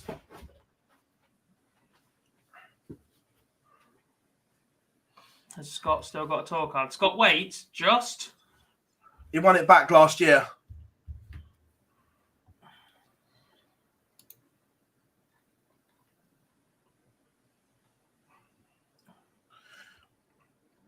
It was on about 26,000 last year.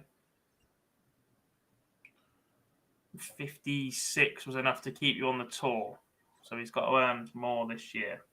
Zonabel goes 5-3 up on Ronnie Hybrex. That would put him on 7 points with a win here. Same as Ronnie.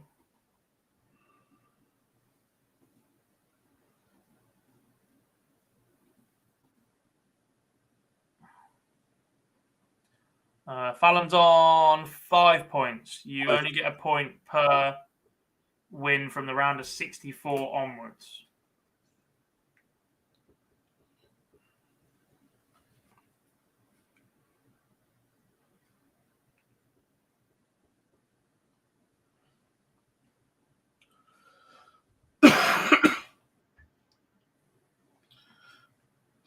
To be fair, Jim Williams almost turned his down.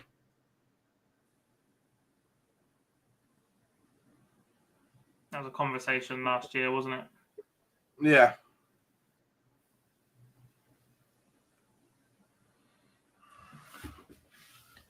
Kyvenhoven is a leg away from... Well, Kyvenhoven's a tour card holder. Welcome back, mate. That's 9 points and a plus 48 leg difference. I don't need statistics to tell me he's 100% getting a tour card.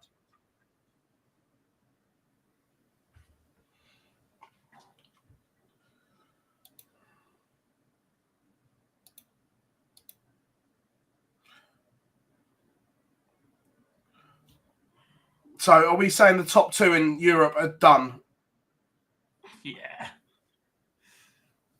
Mühlenkamp lost his tour card on Countback, which is an aggregate earnings based off the last 4 events? 4 events, I think. 4 events. Niels Zonneveld is 5 foot up on Ronnie Hybrecht. No, it's not. It's warming up. Conan Whitehead now 4-2 up on Conor Heenahan. Andy Hamilton 3-1 up on Jack Vincent, still averaging 99. Be very, very surprised if Andy Hamilton doesn't return to the tour on the form that he's showing right now. Adam Warner 3-1 up on Jenk still. Mark McGeaney 5-1 up on Kevin Thomas. Can't see anybody catching a Gladiator either the way he's playing. He will take on Josh Payne in the next round. That's going to be a toughie. Other end of the draw, Chris Contock takes on Tommy Morris. Lewis Gurney awaits for the winner of Warner and Jenkins. Dylan Slevin and Michael Flynn warming up now. Keegan Brown about to take on Callum Goffin. Whitehead or Heenahan will play Hamilton or Vincent. On Callum Goffin in the last 16 already. The UK is catching Germany here. No, not quite. To be fair, a win here for Keegan Brown, and I'm saying the same. I'm welcoming Keegan Brown back to the tour. On 7? Too early, my friend.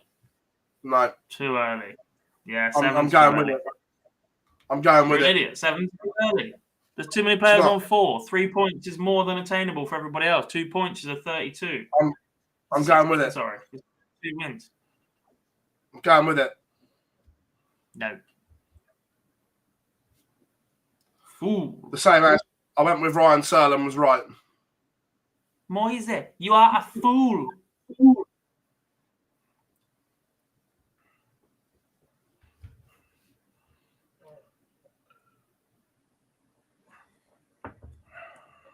Yeah, McGeaney's been solid, Chris. I see him at the seniors November, and he didn't play that great. And I was a bit like, But he has been solid. It looks like he lost an awful lot of weight, didn't he, over lockdown? And it's not the easiest thing to maintain. Form at that point, we've seen other players. John Henderson lost a lot of weight, struggled. Luke Humphreys, that seems to have worked out in his benefit, but it's not easy. Warner's just got ridiculous amount of bottle. Yeah, I agree, and I think that's the huge thing. And I don't mean this disrespectfully against him. I don't think he's the best player there, but the balls he's got makes up for that. Does that make sense? Yeah. He needs to add a level to his scoring power. Yeah.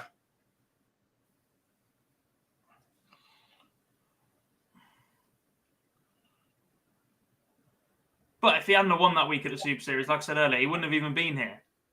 So this is all just evolving and spitballing. So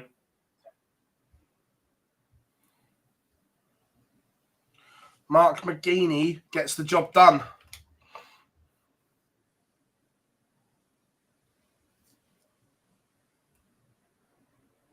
He did beat me D2B. Everybody does, to be fair. No. Sober me making a final last night. Up the boys. It was a chaotic group as well.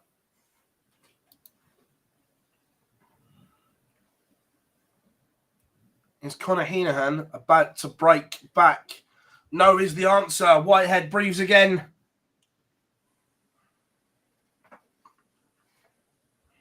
Sure. Keegan Brown 4 up on Callum Goffin. It looks like it's going his way so far.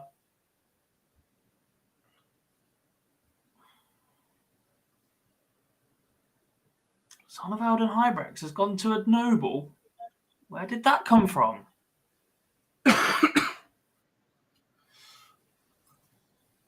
With the way Heenahan's darts stand up, I didn't fancy that double three. Unless it went in one, because his really stand up to attention. Oh.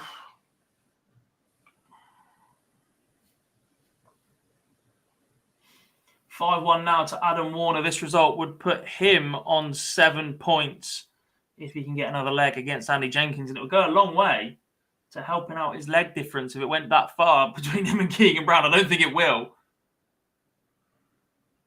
Do we think Owen Rolos is going to make it? Currently 8th on the order merit, 6 points plus 11. Another player whose leg difference compared to everybody else around it at that point isn't as strong as it could be. His is massively draw dependent tomorrow. I'm not sold yet. I still think he needs a little bit more experience. Ronnie Hybrex comes back against Neil Zonneveld, taking out 115 for a 15-dart leg to wrap up a 6-5 win. That's 8 points to Ronnie Hybrex. That means the Hybrex brothers are on tour together again next year by the look of it. Good luck catching the Rebel from there. Conor Heenahan has just missed at least 3 and a bit visits to break back. I think he had 1 dart in a combination and then 3 clear visits.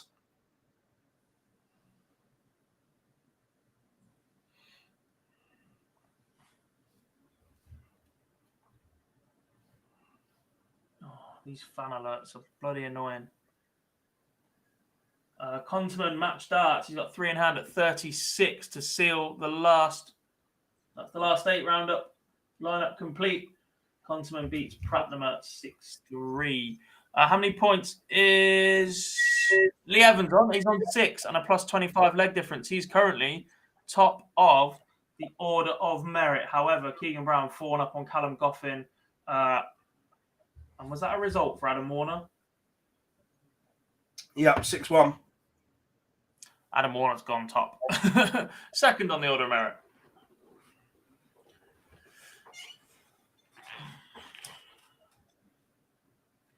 We are underway in one of the big ones. Fallon Sherrock takes on Lee Evans.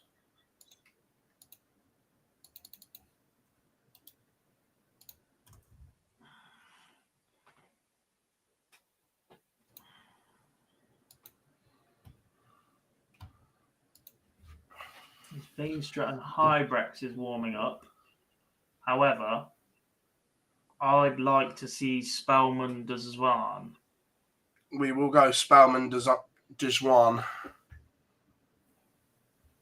Any objections? Nope. Good. Thanks for coming. Andy Hamilton, a 6-1 winner.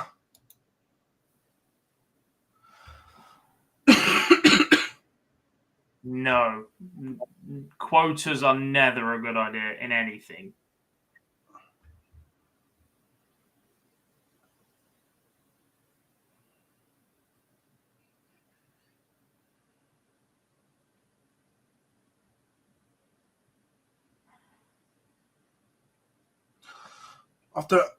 After a great start, Fallon's just making a little bit of a mess of this, inviting a little bit of pressure from Lee Evans here.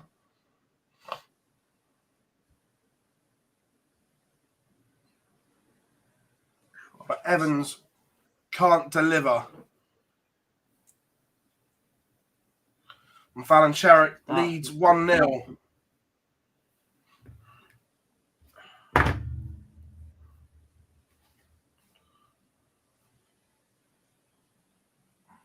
This is Fallon's last 16 match, so it's a fourth game of the day.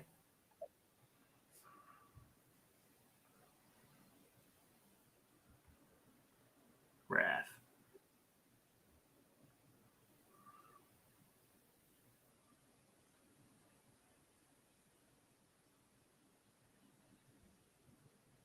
Afternoon, G's, or good morning where you are. Cabby is something special, isn't he? Confidence, solid action, scoring, belief, shithousery. Conan White had a 6-4 winner over Connor Heenahan.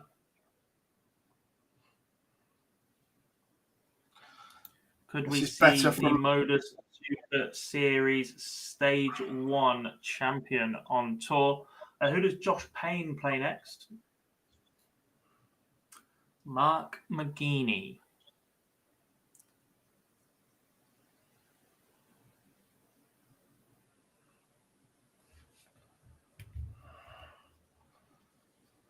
This is a solid leg from Evans.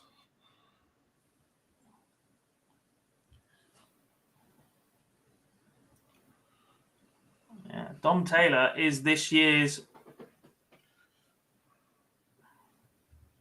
Cameron Menzies. Run all the way to the final on day one. Finds himself outside of the top 10 on the order of merit at the end of day 3, winless on day 2 and 3. He is now 10th on the order of merit and could potentially fall even further. A win for Dylan Slevin would push Taylor down more. A win for Graham Hall against Stephen Burton would push Dom Taylor down even more. Lewis Gurney potentially 2 wins away. Lee Evans levels it up. Decent hold of throw. Afternoon, fellas. If Warner gets a card like Usher does that mean they both can't play in Champions Week at the Super Series? Correct, mate. It does. Don't worry. The conversations are already been had and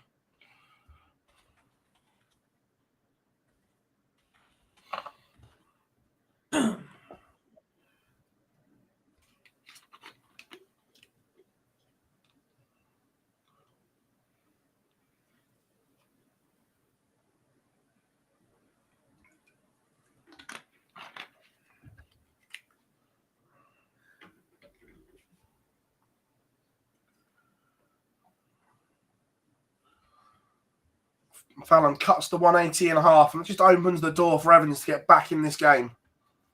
With this leg. What a piece at the moment.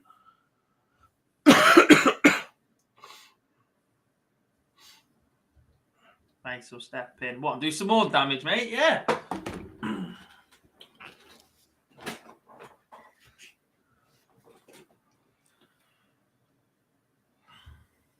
It's not a bad setup job there from Fallon, has it, Gob? Tidy.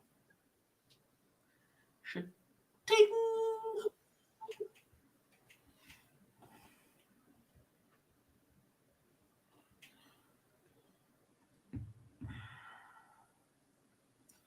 We have a new order of merit leader in Germany. It is Mike Kyvenhoven. Pascal Ruprecht on 9 points plus 36. Very unlikely he doesn't get a tour card either. He's there anyway. 3 comfortable holds of throw in the Evans Sherrock game. Sherrock leads 2-1.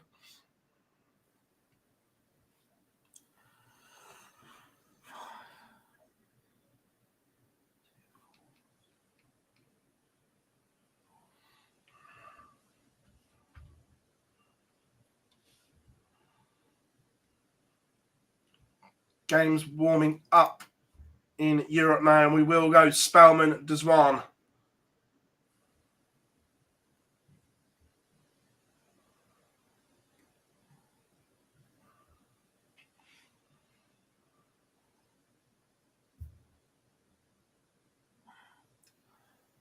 Close for Fallon, yeah, if she wins this match. This would be 6 points. And at least a plus 14 leg difference.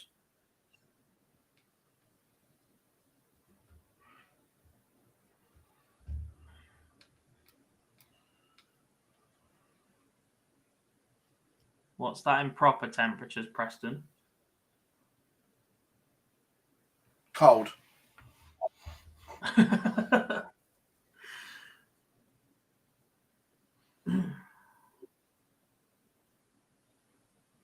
Ooh, Huge big 180 from Lee Evans.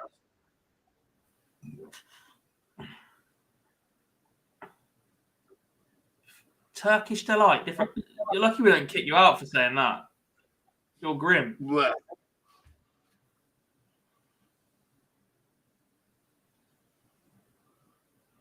Pressure on this. No one likes double 19. Do you split? I'd split with 3 darts in hand. Not shorts, brother. Yeah, we'll go there. One of the guys in my darts team wears shorts all year. He was wearing shorts last night. Freezing, man. Trousers are for special occasions, apparently. No. Absolutely, they are. Trousers are for sane people.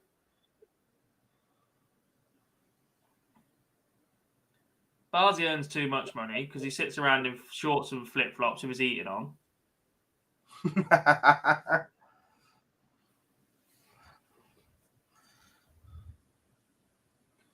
Keegan Brown beats Callum Goffin 6-4.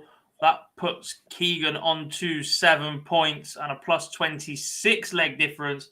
He goes back to the top of the order of merit.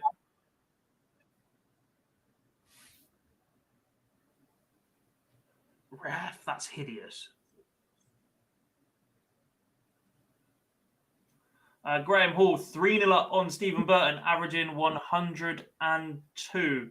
The winner of that match will play either Fallon Sherrock or Lee Evans. Plenty riding on it. Desvan Spurman warming up, as is the Vreda, Konterman, Closer, Kyvenhoven, and Hybrex Vainstra.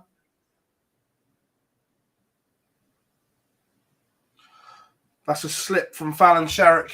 God, she's got into the treble 5. And now it's advantage Evans.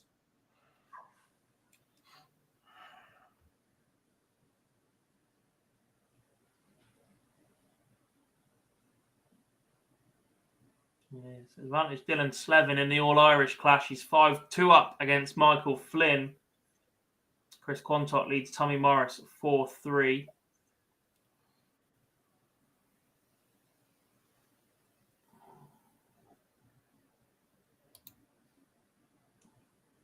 One 4-5 doesn't go for Fallon, and Evans takes out 60 in 2 for a 3-2 lead. And a break.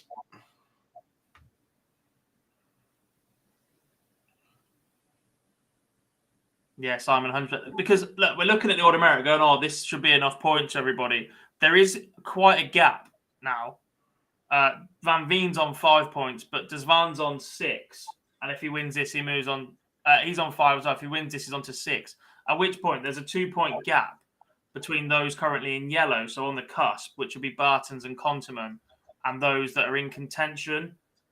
That's the difference between a last 16 and a last 64 win in Germany, and at which point you can start looking at players and go, yeah, maybe they're there. In the UK, that gap doesn't really exist. There's quite a few players on 4 points. We've got Dom Taylor, Ryan Harrington, both on 5.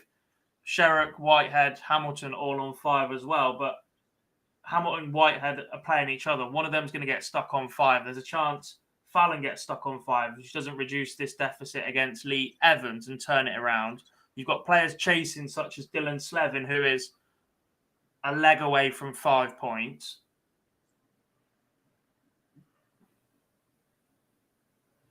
And with the talent of Scott Mitchell, Adam Hunt, Nathan Gervin, Christian Perez all on 4, John Henderson on 3 points, I don't think we can start calling 6 safe in the UK. Maybe not even 7. That's handball, referee. Send him off.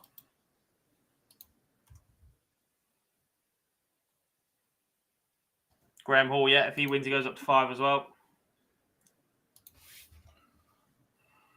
Outside chance for the break then for Sherrock Evans. She's left 128 against the darts. First 2 are finished. Evans on 182, finds 96, so leaves a 2 darter. Veenstra takes the opener against Ronnie Hybrex in 16 darts. Not To enough. 56 for Fallon. 2 single 18s and a single 20 on the switch back.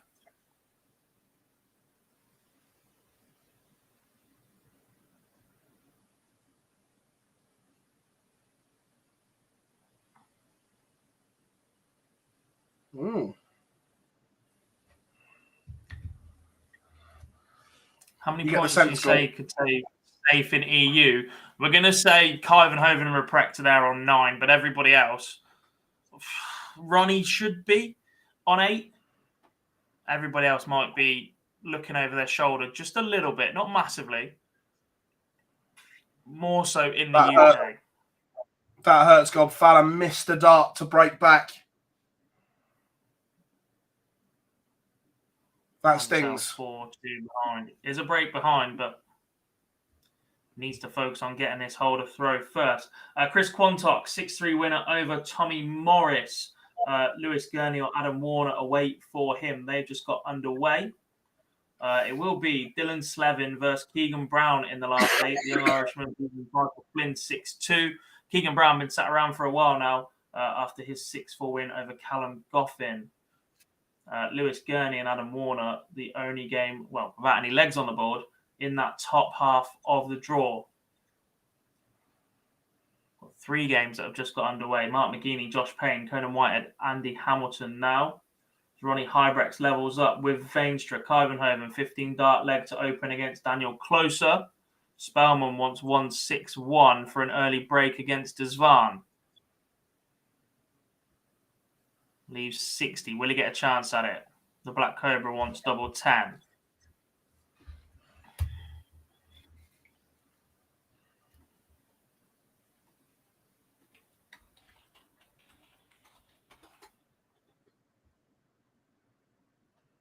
Doesn't get a go at it. Desvan takes the opener, as does Ryan De Vrede against Arjan Konteman.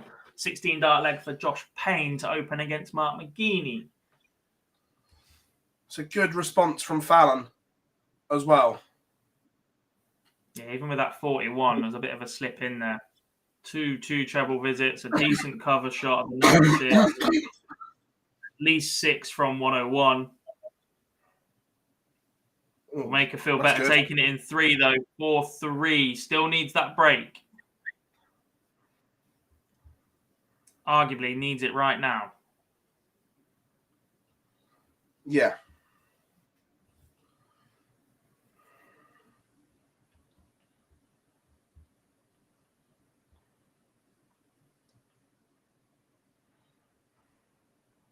Has there ever been a 9 dart at Q-School? Yeah, just not this year. Not yet, anyway.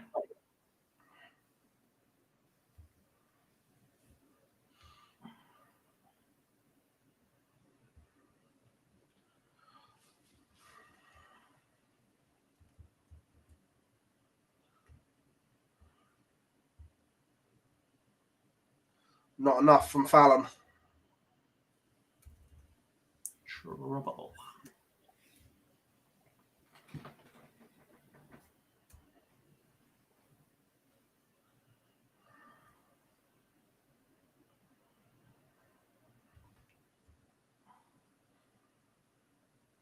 Warner takes the opener against Lewis Gurney. It is scrappy, though.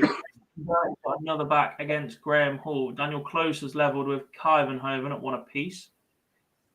Spellman leaves 80 for 1 apiece in our Kalkar featured game. It goes in 2, and we're level in that game as well.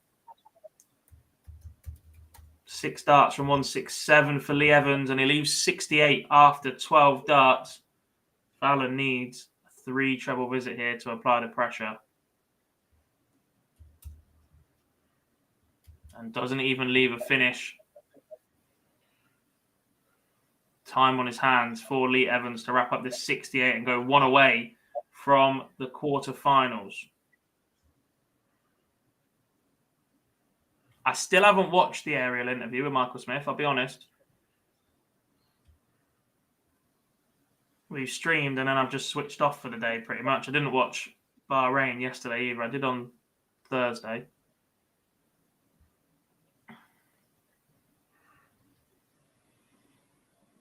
Again, just going missing at the wrong time here is Fallon Sherrock. She leaves 97, but it's 3 in hand at double 16 for Lee Evans, and it goes in 1. He is 1 away. 5-3 the lead. Fallon needs all 3 legs on the spin. It's not impossible. She'll have to throw in 2 of them. Needs to hold here in leg number 9.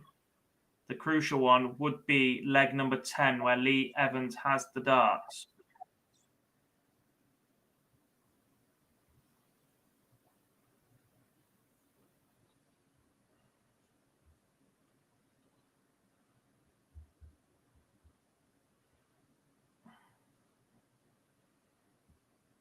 That's a slip. She needs to keep winning, basically. We keep saying this. She's on 5 points and plus 13. It's just tight at the minute. You don't want to say 6 will get you in. You don't want to say 7 should. 7 is the benchmark you're aiming for. So she needs 2 wins in matches that have points.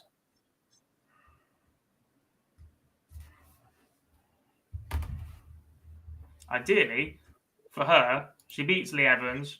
Then she beats Stephen Burton or Graham Hall. Then she beats Conan Whitehead, Andy Hamilton, Mark McGeaney or Josh Payne. And then she beats someone else and gets it outright today.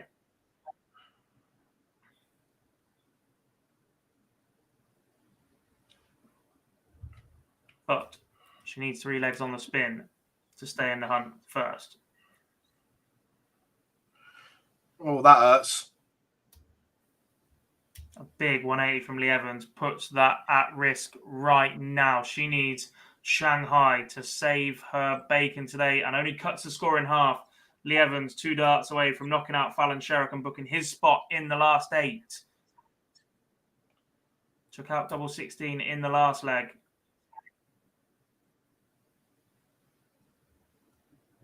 And he does it again in this leg. Lee Evans knocks out Fallon Sherrock all at 6-3. Fallon finishes with the better average, but she does now get stranded on 5 points. It's a plus 10 leg difference for her. She stays above Ryan Harrington in the order of merit just, but that place will be under threat as we find out the rest of the last 16 results.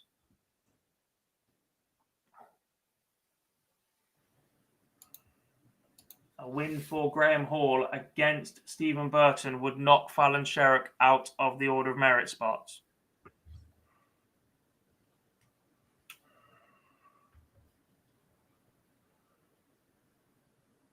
A 180 is never lucky.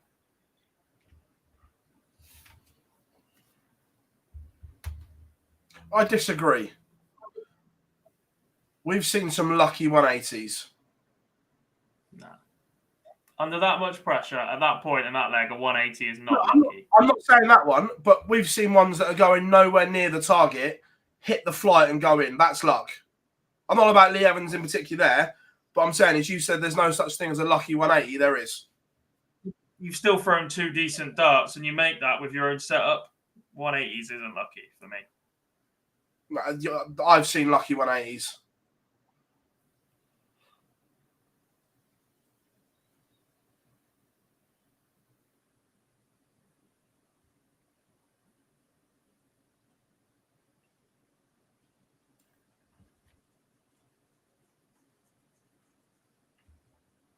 There are only 4 players still involved right now who aren't in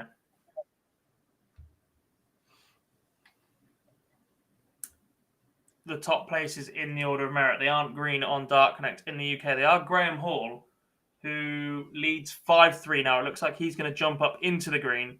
Lewis Gurney on 3 points. He is currently 2 on behind to Adam Warner. Chris Quantock, 3 points. He finds himself into the last 8, where he will take on Warner or Gurney. And Josh Payne, who is on just 2 points at the minute, 2 apiece with Mark McGeaney.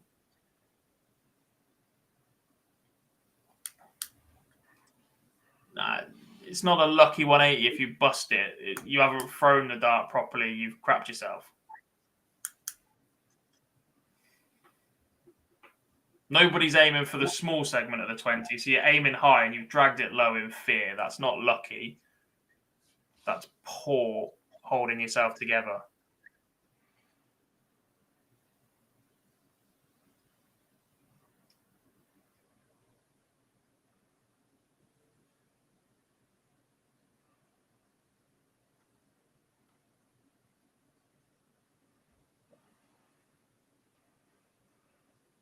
I'm going to nip for a week.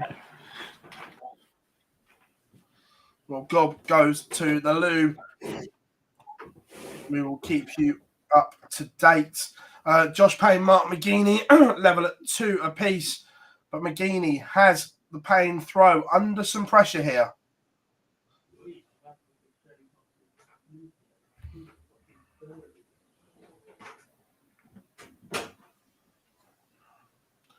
Under massive pressure. Payne needs a maximum here.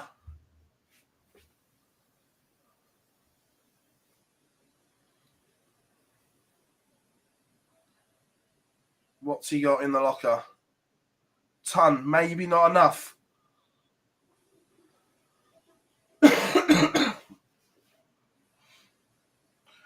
Lewis Gurney has leveled it up 2 apiece of Adam Warner. Conan Whitehead 2-1 up on Andy Hamilton.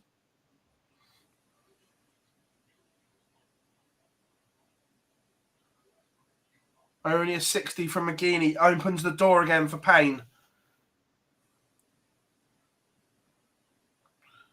But again, he's made a mess of it.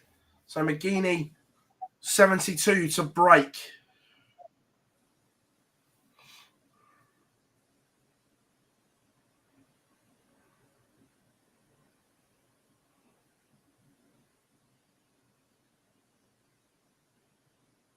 Doesn't go. Payne survives. Spellman looking at 78 to break back, and he does. That one's 3-2 Dejuan, but back on throw as Payne tidies up the 52. Conan Whitehead 3-1 up on Andy Hamilton.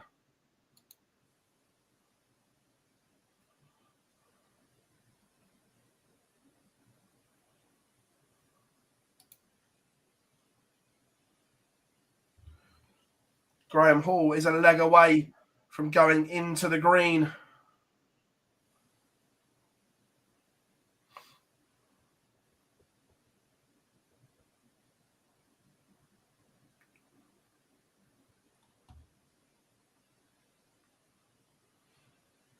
It's a good response from Mark McGeaney.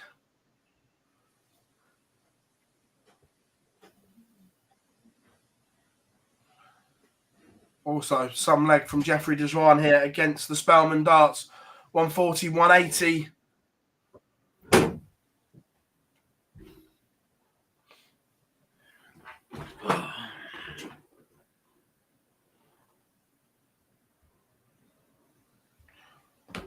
Gob returns.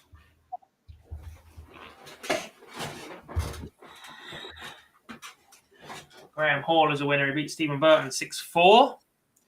That provisionally drops Fallon Sherrock out of the order of merit places.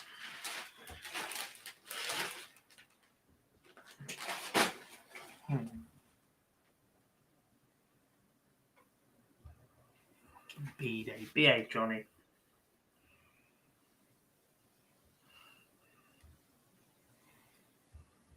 Afternoon, Scotty. How are we doing, mate? How are we doing? Setting up for a big day tomorrow?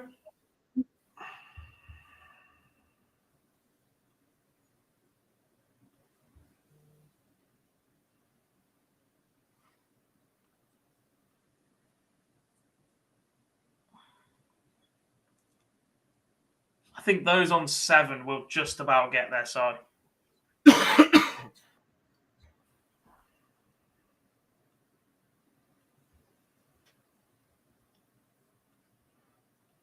You're too cautious. People's futures are on the line, mate. Give an opinion. Get off the fence. There's not. Do you think it's enough?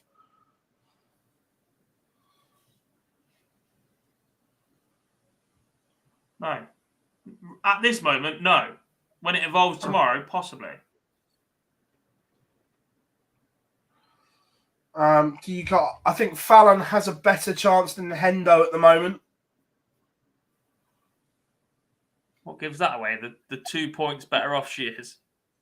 Yeah, 100%. Do you think either Fallon or Hendo will get a card? I think Fallon's got a better chance than Hendo right now. Cheers, Michael Owen. If you score more goals, you'll win. Exactly that. To be fair, the top three for me in the UK are done. They're safe. Evans, Warner, and Brown are on tour. For you, not for numbers. Numbers are better than you. I disagree. No, I just don't like stupidity, Don Messer.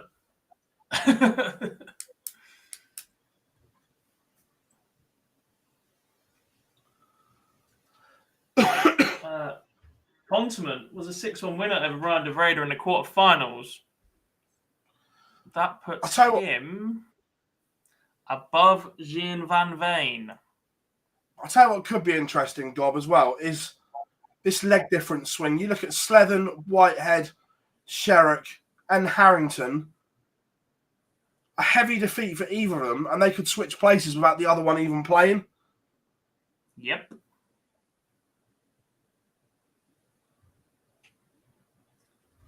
That is why. Not going with anybody there. Did Zvan just... See, you're chatting rubbish, so I've missed Zvan nail a 170. If that was for 5-2, he might be about to do it for 6-2. You'd have missed it anyway. Sure. Busy man.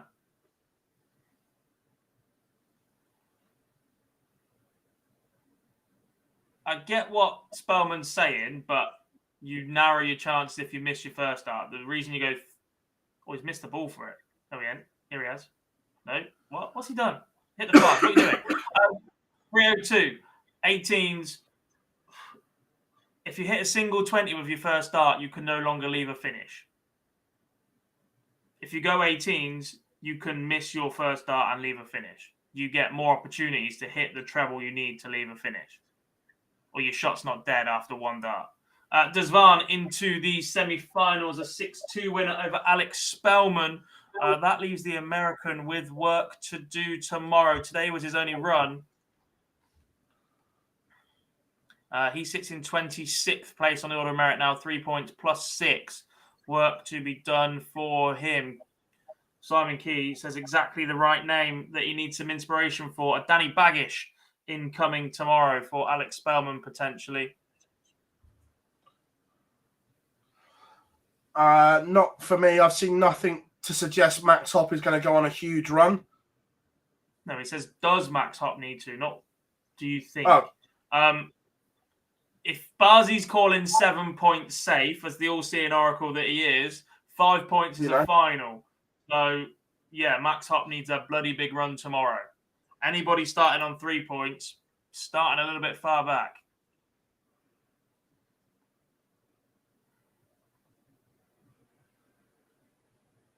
By 1 o'clock tomorrow, we could know all of the tour card holders in Germany. Yeah.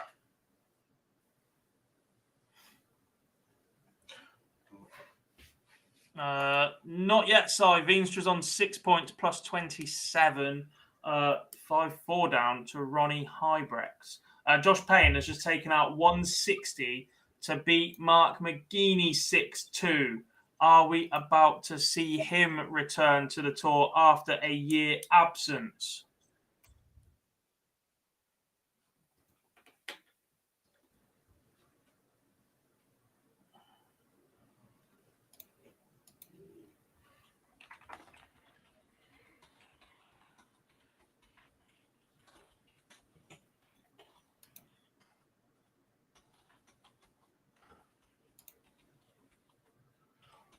To be fair, though, Gob, he's going to have... It's still a lot of work to do for Josh Payne because of the poor first 2 days. Yep.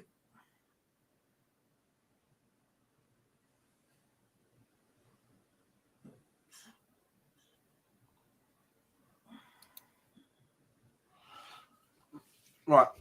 You've done one. I'm just going for a P as well. 13 darters. No. Yeah, back to back for Dylan Slevin. He's offside. Get that flag up. As he goes 2-0 up on Keegan Brown.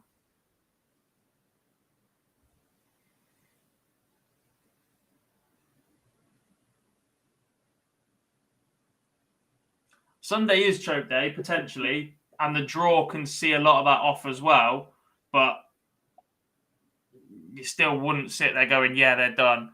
I think Warner should be okay. However, there are a lot of players on 5 points that only need last 16. That's what, 2 wins?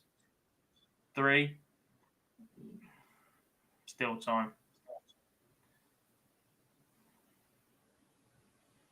Yes, the seniors are awaiting Q-School. There is one more invitation waiting. I believe they have a meeting Monday.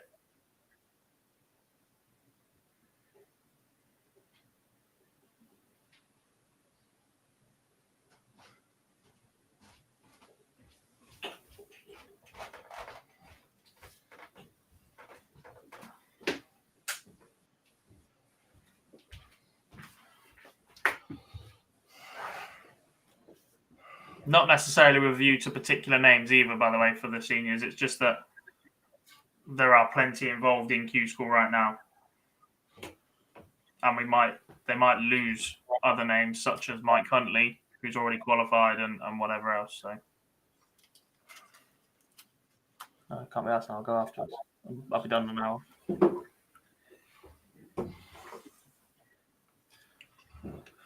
Hybrex Veenstra goes all the way. And Veenstra wants 8 points, double 4 for the match. Ooh, goes inside. Can Ronnie Hybrex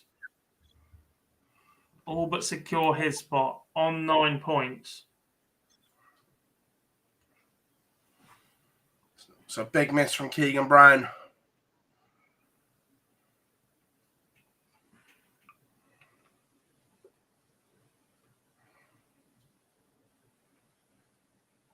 Can't take out the 164, Ronnie, but it's a bust from Veenstra on 4. Morning, Anthony. How are we doing? Yeah, solid run from Alex. He needed it, but he's going to need to do similar tomorrow. Very good run. Oh my, Ronnie Hybrex.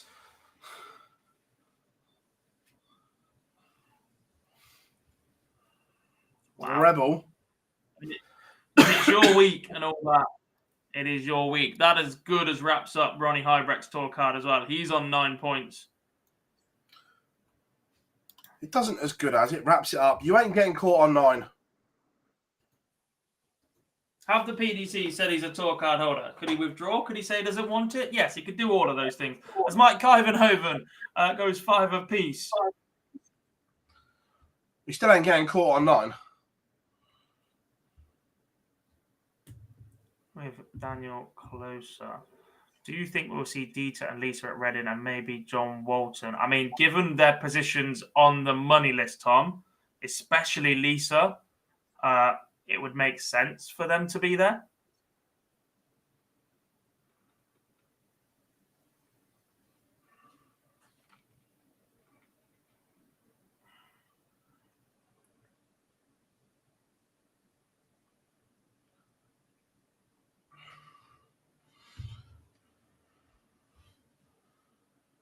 Keegan Brown has a leg back, but how much will you look back at that last leg? This one should be 2-all, but Dylan Slevin is in control.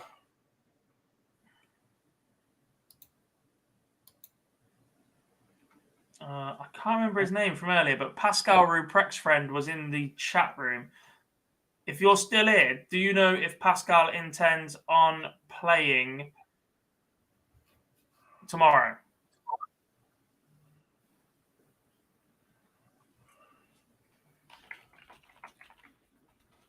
It might be possible, but I bet they don't.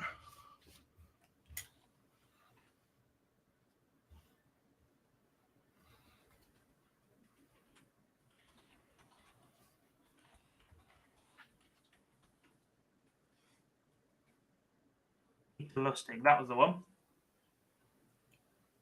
Ooh, big moments in Kalkar. Daniel Closer has left 180 after 9. It's not a finish, but a nice setup could be on the cards as Kuyvenhoven has left a fish. We saw Desvan take out a fish in the previous match. Closer only leaves Shanghai.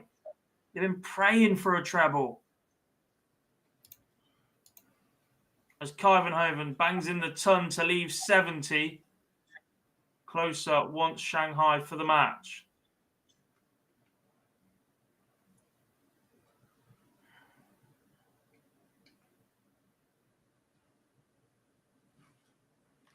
Slevin takes out 1-1-2 for a 4-1 lead on Keegan Brown. Closer has potentially missed a dart low at tops. If not, he didn't get a dart at the double and has hit the treble last dart to leave double 10. Is it enough for him to return? No, Mike Kuyvenhoven into the semi-finals and on to 10 points. Shake his hand. Like I said, we're not saying it. I've never said it's gospel. I'm saying that I believe, as we stand here right now, the top 3 are done. They're not getting caught. That's my belief. Whether it's mathematical or not, I don't care. They're not getting caught.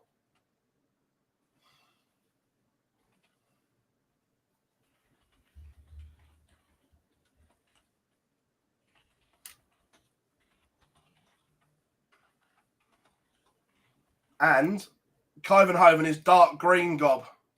Our first one officially on darts rankings. We have a dark green. Oh, you mean when I said shake his hand? Look, I got it right. The first one I've said shake his hand. We're there.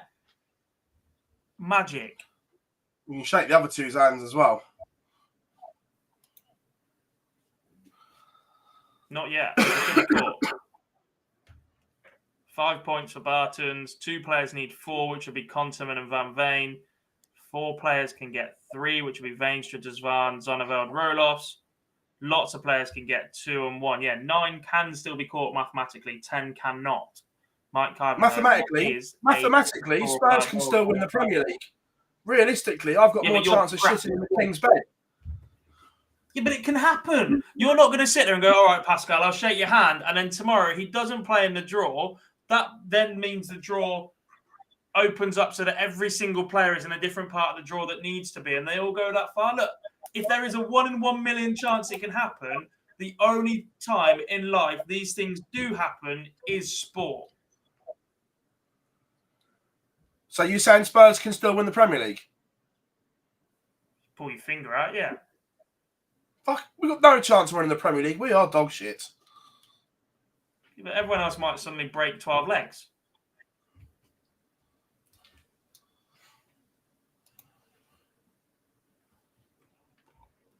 I think I'd score past Hugo. And to be fair, once the draw's done tomorrow, there's enough cannon fodder in Europe that it's just not going to happen.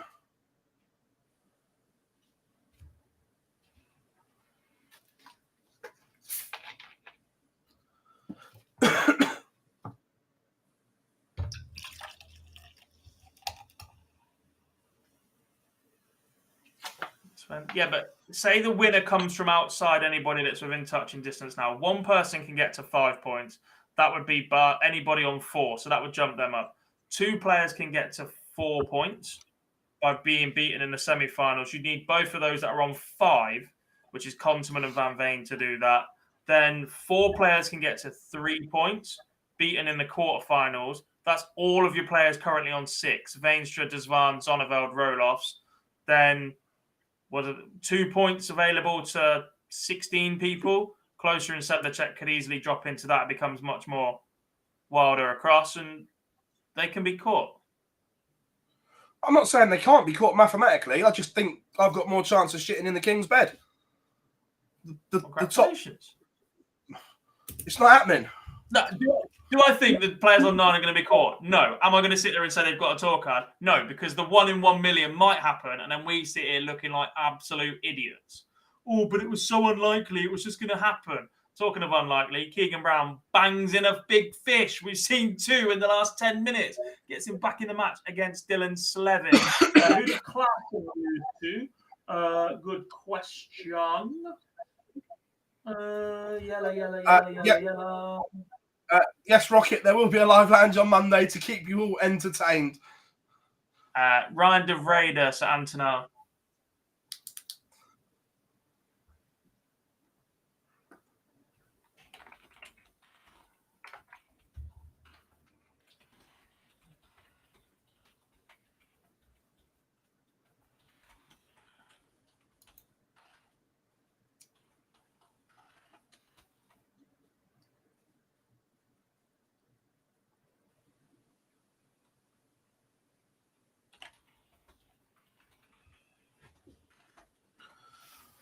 Again, Keegan Brown will go back to those missed darts for 2-1. Sorry, for 2-all. It went 3-1.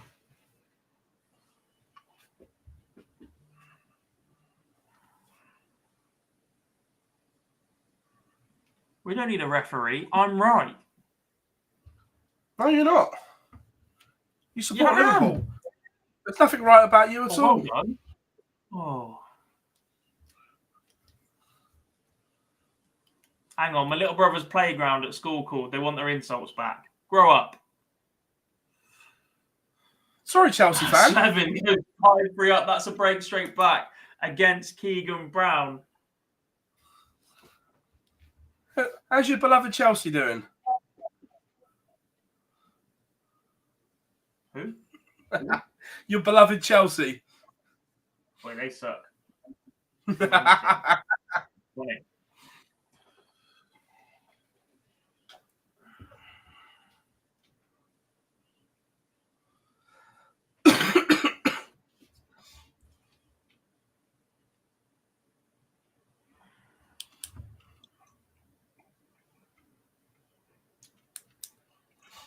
Yeah, Tungsten Toffee's been way too conservative.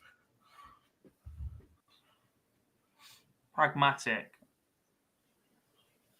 It goes to school, Tug. Mike Kyvenhoven seals the deal. Also, where were you yesterday when Dan's drinking San Pellegrino? Have a word with yourself. Come on, man. Kyvenhoven's been good, isn't he? Considering he wasn't great on tour this year. He's bounced back well. Yeah, he's just got a weird action, hasn't he, with the way he sets it first and then brings it back. Not sure he's got the nerve, but he's back and he gets another chance and he's earned it massively here.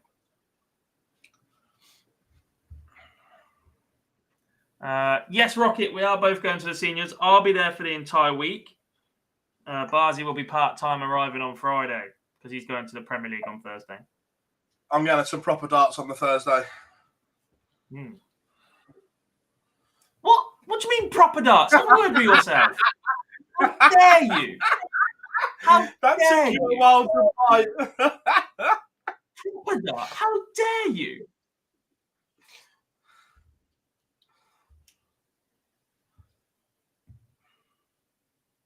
Get out. In fact, I'm not even going to allow you in the press room. You're not allowed. You're not coming. OD will be represented by Lee Boyce all week. And I will employ someone else to work for the seniors for the weekend. Don't have to tell you, Gob, I've got an access to all area pass. Yeah, and I'll tell Mandy to kick you in the bollocks. You ain't getting your way out of this one with Wagamamas. Dylan Slevin beats Keegan Brown 6-3. Oh, he ain't allowed in Lakeside, Neil. They've seen him coming.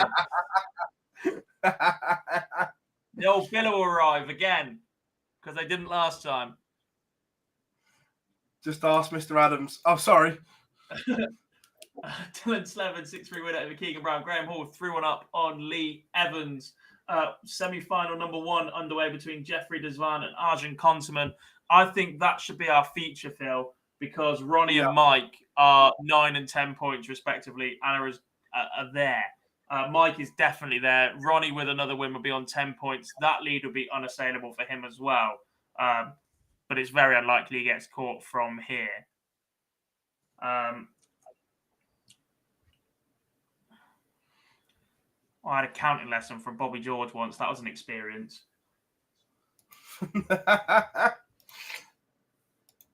Score Shanghai, you doubled a treble. Cheers, Bob.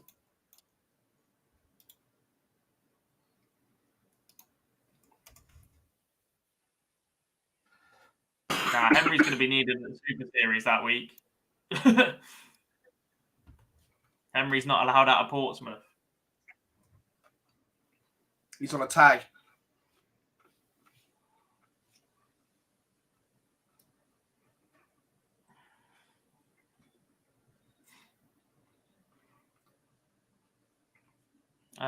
Fallon lost in the last 16.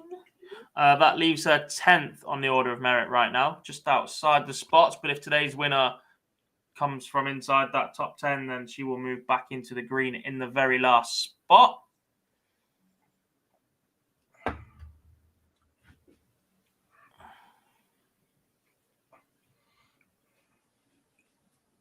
+5 points and a +10. We're looking at 7 points as the likely destination for tour cards.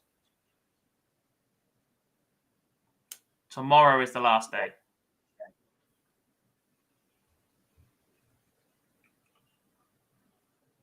I'll offer you the same deal. We said this on day one, Phil. If it was to cut off right here, right now, would you take Sparadans and Cadby, Kuyvenhoven, Ruprecht, Hybrex, Closer, Sedlacek, Veenstra, Desvan, Zonneveld, Rolos, Konterman, Van Veen, and Bartens from the EU school, knowing that Thibaut Tricol, Franz Rocher, Jacques Labre, Jelle Klassen, Jacob Taylor, John Michaels, Dirk Telnikes, Alex Spellman are all outside? Or would you have one more day competing if you could take those players?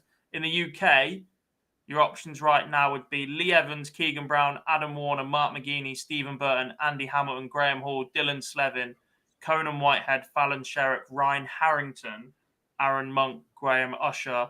Just outside of that one, if we let them play one more day, would be Dom Taylor, Scott Mitchell, Adam Hunt, Nathan Gervin, Christian Perez, John Henderson. So, EU, no, I wouldn't. I'd spin the dice. Yeah. Because of who I see just outside. I think the ones outside are of more interest. The ones outside are of more interest, in my opinion. In Tricol and Labra in particular, I think, can we get a Frenchman on tour? Yeah, and then the UK. You're weighing up. Would you take everybody above Fallon Sherrock right now to get her on tour, knowing that we miss out on Taylor, Hunt, Gervin, Perez, Henderson, aren't you? Yeah. I'm weighing that. Right. Based on one thing and one thing only, I say yes. However, 1, 2.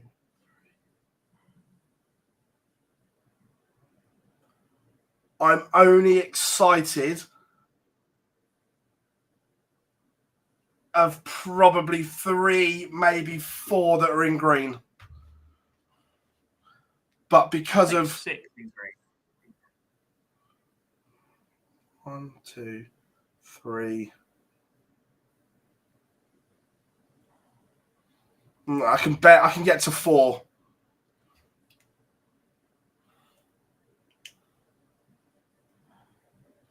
But because of...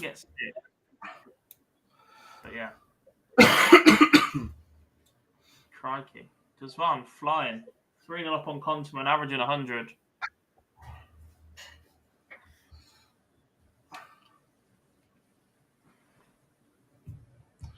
But in terms of us, if we said yes, stop the count in the UK, one name makes it all worth it in terms of what it brings. Yeah. No, I'm not going to be horrible and name the 4, but because then you work out who I And the thing is, God, this gets lost as well, because it's not once do I ever think they're bad players. It's just I don't enjoy watching them play. It's not even that. I want stories. I think players that are returning or that have had their chance that didn't do an awful lot with it, I want to see new players get a crack, or I want to see new stories. Adam Warner is a fantastic new story that opens up a completely different avenue of progression to darts, given that university darts has never really had somebody go this far, somebody that started playing in the university game and built their way up. Obviously, Fallon returning, etc. In Europe, I guess more of the focus is on players coming from countries that don't have a tour card holder or have never had a tour card holder, i.e. eyeing up Treacle and Labra, Spellman getting on as the CDC continues to grow, Pascal Repret coming out of absolutely nowhere, etc. The yellow in Dart Connect ranking, so basically the winners. So there's 9 places, 10 places in Germany, 9 places in the UK via the order of merit. But that is on the presumption that the winner on each day will come from those.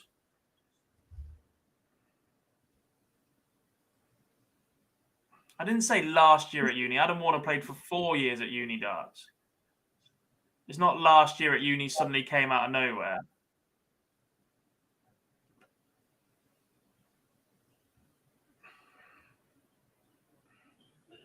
But the difference between Adam when he played first year at uni and last year at uni was quite significant, and he's continued to grow since then. No, he's not really that quick.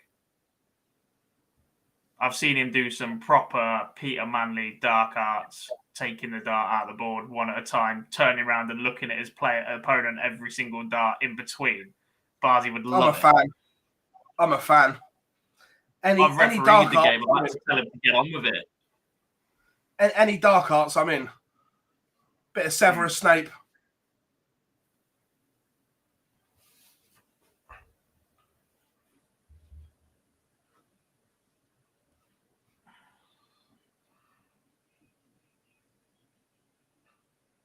Kyvenhoven takes the opener against Ronnie Hybrecht. Dazvan absolutely flying right now. 4-0 up, although he just missed darts for a 5-0 lead. His average might drop below the 100 mark shortly.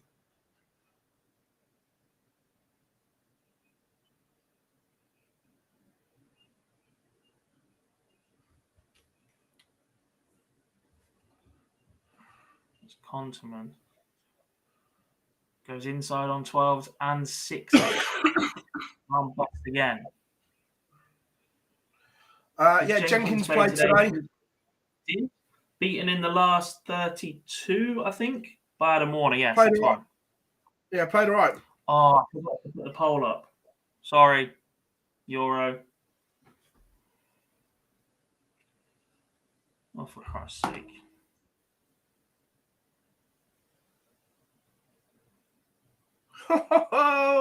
Brighton have just scored. I know, I'm watching it.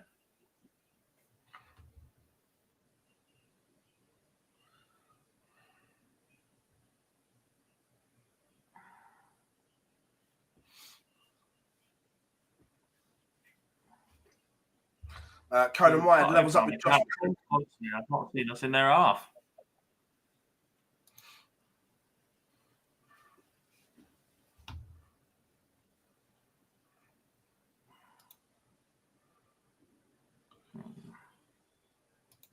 Run from Chris Quantock's come from kind of nowhere. He's not really shown a lot on the challenge tours or anything like that. He's had a card before, hasn't he? He was backed by Target for a while.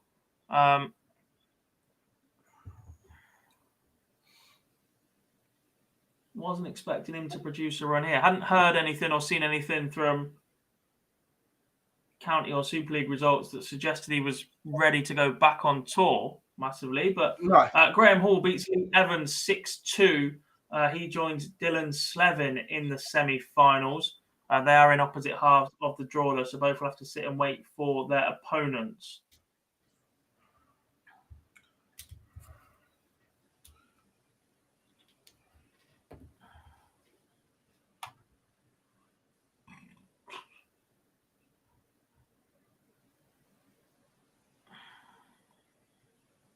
Quantox still with target and done vegan. He's got a broken bone in his wrist. Jesus.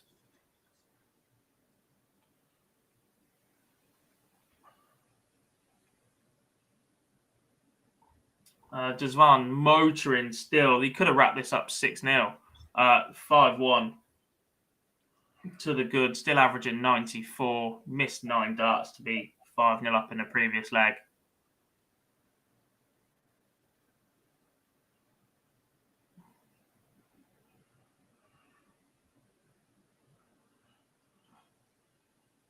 Josh Payne, Conan Whitehead. Was this not a Champions Week finals night matchup?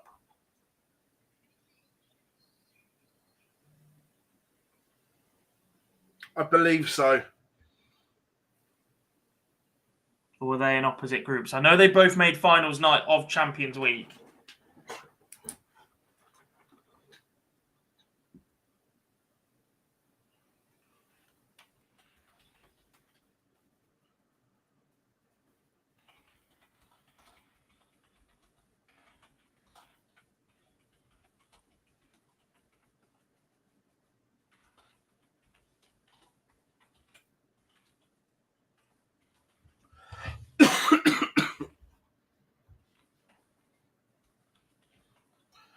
Rocket, MODUS Super Series does great viewing numbers.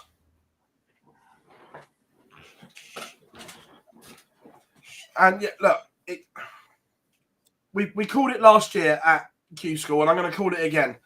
It's no coincidence that the players that have played regular at the Super Series Stroke Live League are going on and doing good things here because they're battle ready. They're playing competitive darts all the time, Gob. Yeah. What do you think? Lee Evans, Graham Hall, 2 regulars down there. Dazwan, 1-3-2 for the match. 15 dart leg. It's a 96 average for him to finish.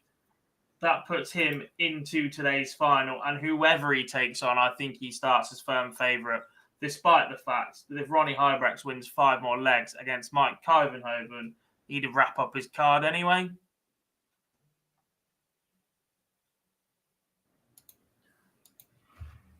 The only guarantee at the end of today would be that we would know 3 European tour card holders and 3 UK tour card holders. We could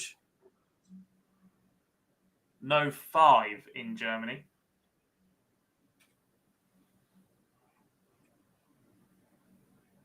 Nah, Conan, not yet, mate.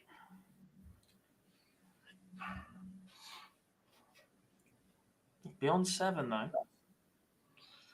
Adams or Painter winning tonight. They're the 2 standouts. That's for sure.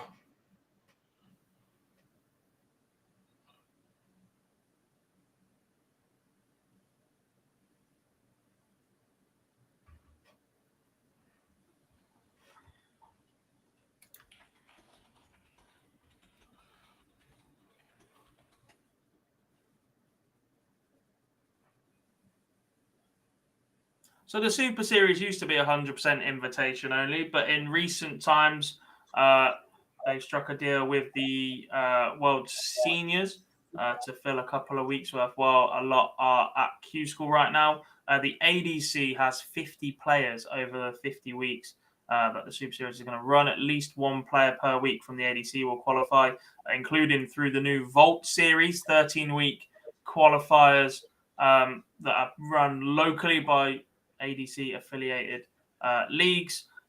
There's also ADC Oceania on the way. A few qualifiers being held in Australia and New Zealand for the chance to play in the Super Series later in the year, thanks to the success of Raymond Smith. I think that's it at the moment. Yeah.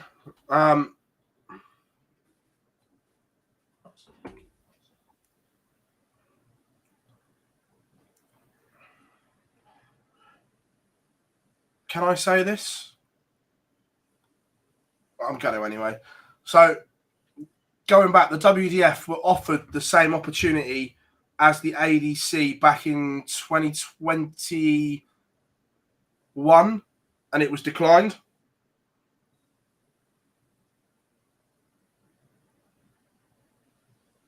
So there was a conversation there. But then from there, it's about producing competitive games, decent standard games. And then, look, the players get a fee per day to play, Monday to Friday. Then the Saturday, you're playing for prize money on top of what you've already earned in appearance fees. And then if you qualify for Champions Week, the same again, you get an appearance fee. And then on the final, you're paying for 20 grand. Not bad work if you can get it. Hybrex Kyvenhoven goes 2 apiece as Josh Payne holds to stay 4-3 behind against Conan Whitehead.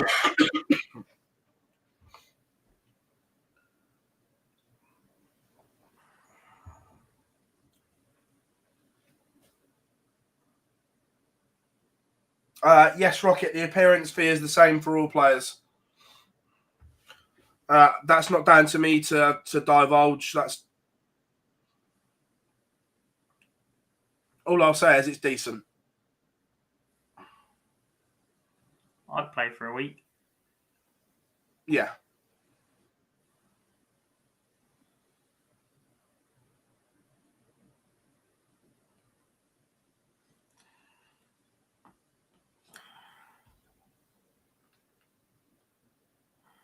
Look, Steve Brown and Scott Hunt have done brilliant things with the ADC, and the way it's come on is unreal.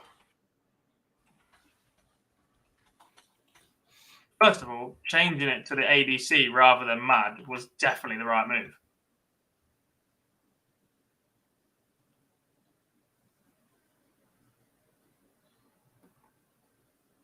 Don't know, Si. You have to have a look online, mate.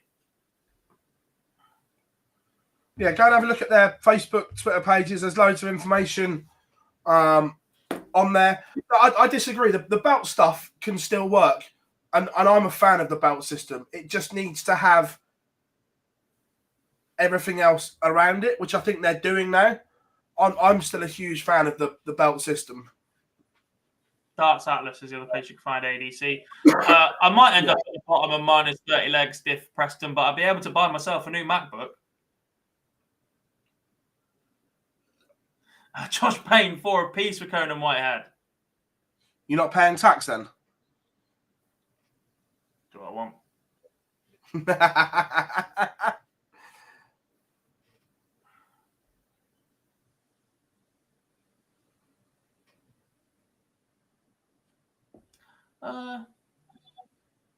I mean, in a series, you need 144 players. This one's a little bit different because of the World Championships in Q-School.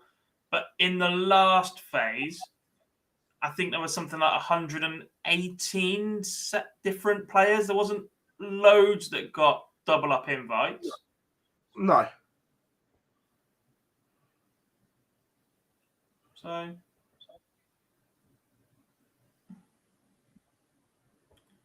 Faroe Islands qualifier. You might have to travel a bit for that one, mate.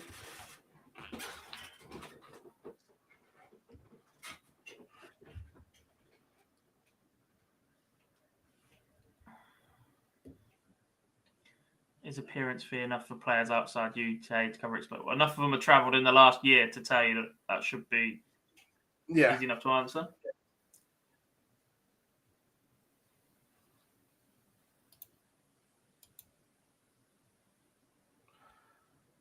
Ronnie Hybrax is on 9 points plus 32.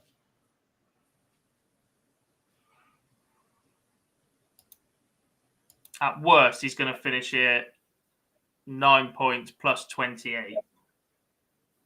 If he beats Kyvenhoven here, he will get to 10 points as well.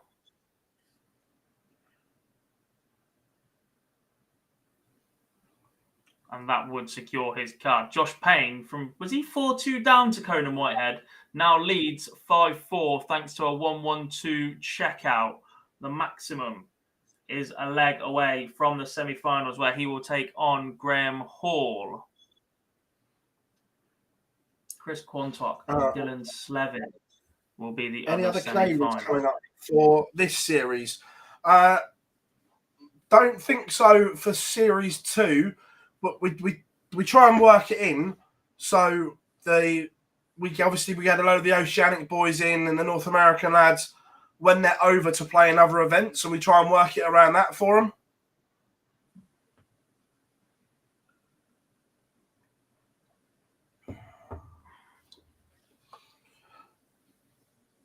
Fred, go and get yourself to some ADC events then.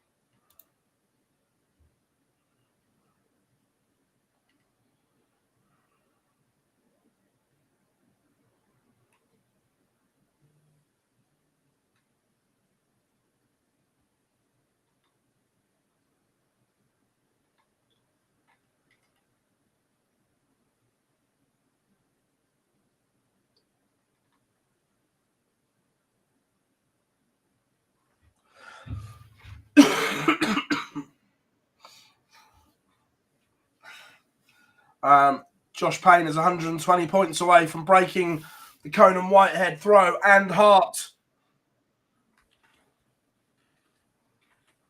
I love having Anthony in the chat room.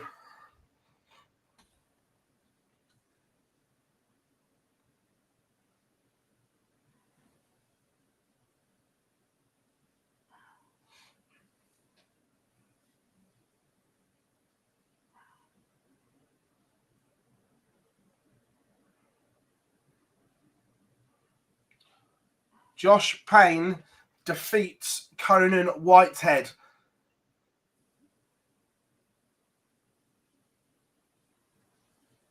And we have a final four lineup. We're not too far behind Germany right now. Mike Cohen leads Ronnie Hybrex 4-2.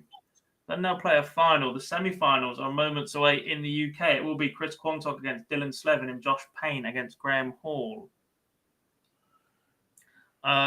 MODUS, you'll have to wait and find out tonight. Tonight's lineup is pretty good, though.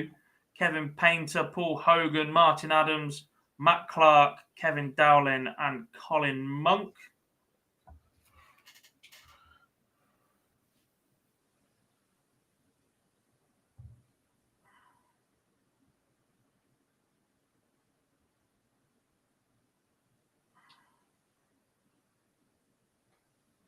I think she will, Connor.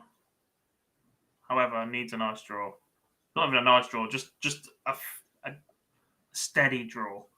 The last thing you want tomorrow is to see Fallon versus Keegan to start or something.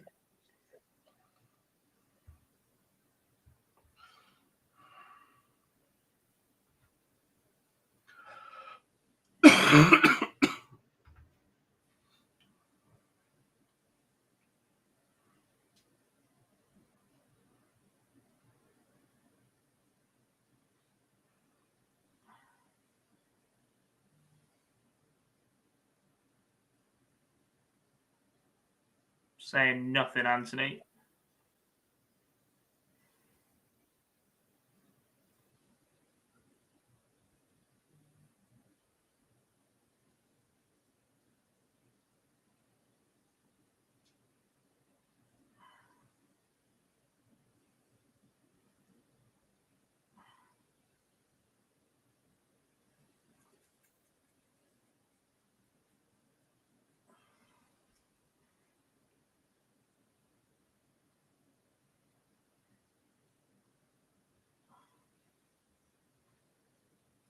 Ivanova 58 points away from the final. So I'm just no, it's not. He's still a leg away now. 58 points away from one leg away. Just touching base with MK. What do I need to do? Win games. Yeah.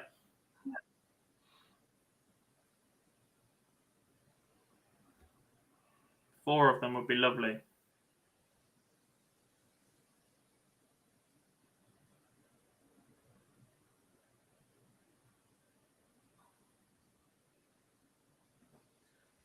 Josh Payne and Graham Hall are warming up.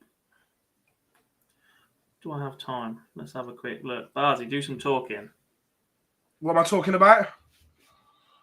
Anything while I put a poll up to see who's going to win in the UK from here.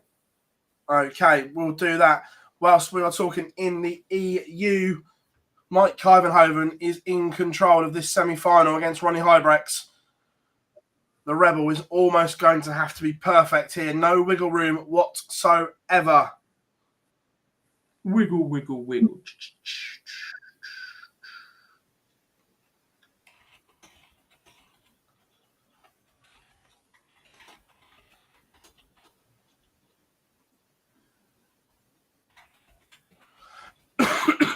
Back-to-back 140s for Kyvenhoven leaves him on the cusp.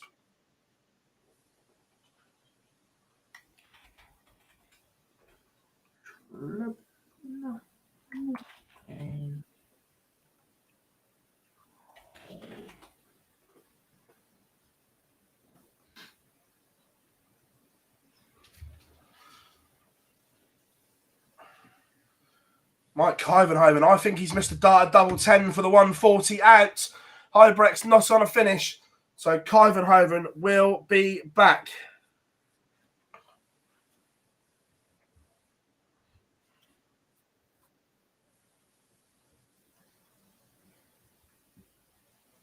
Kyvenhoven gets the job done. Denies Ronnie from going dark green right now.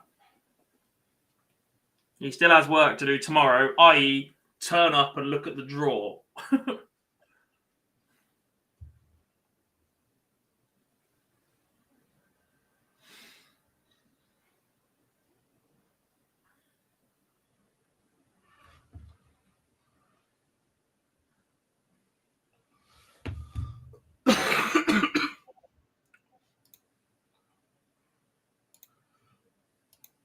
Because that one's only just finished, Gob, it's going to be at least 5 or 6 minutes, isn't it? So are we going to, if they both go live soon, are we going to double box the UK semi-finals? We can do. Somehow Josh Payne is warming up twice.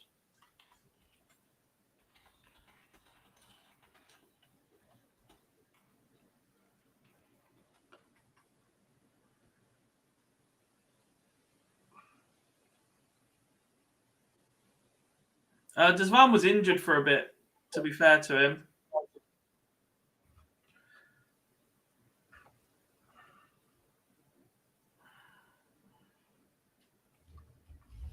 Chris Quantock and Dylan Slithen are underway.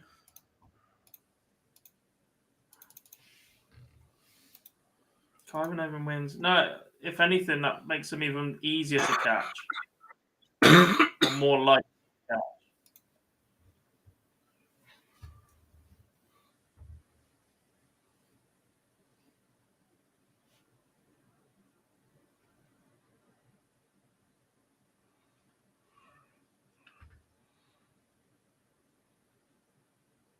Five, 2 4s.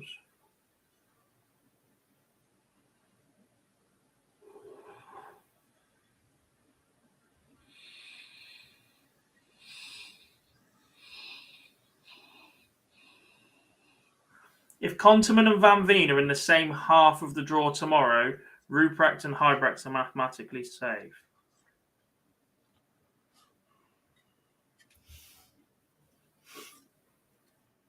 I think.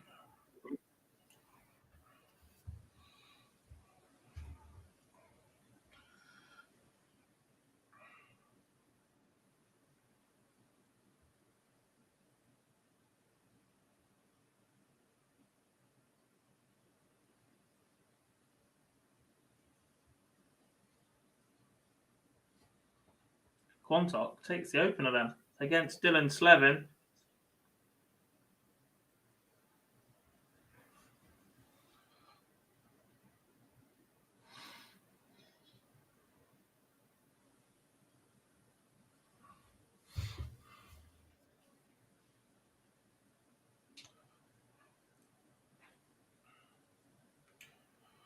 Just waiting for Hall and Payne. To be fair, Josh Payne likes a mind game, so it wouldn't surprise me if... Oh, it's gone live. So it wouldn't surprise me if he strung it out a little bit.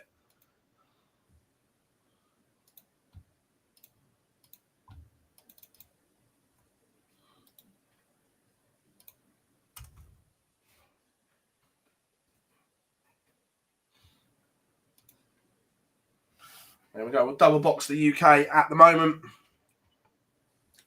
Germany is warming up, though. Once it goes live, we'll switch it. We're obviously going to have the final on, but just right now.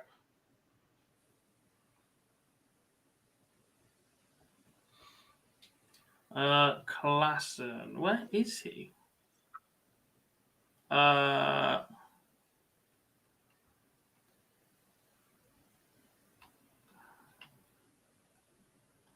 3 points plus 20.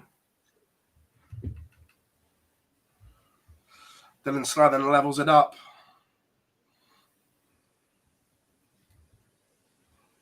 Where's Matt Ward when you need him?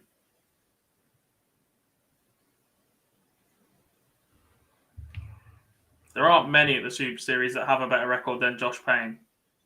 Yeah. Josh's Super Series record is right up there. Yeah.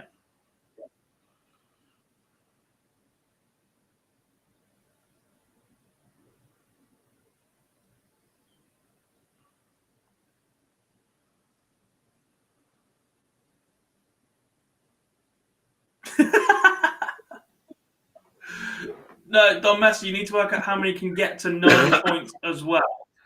Because 9 points and leg difference swings would be enough. Not can get to 10 or past, it's 9 or level. So 5 points for Bartons, Tricol, Rocha, Labro, De Vrede puts them on 9 points. So they'd have to be the finalists. You've got 2 players on 5 points. So they'd get 4 points for losing in the semi-final. That would be Konterman and Van Veen.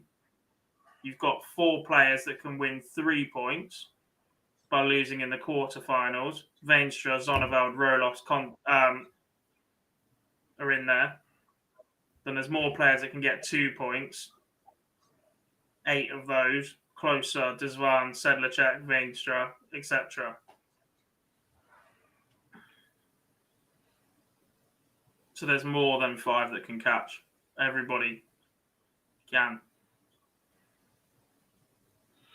Anyway, whilst you try and be Rachel Riley, Josh Payne wins the opening leg, and Chris Quantock has missed an opportunity here, and Slathen breaks.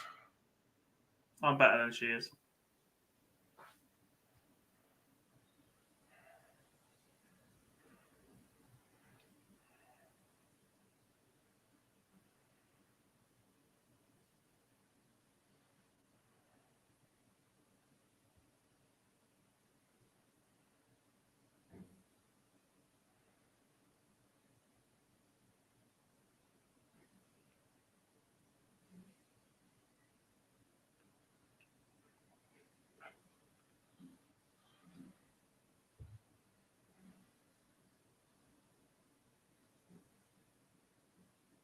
Quantock had a card before. He has.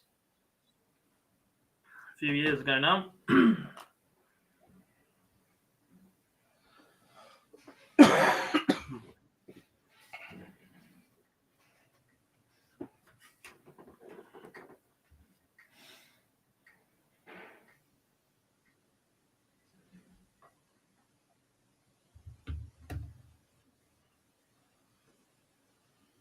It's a good response from Quantock here. However, leaves a bogey number.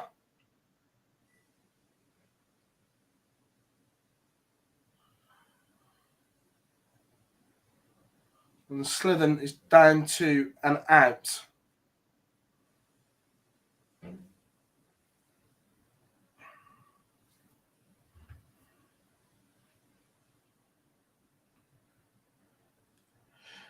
Yes, Rocket, as soon as our stream is done here, quick shower, and I will be off to Portsmouth.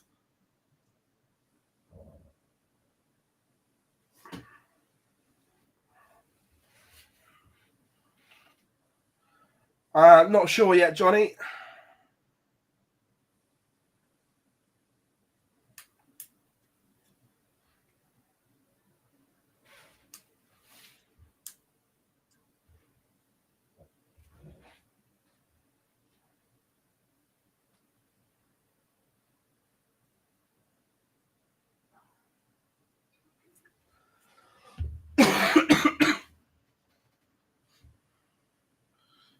Josh Payne potentially has missed a dart at tops there for the 120. We don't know. It may have been last start in the treble. But Hall, 93 to break back as Dylan Slevin leads 3-1.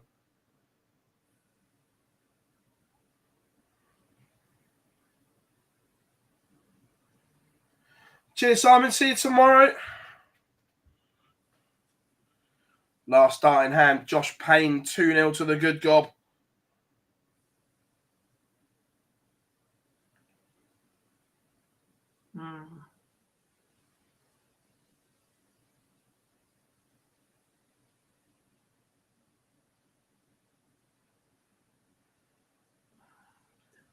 Cases.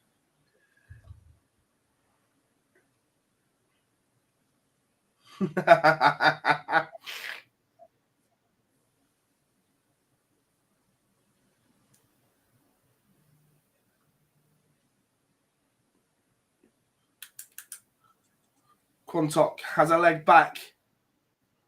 So hold a throw. He's going to have to find a break.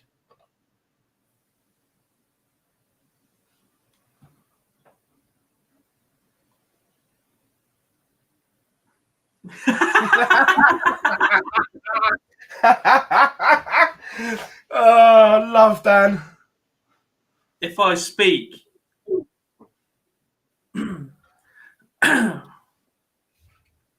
if I speak, Oh. if he drops out,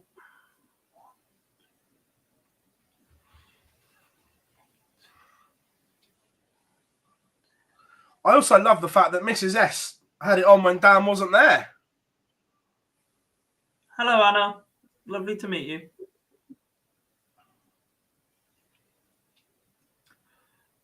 He drops out.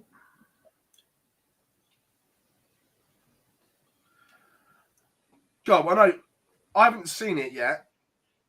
What's everyone got? Is the Man United first goal offside or not?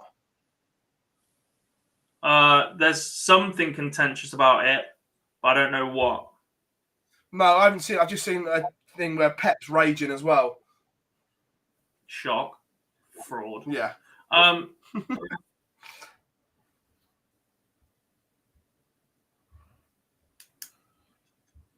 Whatever happens in this final in Germany, Yeah.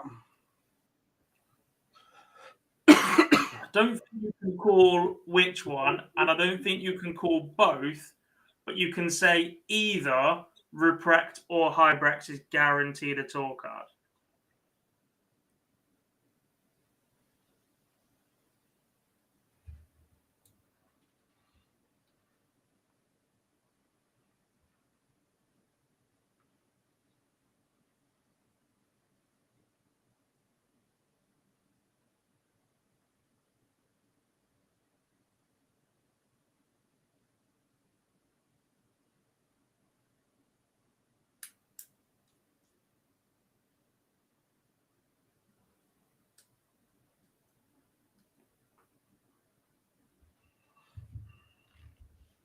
As Germany final is underway. Which one are we getting rid of temporarily? Josh Bahn. Because that's the one on the right-hand side, and that's where Germany goes. Yeah, well, I could easily switch them over, but yeah. And it's further behind, so we're more likely to see more. Play the game, man.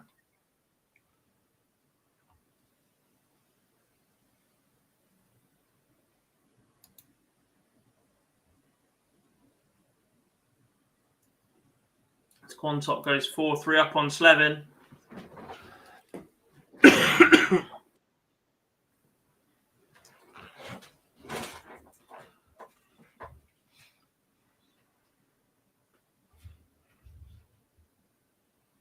There's only one lot of 5 points up for tomorrow, but there's still 11 players for 10 spots, regardless of who wins this final.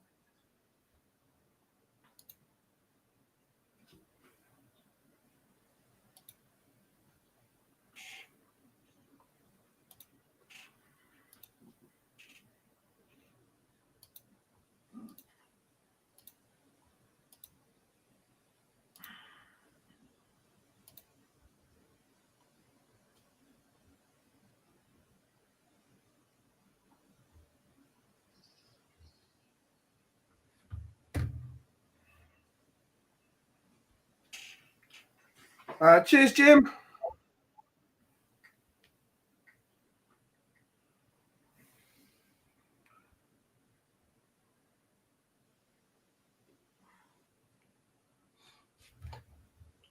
Yeah, Ricky, I've just seen the still.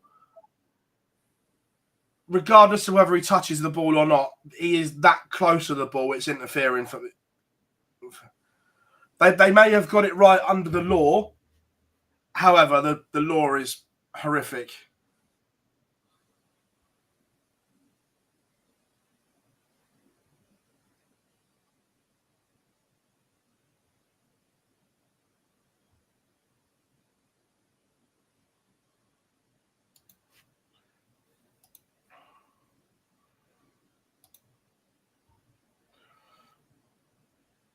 Is there a shock brewing?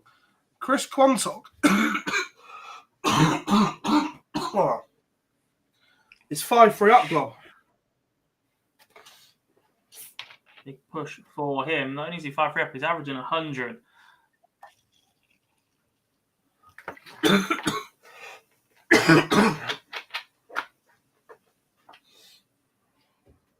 Yeah. I think either Pascal or Ronnie are 100% safe, regardless of the outcome of this final, but not both mathematically until tomorrow morning when the draw's done. And then you need a really weird situation where players drop into the right quarters and are on different boards and avoid each other, and they're in the right quarter of the draw and the right half of the draw and all of that. But until that happens, we ain't seen no more dark greens.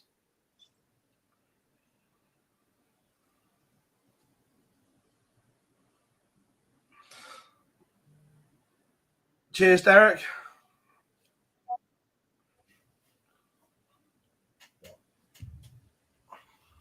Could be worse, mate. Could be getting dicked by Brighton. Klopp out.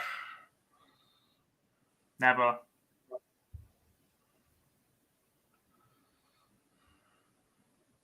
Fallon was beaten in the last 16, Tommy, by Lee Evans. So she's on 5 points now, plus 10 leg difference. She's currently on the cusp of the order of merit. She sits 10th, and it will be top 9. However, today's winner might just drop out from above, and she will start the day tomorrow in that all-important spot. 7 points is the tally we think most are aiming for. I appreciate we're protecting 9 points in Germany in the conversation as well at the minute, but that's 1 in a million shots being ruled out in comparison to where do we think will be enough. But you don't want to sit resting for a day and not playing when you've got the chance to just wrap it up.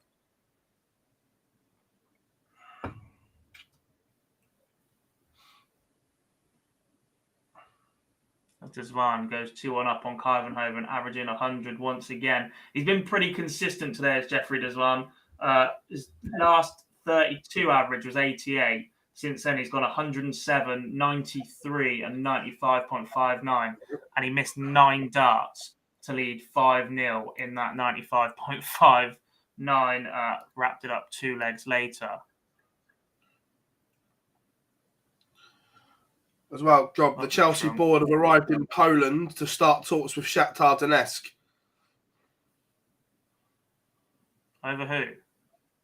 That lad that Arsenal are after? Yeah. Carry on.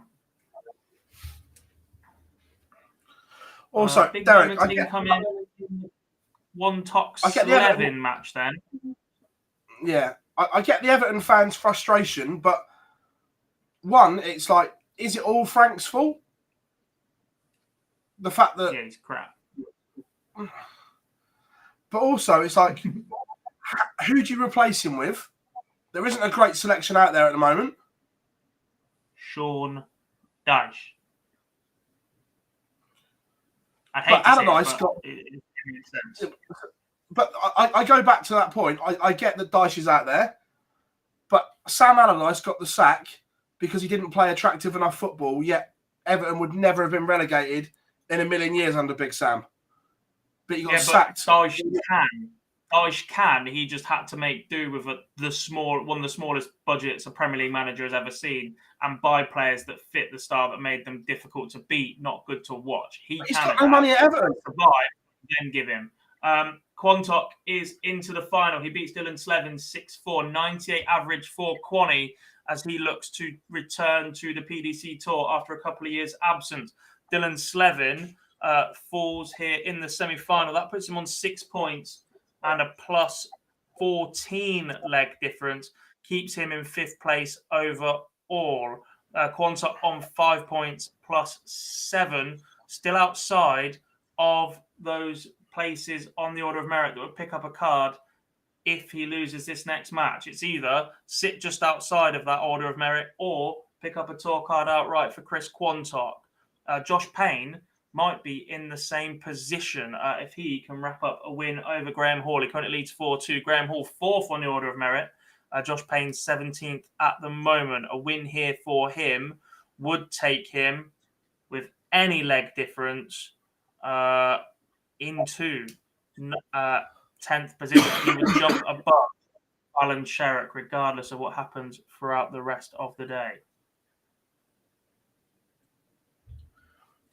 As Payne takes out 1, 2, 4 for a 12-dart leg.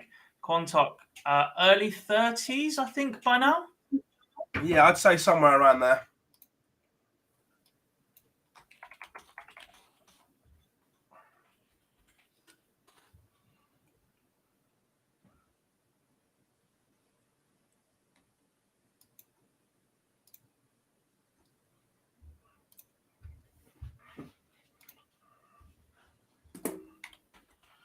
Not a problem at all, Rocket. Glad you joined us.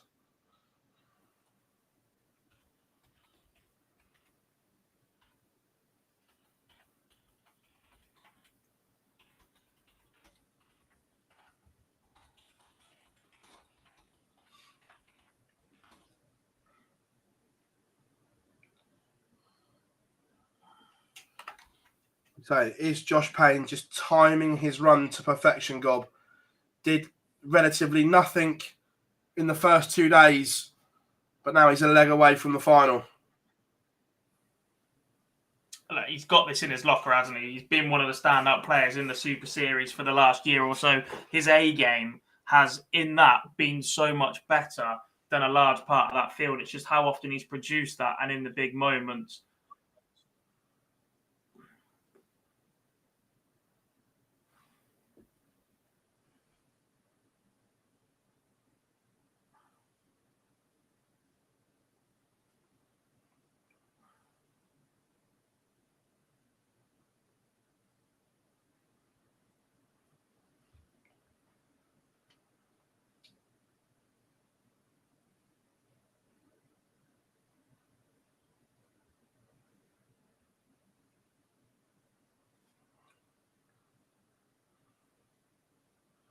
Well, Andrew says, what's your go-to Indian order?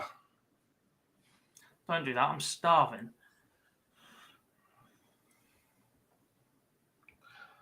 I'm a lamb madras. I've only recently started eating curry and rice, so tikka for me. With loads of poppadoms and naan breads. Obviously. And a beer. A kingfisher. Or a singer.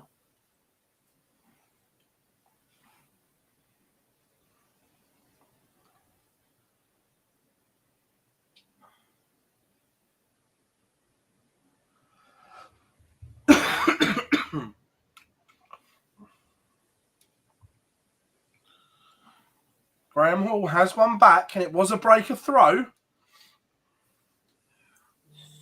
Get it in the Hall of Fame. Not enough, though. Trouble. Trouble when pain hits a max. I don't drink Guinness. So Max back for Graham Hall. But the 58, if this is a treble.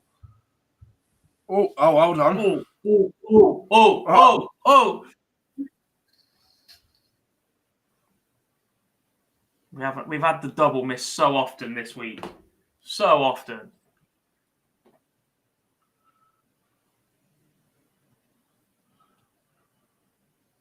Ooh.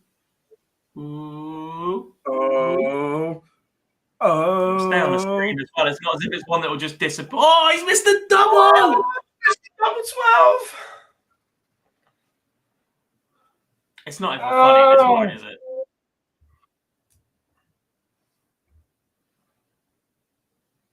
Oh, could you imagine if this 167 goes as well? Could you imagine? Nah, no chance.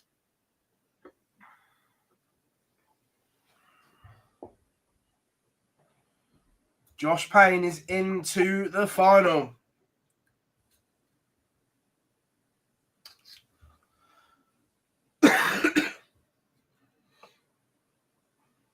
Oh my.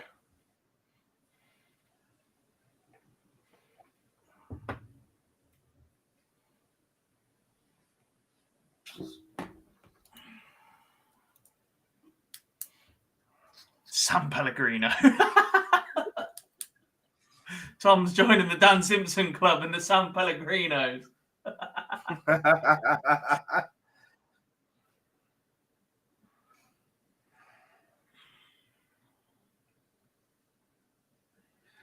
we saying 6 ain't enough for the UK now? We don't.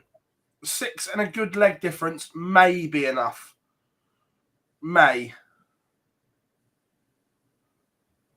I don't think so.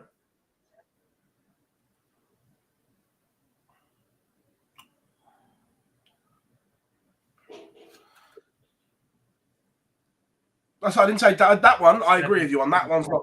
That one's not definite. That's why I said may. It's just too tight at the minute. 7-6 plus 14. You'd want another point to be sure at minimum. If Slevin takes a Tonkin in the 128 tomorrow, 6 points plus 8,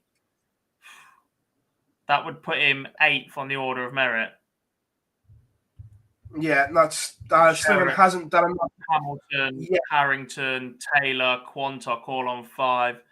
Mitchell, Adam Hunt, Nathan Gervin, Perez all on 4 points. That's only a last 16. That's a 64 and a 32 win. It might sneak you in as the very last place, but not going to sit here and say anybody is there at that point.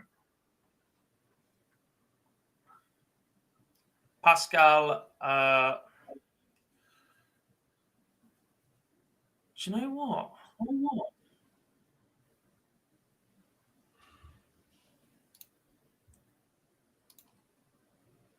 He might be. Yeah. If Pascal Ruprecht doesn't play tomorrow, so either, I said this earlier, either Ruprecht or Huybrechts are guaranteed, but not both. Yeah. Because Ruprecht is 8 legs better off than Ronnie Huybrechts, if he doesn't play tomorrow, he cannot take enough legs off his ranking, and Ronnie can't gain enough on him to fall below Ronnie, and therefore he would be the one of the two guaranteed where they're currently sat.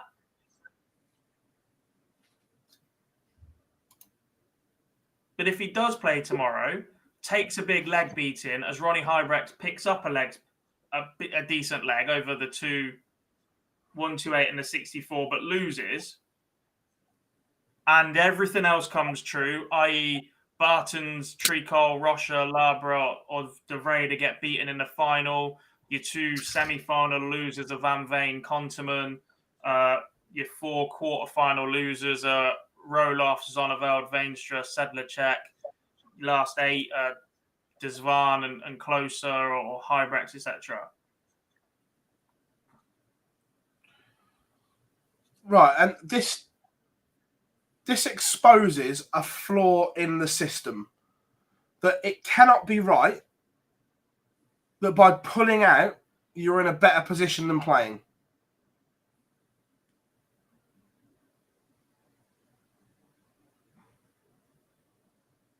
Forget darts for a minute. Just in any sport, that cannot be right.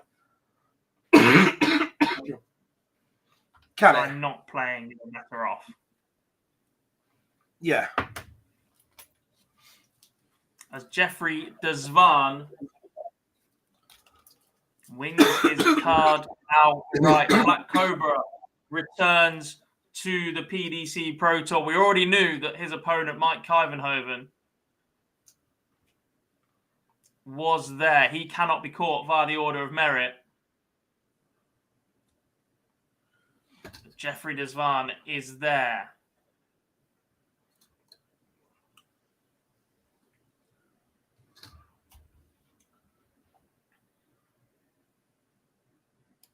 I wonder if Kivenhoven will play tomorrow. I wonder if Pascal Ruprecht will play tomorrow. Yeah, look, darts rankings have even worked it out, and they've highlighted it at the top of the page. Mm-hmm. Oh, Christ. Have you seen it? No, just more importantly, the third goal was scored by Danny Welbeck. How crap are we?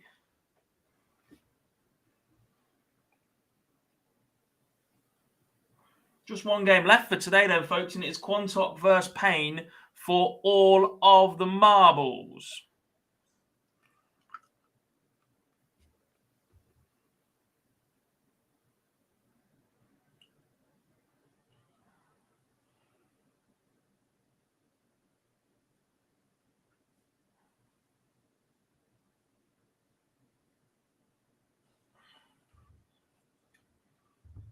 Cadby didn't play because he won his card outright yesterday. He's not allowed to. On the poll, because I can't bother to go and end it physically, so we're going to cast it as the votes now. Josh Payne is the favourite to win this match, according to you guys at home. 46% from the final four. Chris Quantock was just 10% from the final four. Dylan Slevin was 36%, but he's been beaten by Chris Quantock. So, judging by your guys' votes, you think Josh Payne is bringing this one home?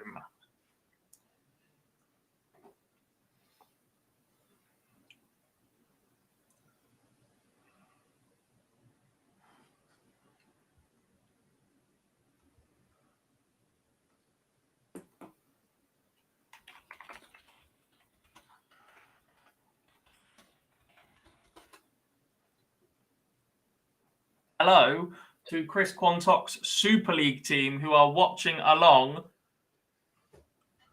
Hello. As they await the result of their teammate.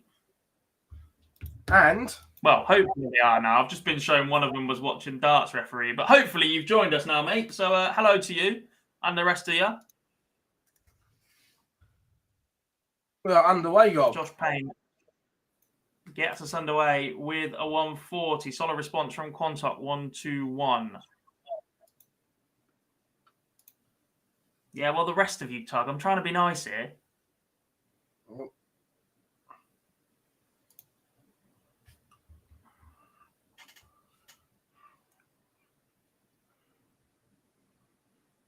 Chat room predictions then. Just fire in the chat. I'm not doing another poll to see who wins. Let us know who you think is winning this one. Chris Quantock or Josh Payne. Yeah, the loser of this will remain outside of the order of merit.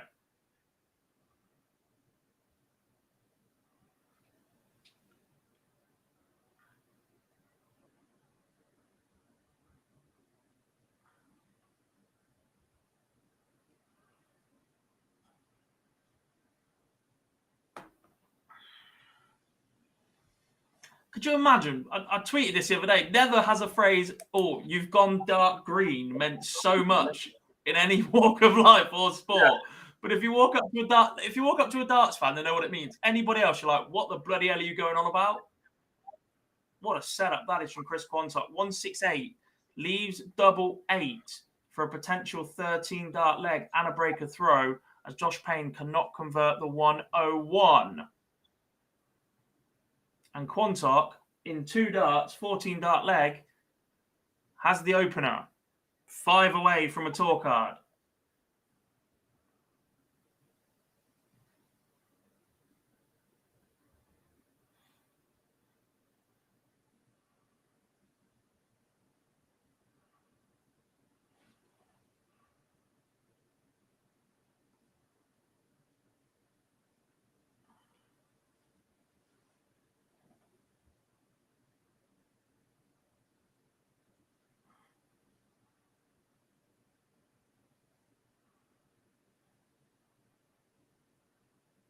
No, you're right, THH1. If Josh Payne loses this final 6-0, he'll be tied with Fallon Sherrock in 10th spot on the order of merit. Top 9 will receive tour cards.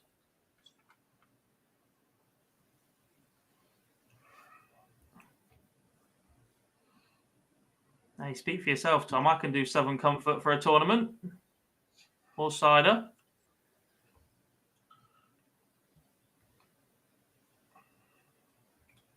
Has Keegan done enough? He's on 7 points and a plus 23 leg difference. Not 100% confirmed. The UK is a lot tighter right now, especially as it's possible for half of these players to go and reach the last 16 or 32 that they need to catch him. You'd say he might sneak in. Not sneak in. The pre-tournament predictions were yes, that would be enough. We'll see how tomorrow plays out. Do you know what? If you'd asked me 3 hours ago, do I think Fallon's winning a card now? I was 100% yes. The more and more I sit here looking at it, the more and more I sit here looking at the players on the same amount of points as her and the ones just above her, and fear for the draw being absolutely horrible tomorrow, or missing a dart double and just having that little bit of heartbreak. I'm just talking myself out of it.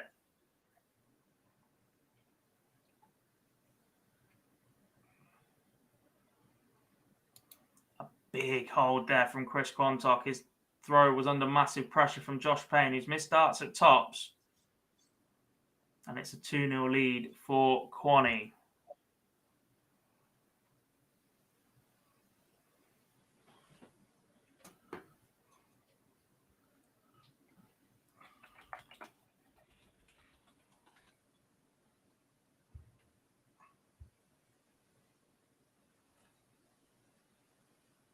Yeah, I agree there, Nathan. Whoever loses this game, psychologically, it's going to be tough tomorrow to pick themselves back up.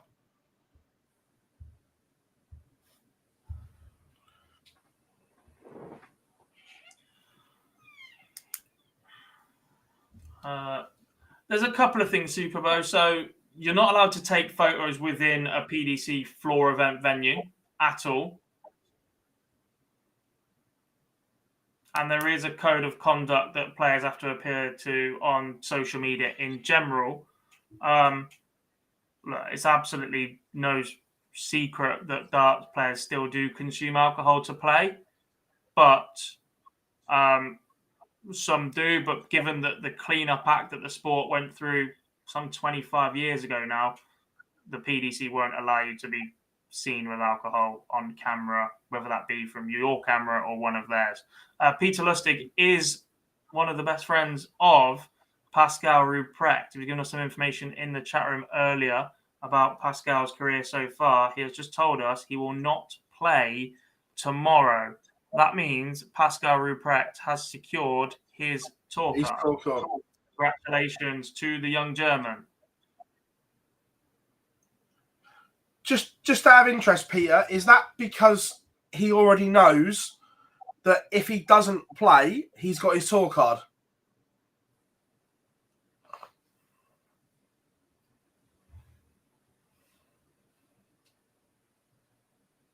Jimmy, there's not just a pop-up bar. When it used to be at Wigan, Wigan redesigned a leisure centre to incorporate a bar. Josh Payne gets a leg back against Chris Quantock.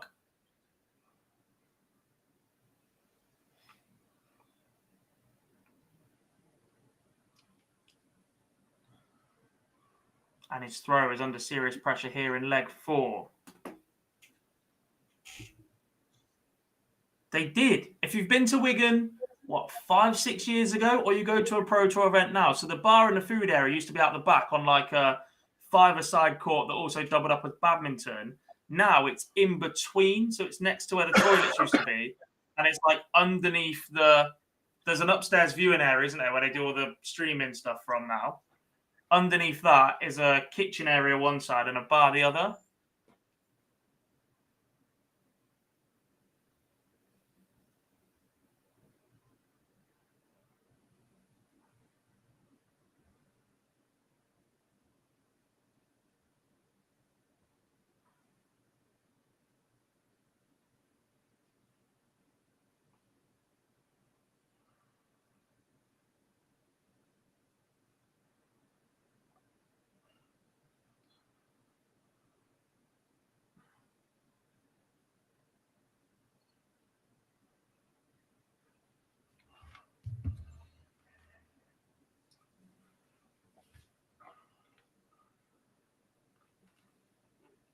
So Kyvenhoven is guaranteed. Kyvenhoven can't be caught mathematically, so that's completely up to him. Ruprecht, by playing tomorrow, look, there's like a 1 in 1 million shot that the draw opens up so that everybody below can get close to him.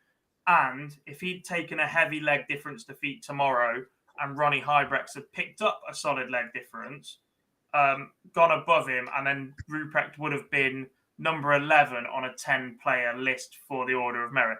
Very, very unlikely. But if he doesn't play, he 100% cannot be caught. There are only 9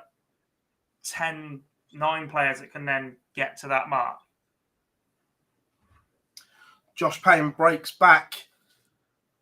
We are now back on throw. Chris Quantock had the momentum early doors, but now Josh Payne wins 2 on the spin.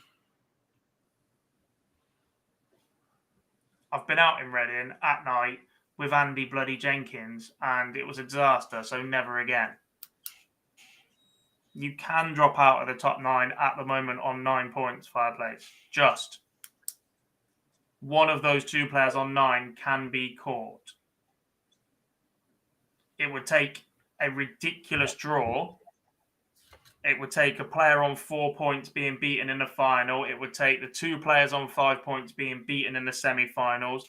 It would take those on 6 being beaten in the quarterfinals and working your way back from there. But it is possible that all of those players can get to 9.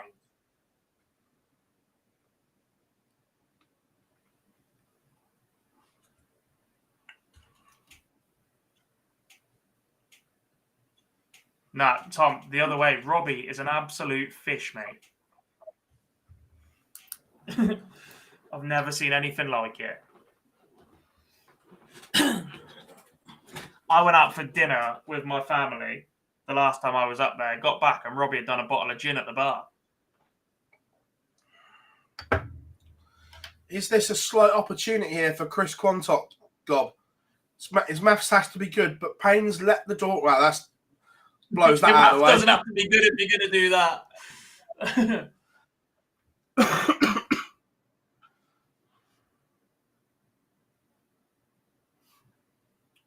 Fallon out. Yes, she's beaten earlier in the last 16 by Lee Evans.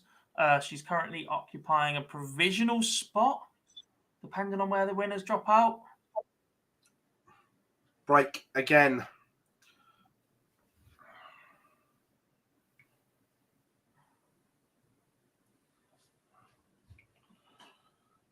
It's a good battle, this one. Saying nothing about our Australian friend. He was on the Bloody Marys at one point.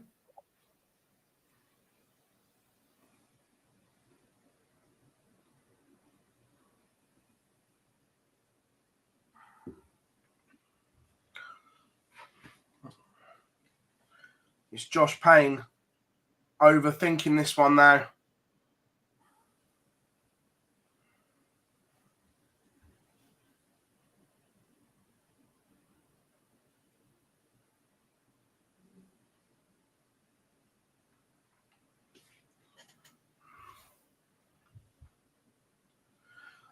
No, Jimmy, I'm nowhere near good enough, and I'm a firm believer of you should only go to Q-School if you are good enough and have genuine dreams of playing on the tour. I'm not going just to play and make up the numbers. Not a chance. Nowhere near good enough. So.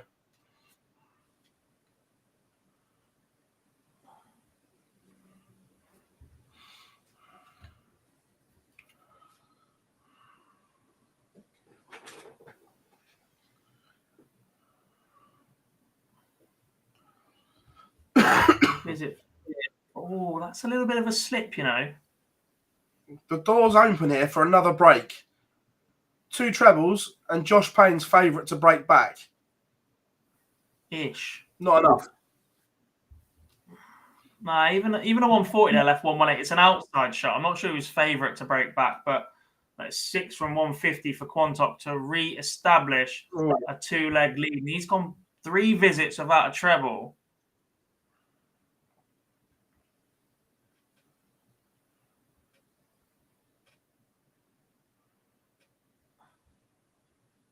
Bills, Niners, Bengals. Is it Bills, Dolphins without Tua?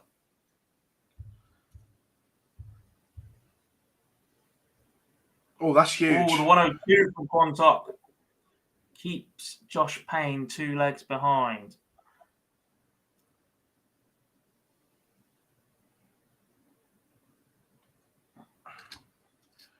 Is Chris Quantock about to rejoin the tour?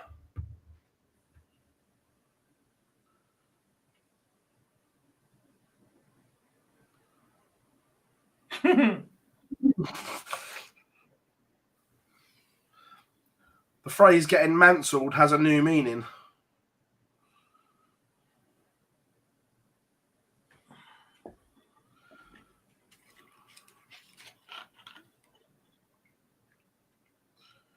Chris Quantock is moving through the gears here.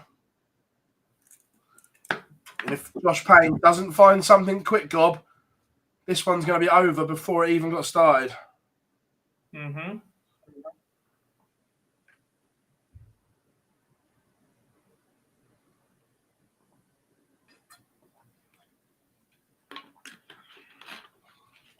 Alan Norris, are you sure?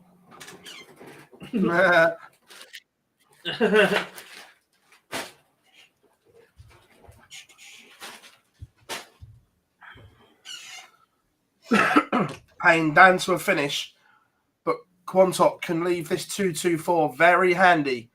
2 treble visit or better. That's nice. Okay. 102 in the last leg. Could it be 103 in this? Will he get a go at it?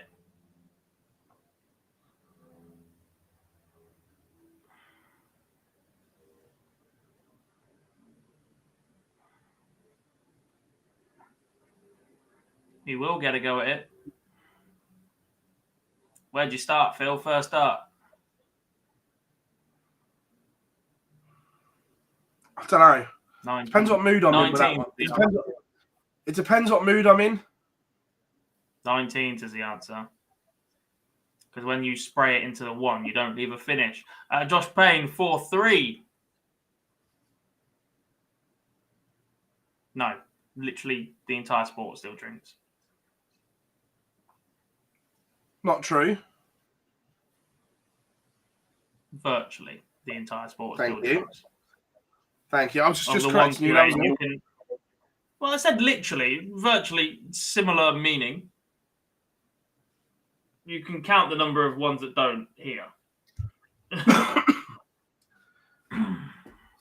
Sometimes, Gob, you'll probably hate this, but on the 103, I have been known to go for the ball. You're a wrong one.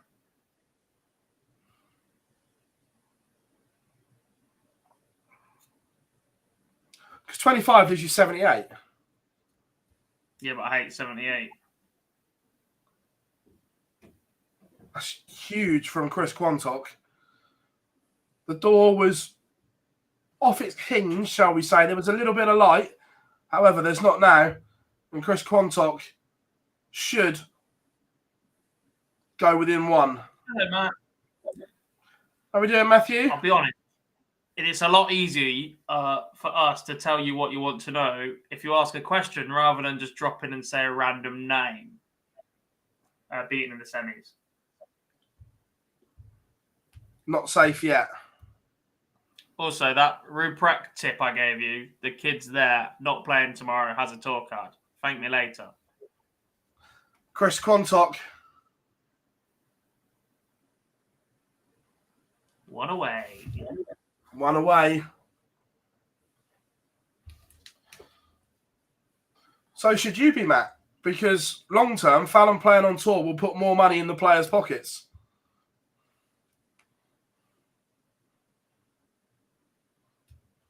Slevin don't drink. Oh. No, he don't. Teach him how to. I told you that from the Super Series that you don't.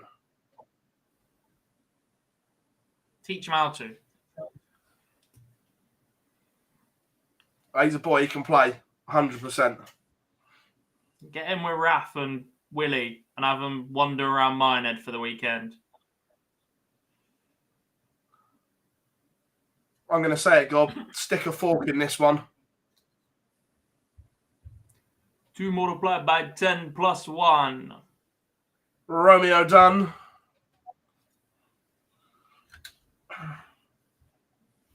Nine darts from 266.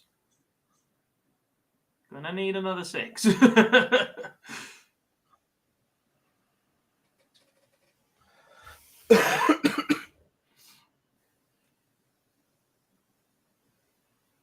be fair, I played sober last night and made the final. So, you know, it's back. 2 troubleless visits since the 177. What have you done? Cursed him. You have. If this is a 174, you're... Yeah, get your head on spike.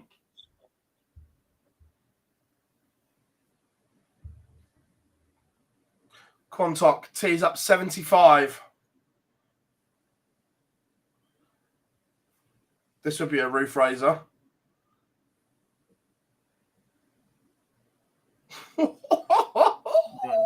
Should get at least a dart at tops. Might get 2 at double 12. If he hits any, then he'll have a tour card. Other than that, he's obviously not been straight on his first dart, has he? missed somewhere. Danny says, who's got cards? So the match you're watching on screen right now is for a tour card. It's between Chris Quantock and Josh Payne. Aaron Monk and Graham Usher are the previous winners in the UK so far this week. In Germany, Jeffrey Sparidans, Corey Cadby and Jeffrey de Zvan have been your daily winners. Mike Kyvenhoven cannot be caught at the top of the order of merit. And Pascal Ruprecht, if he doesn't play tomorrow, which his friend in the chat room has told us he will not, has also secured a tour card. If he plays tomorrow, there is a 1 in 1 million chance that he takes a hit on his leg difference and then can be caught and miss out in 11th spot for 10 cards. Josh Payne could be about to force a decider here. And from the lead that Quantock had, this would hurt. This would hurt, especially as he would sit outside of the top places in the order of merit. He has work to do tomorrow. The loser of this has work to do tomorrow. Payne's got 6. Just quickly, Matt, I know you're in the chat room, and I know you'd love Nathan to get a card, but for his development, is it better for another year doing what he's done? He's missed inside. Payne misses 156 inside. It's 96 from Quantock. Just not finding the range that he needs right now. Josh Payne, Going all the way, 9 sends us all the way. Payne has the dart. The EU cards, Roger. Jeffrey Sparadans, day 1. Corey Cappy, day 2. Jeffrey Desvan, day 3. Kyvenhoven secure via the Order of Merit. And if Ruprecht does not pick his darts up tomorrow, he is also secure via the Order of Merit. Oh, huge from Payne.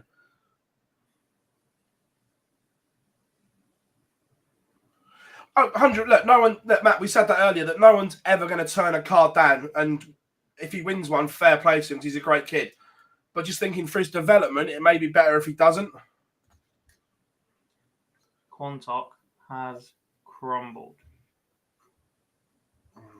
Look, this has to be two trebles. trebles. Back in the leg, though. Look, it will still take some doing to win the leg from here against the darts, but he needs to find some trebles, and that is not enough. Still 72 points behind, plus these from Josh Payne.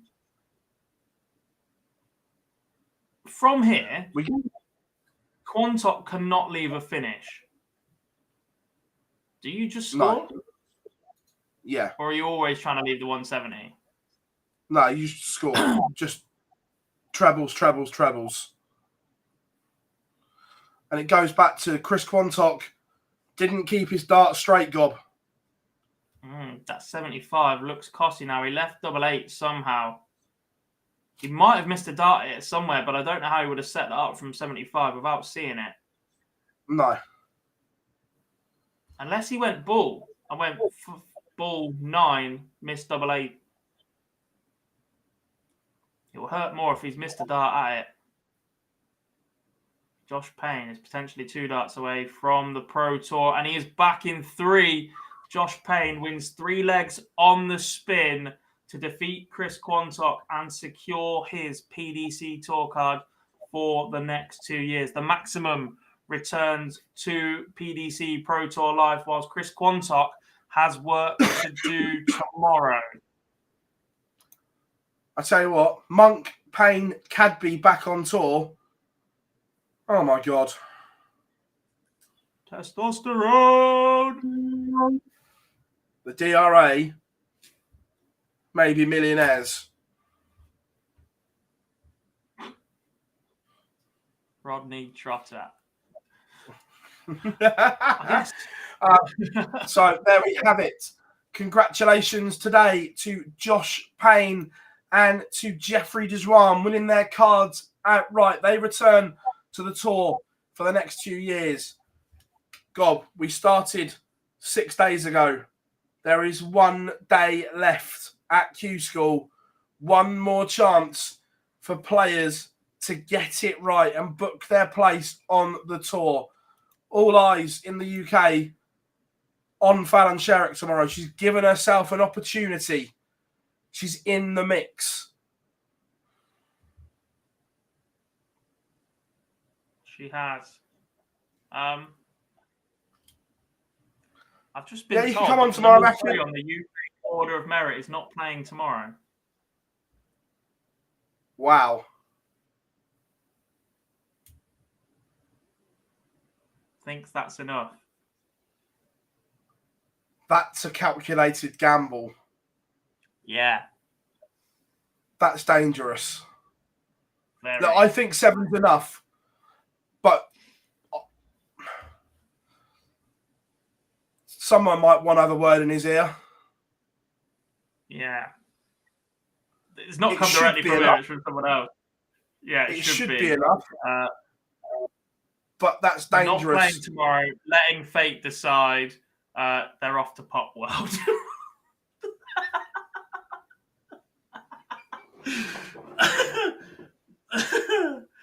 Oh my.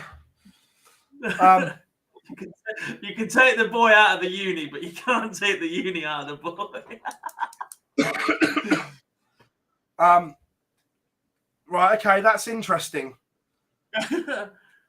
Very, very interesting. Right, everyone, thank you very much for your continued support. As always, we massively appreciate it. Remember, the Super Series final, week 10. Adam Warner, Matt. Thank you very, very much for your continued support. The Super Series finals of week 10. Tonight, the headline act is Martin Adams and Kevin painter. So make sure you tune in for that. Myself, Gob, and Matt Ward will be on tomorrow as well. It's been emotional. Gob, one more day to go, and we are there. And then you'll buy me dinner. But we have been Online Darts. Thank you very much for your continued support, and we will see you all tomorrow, 10:45. Be there.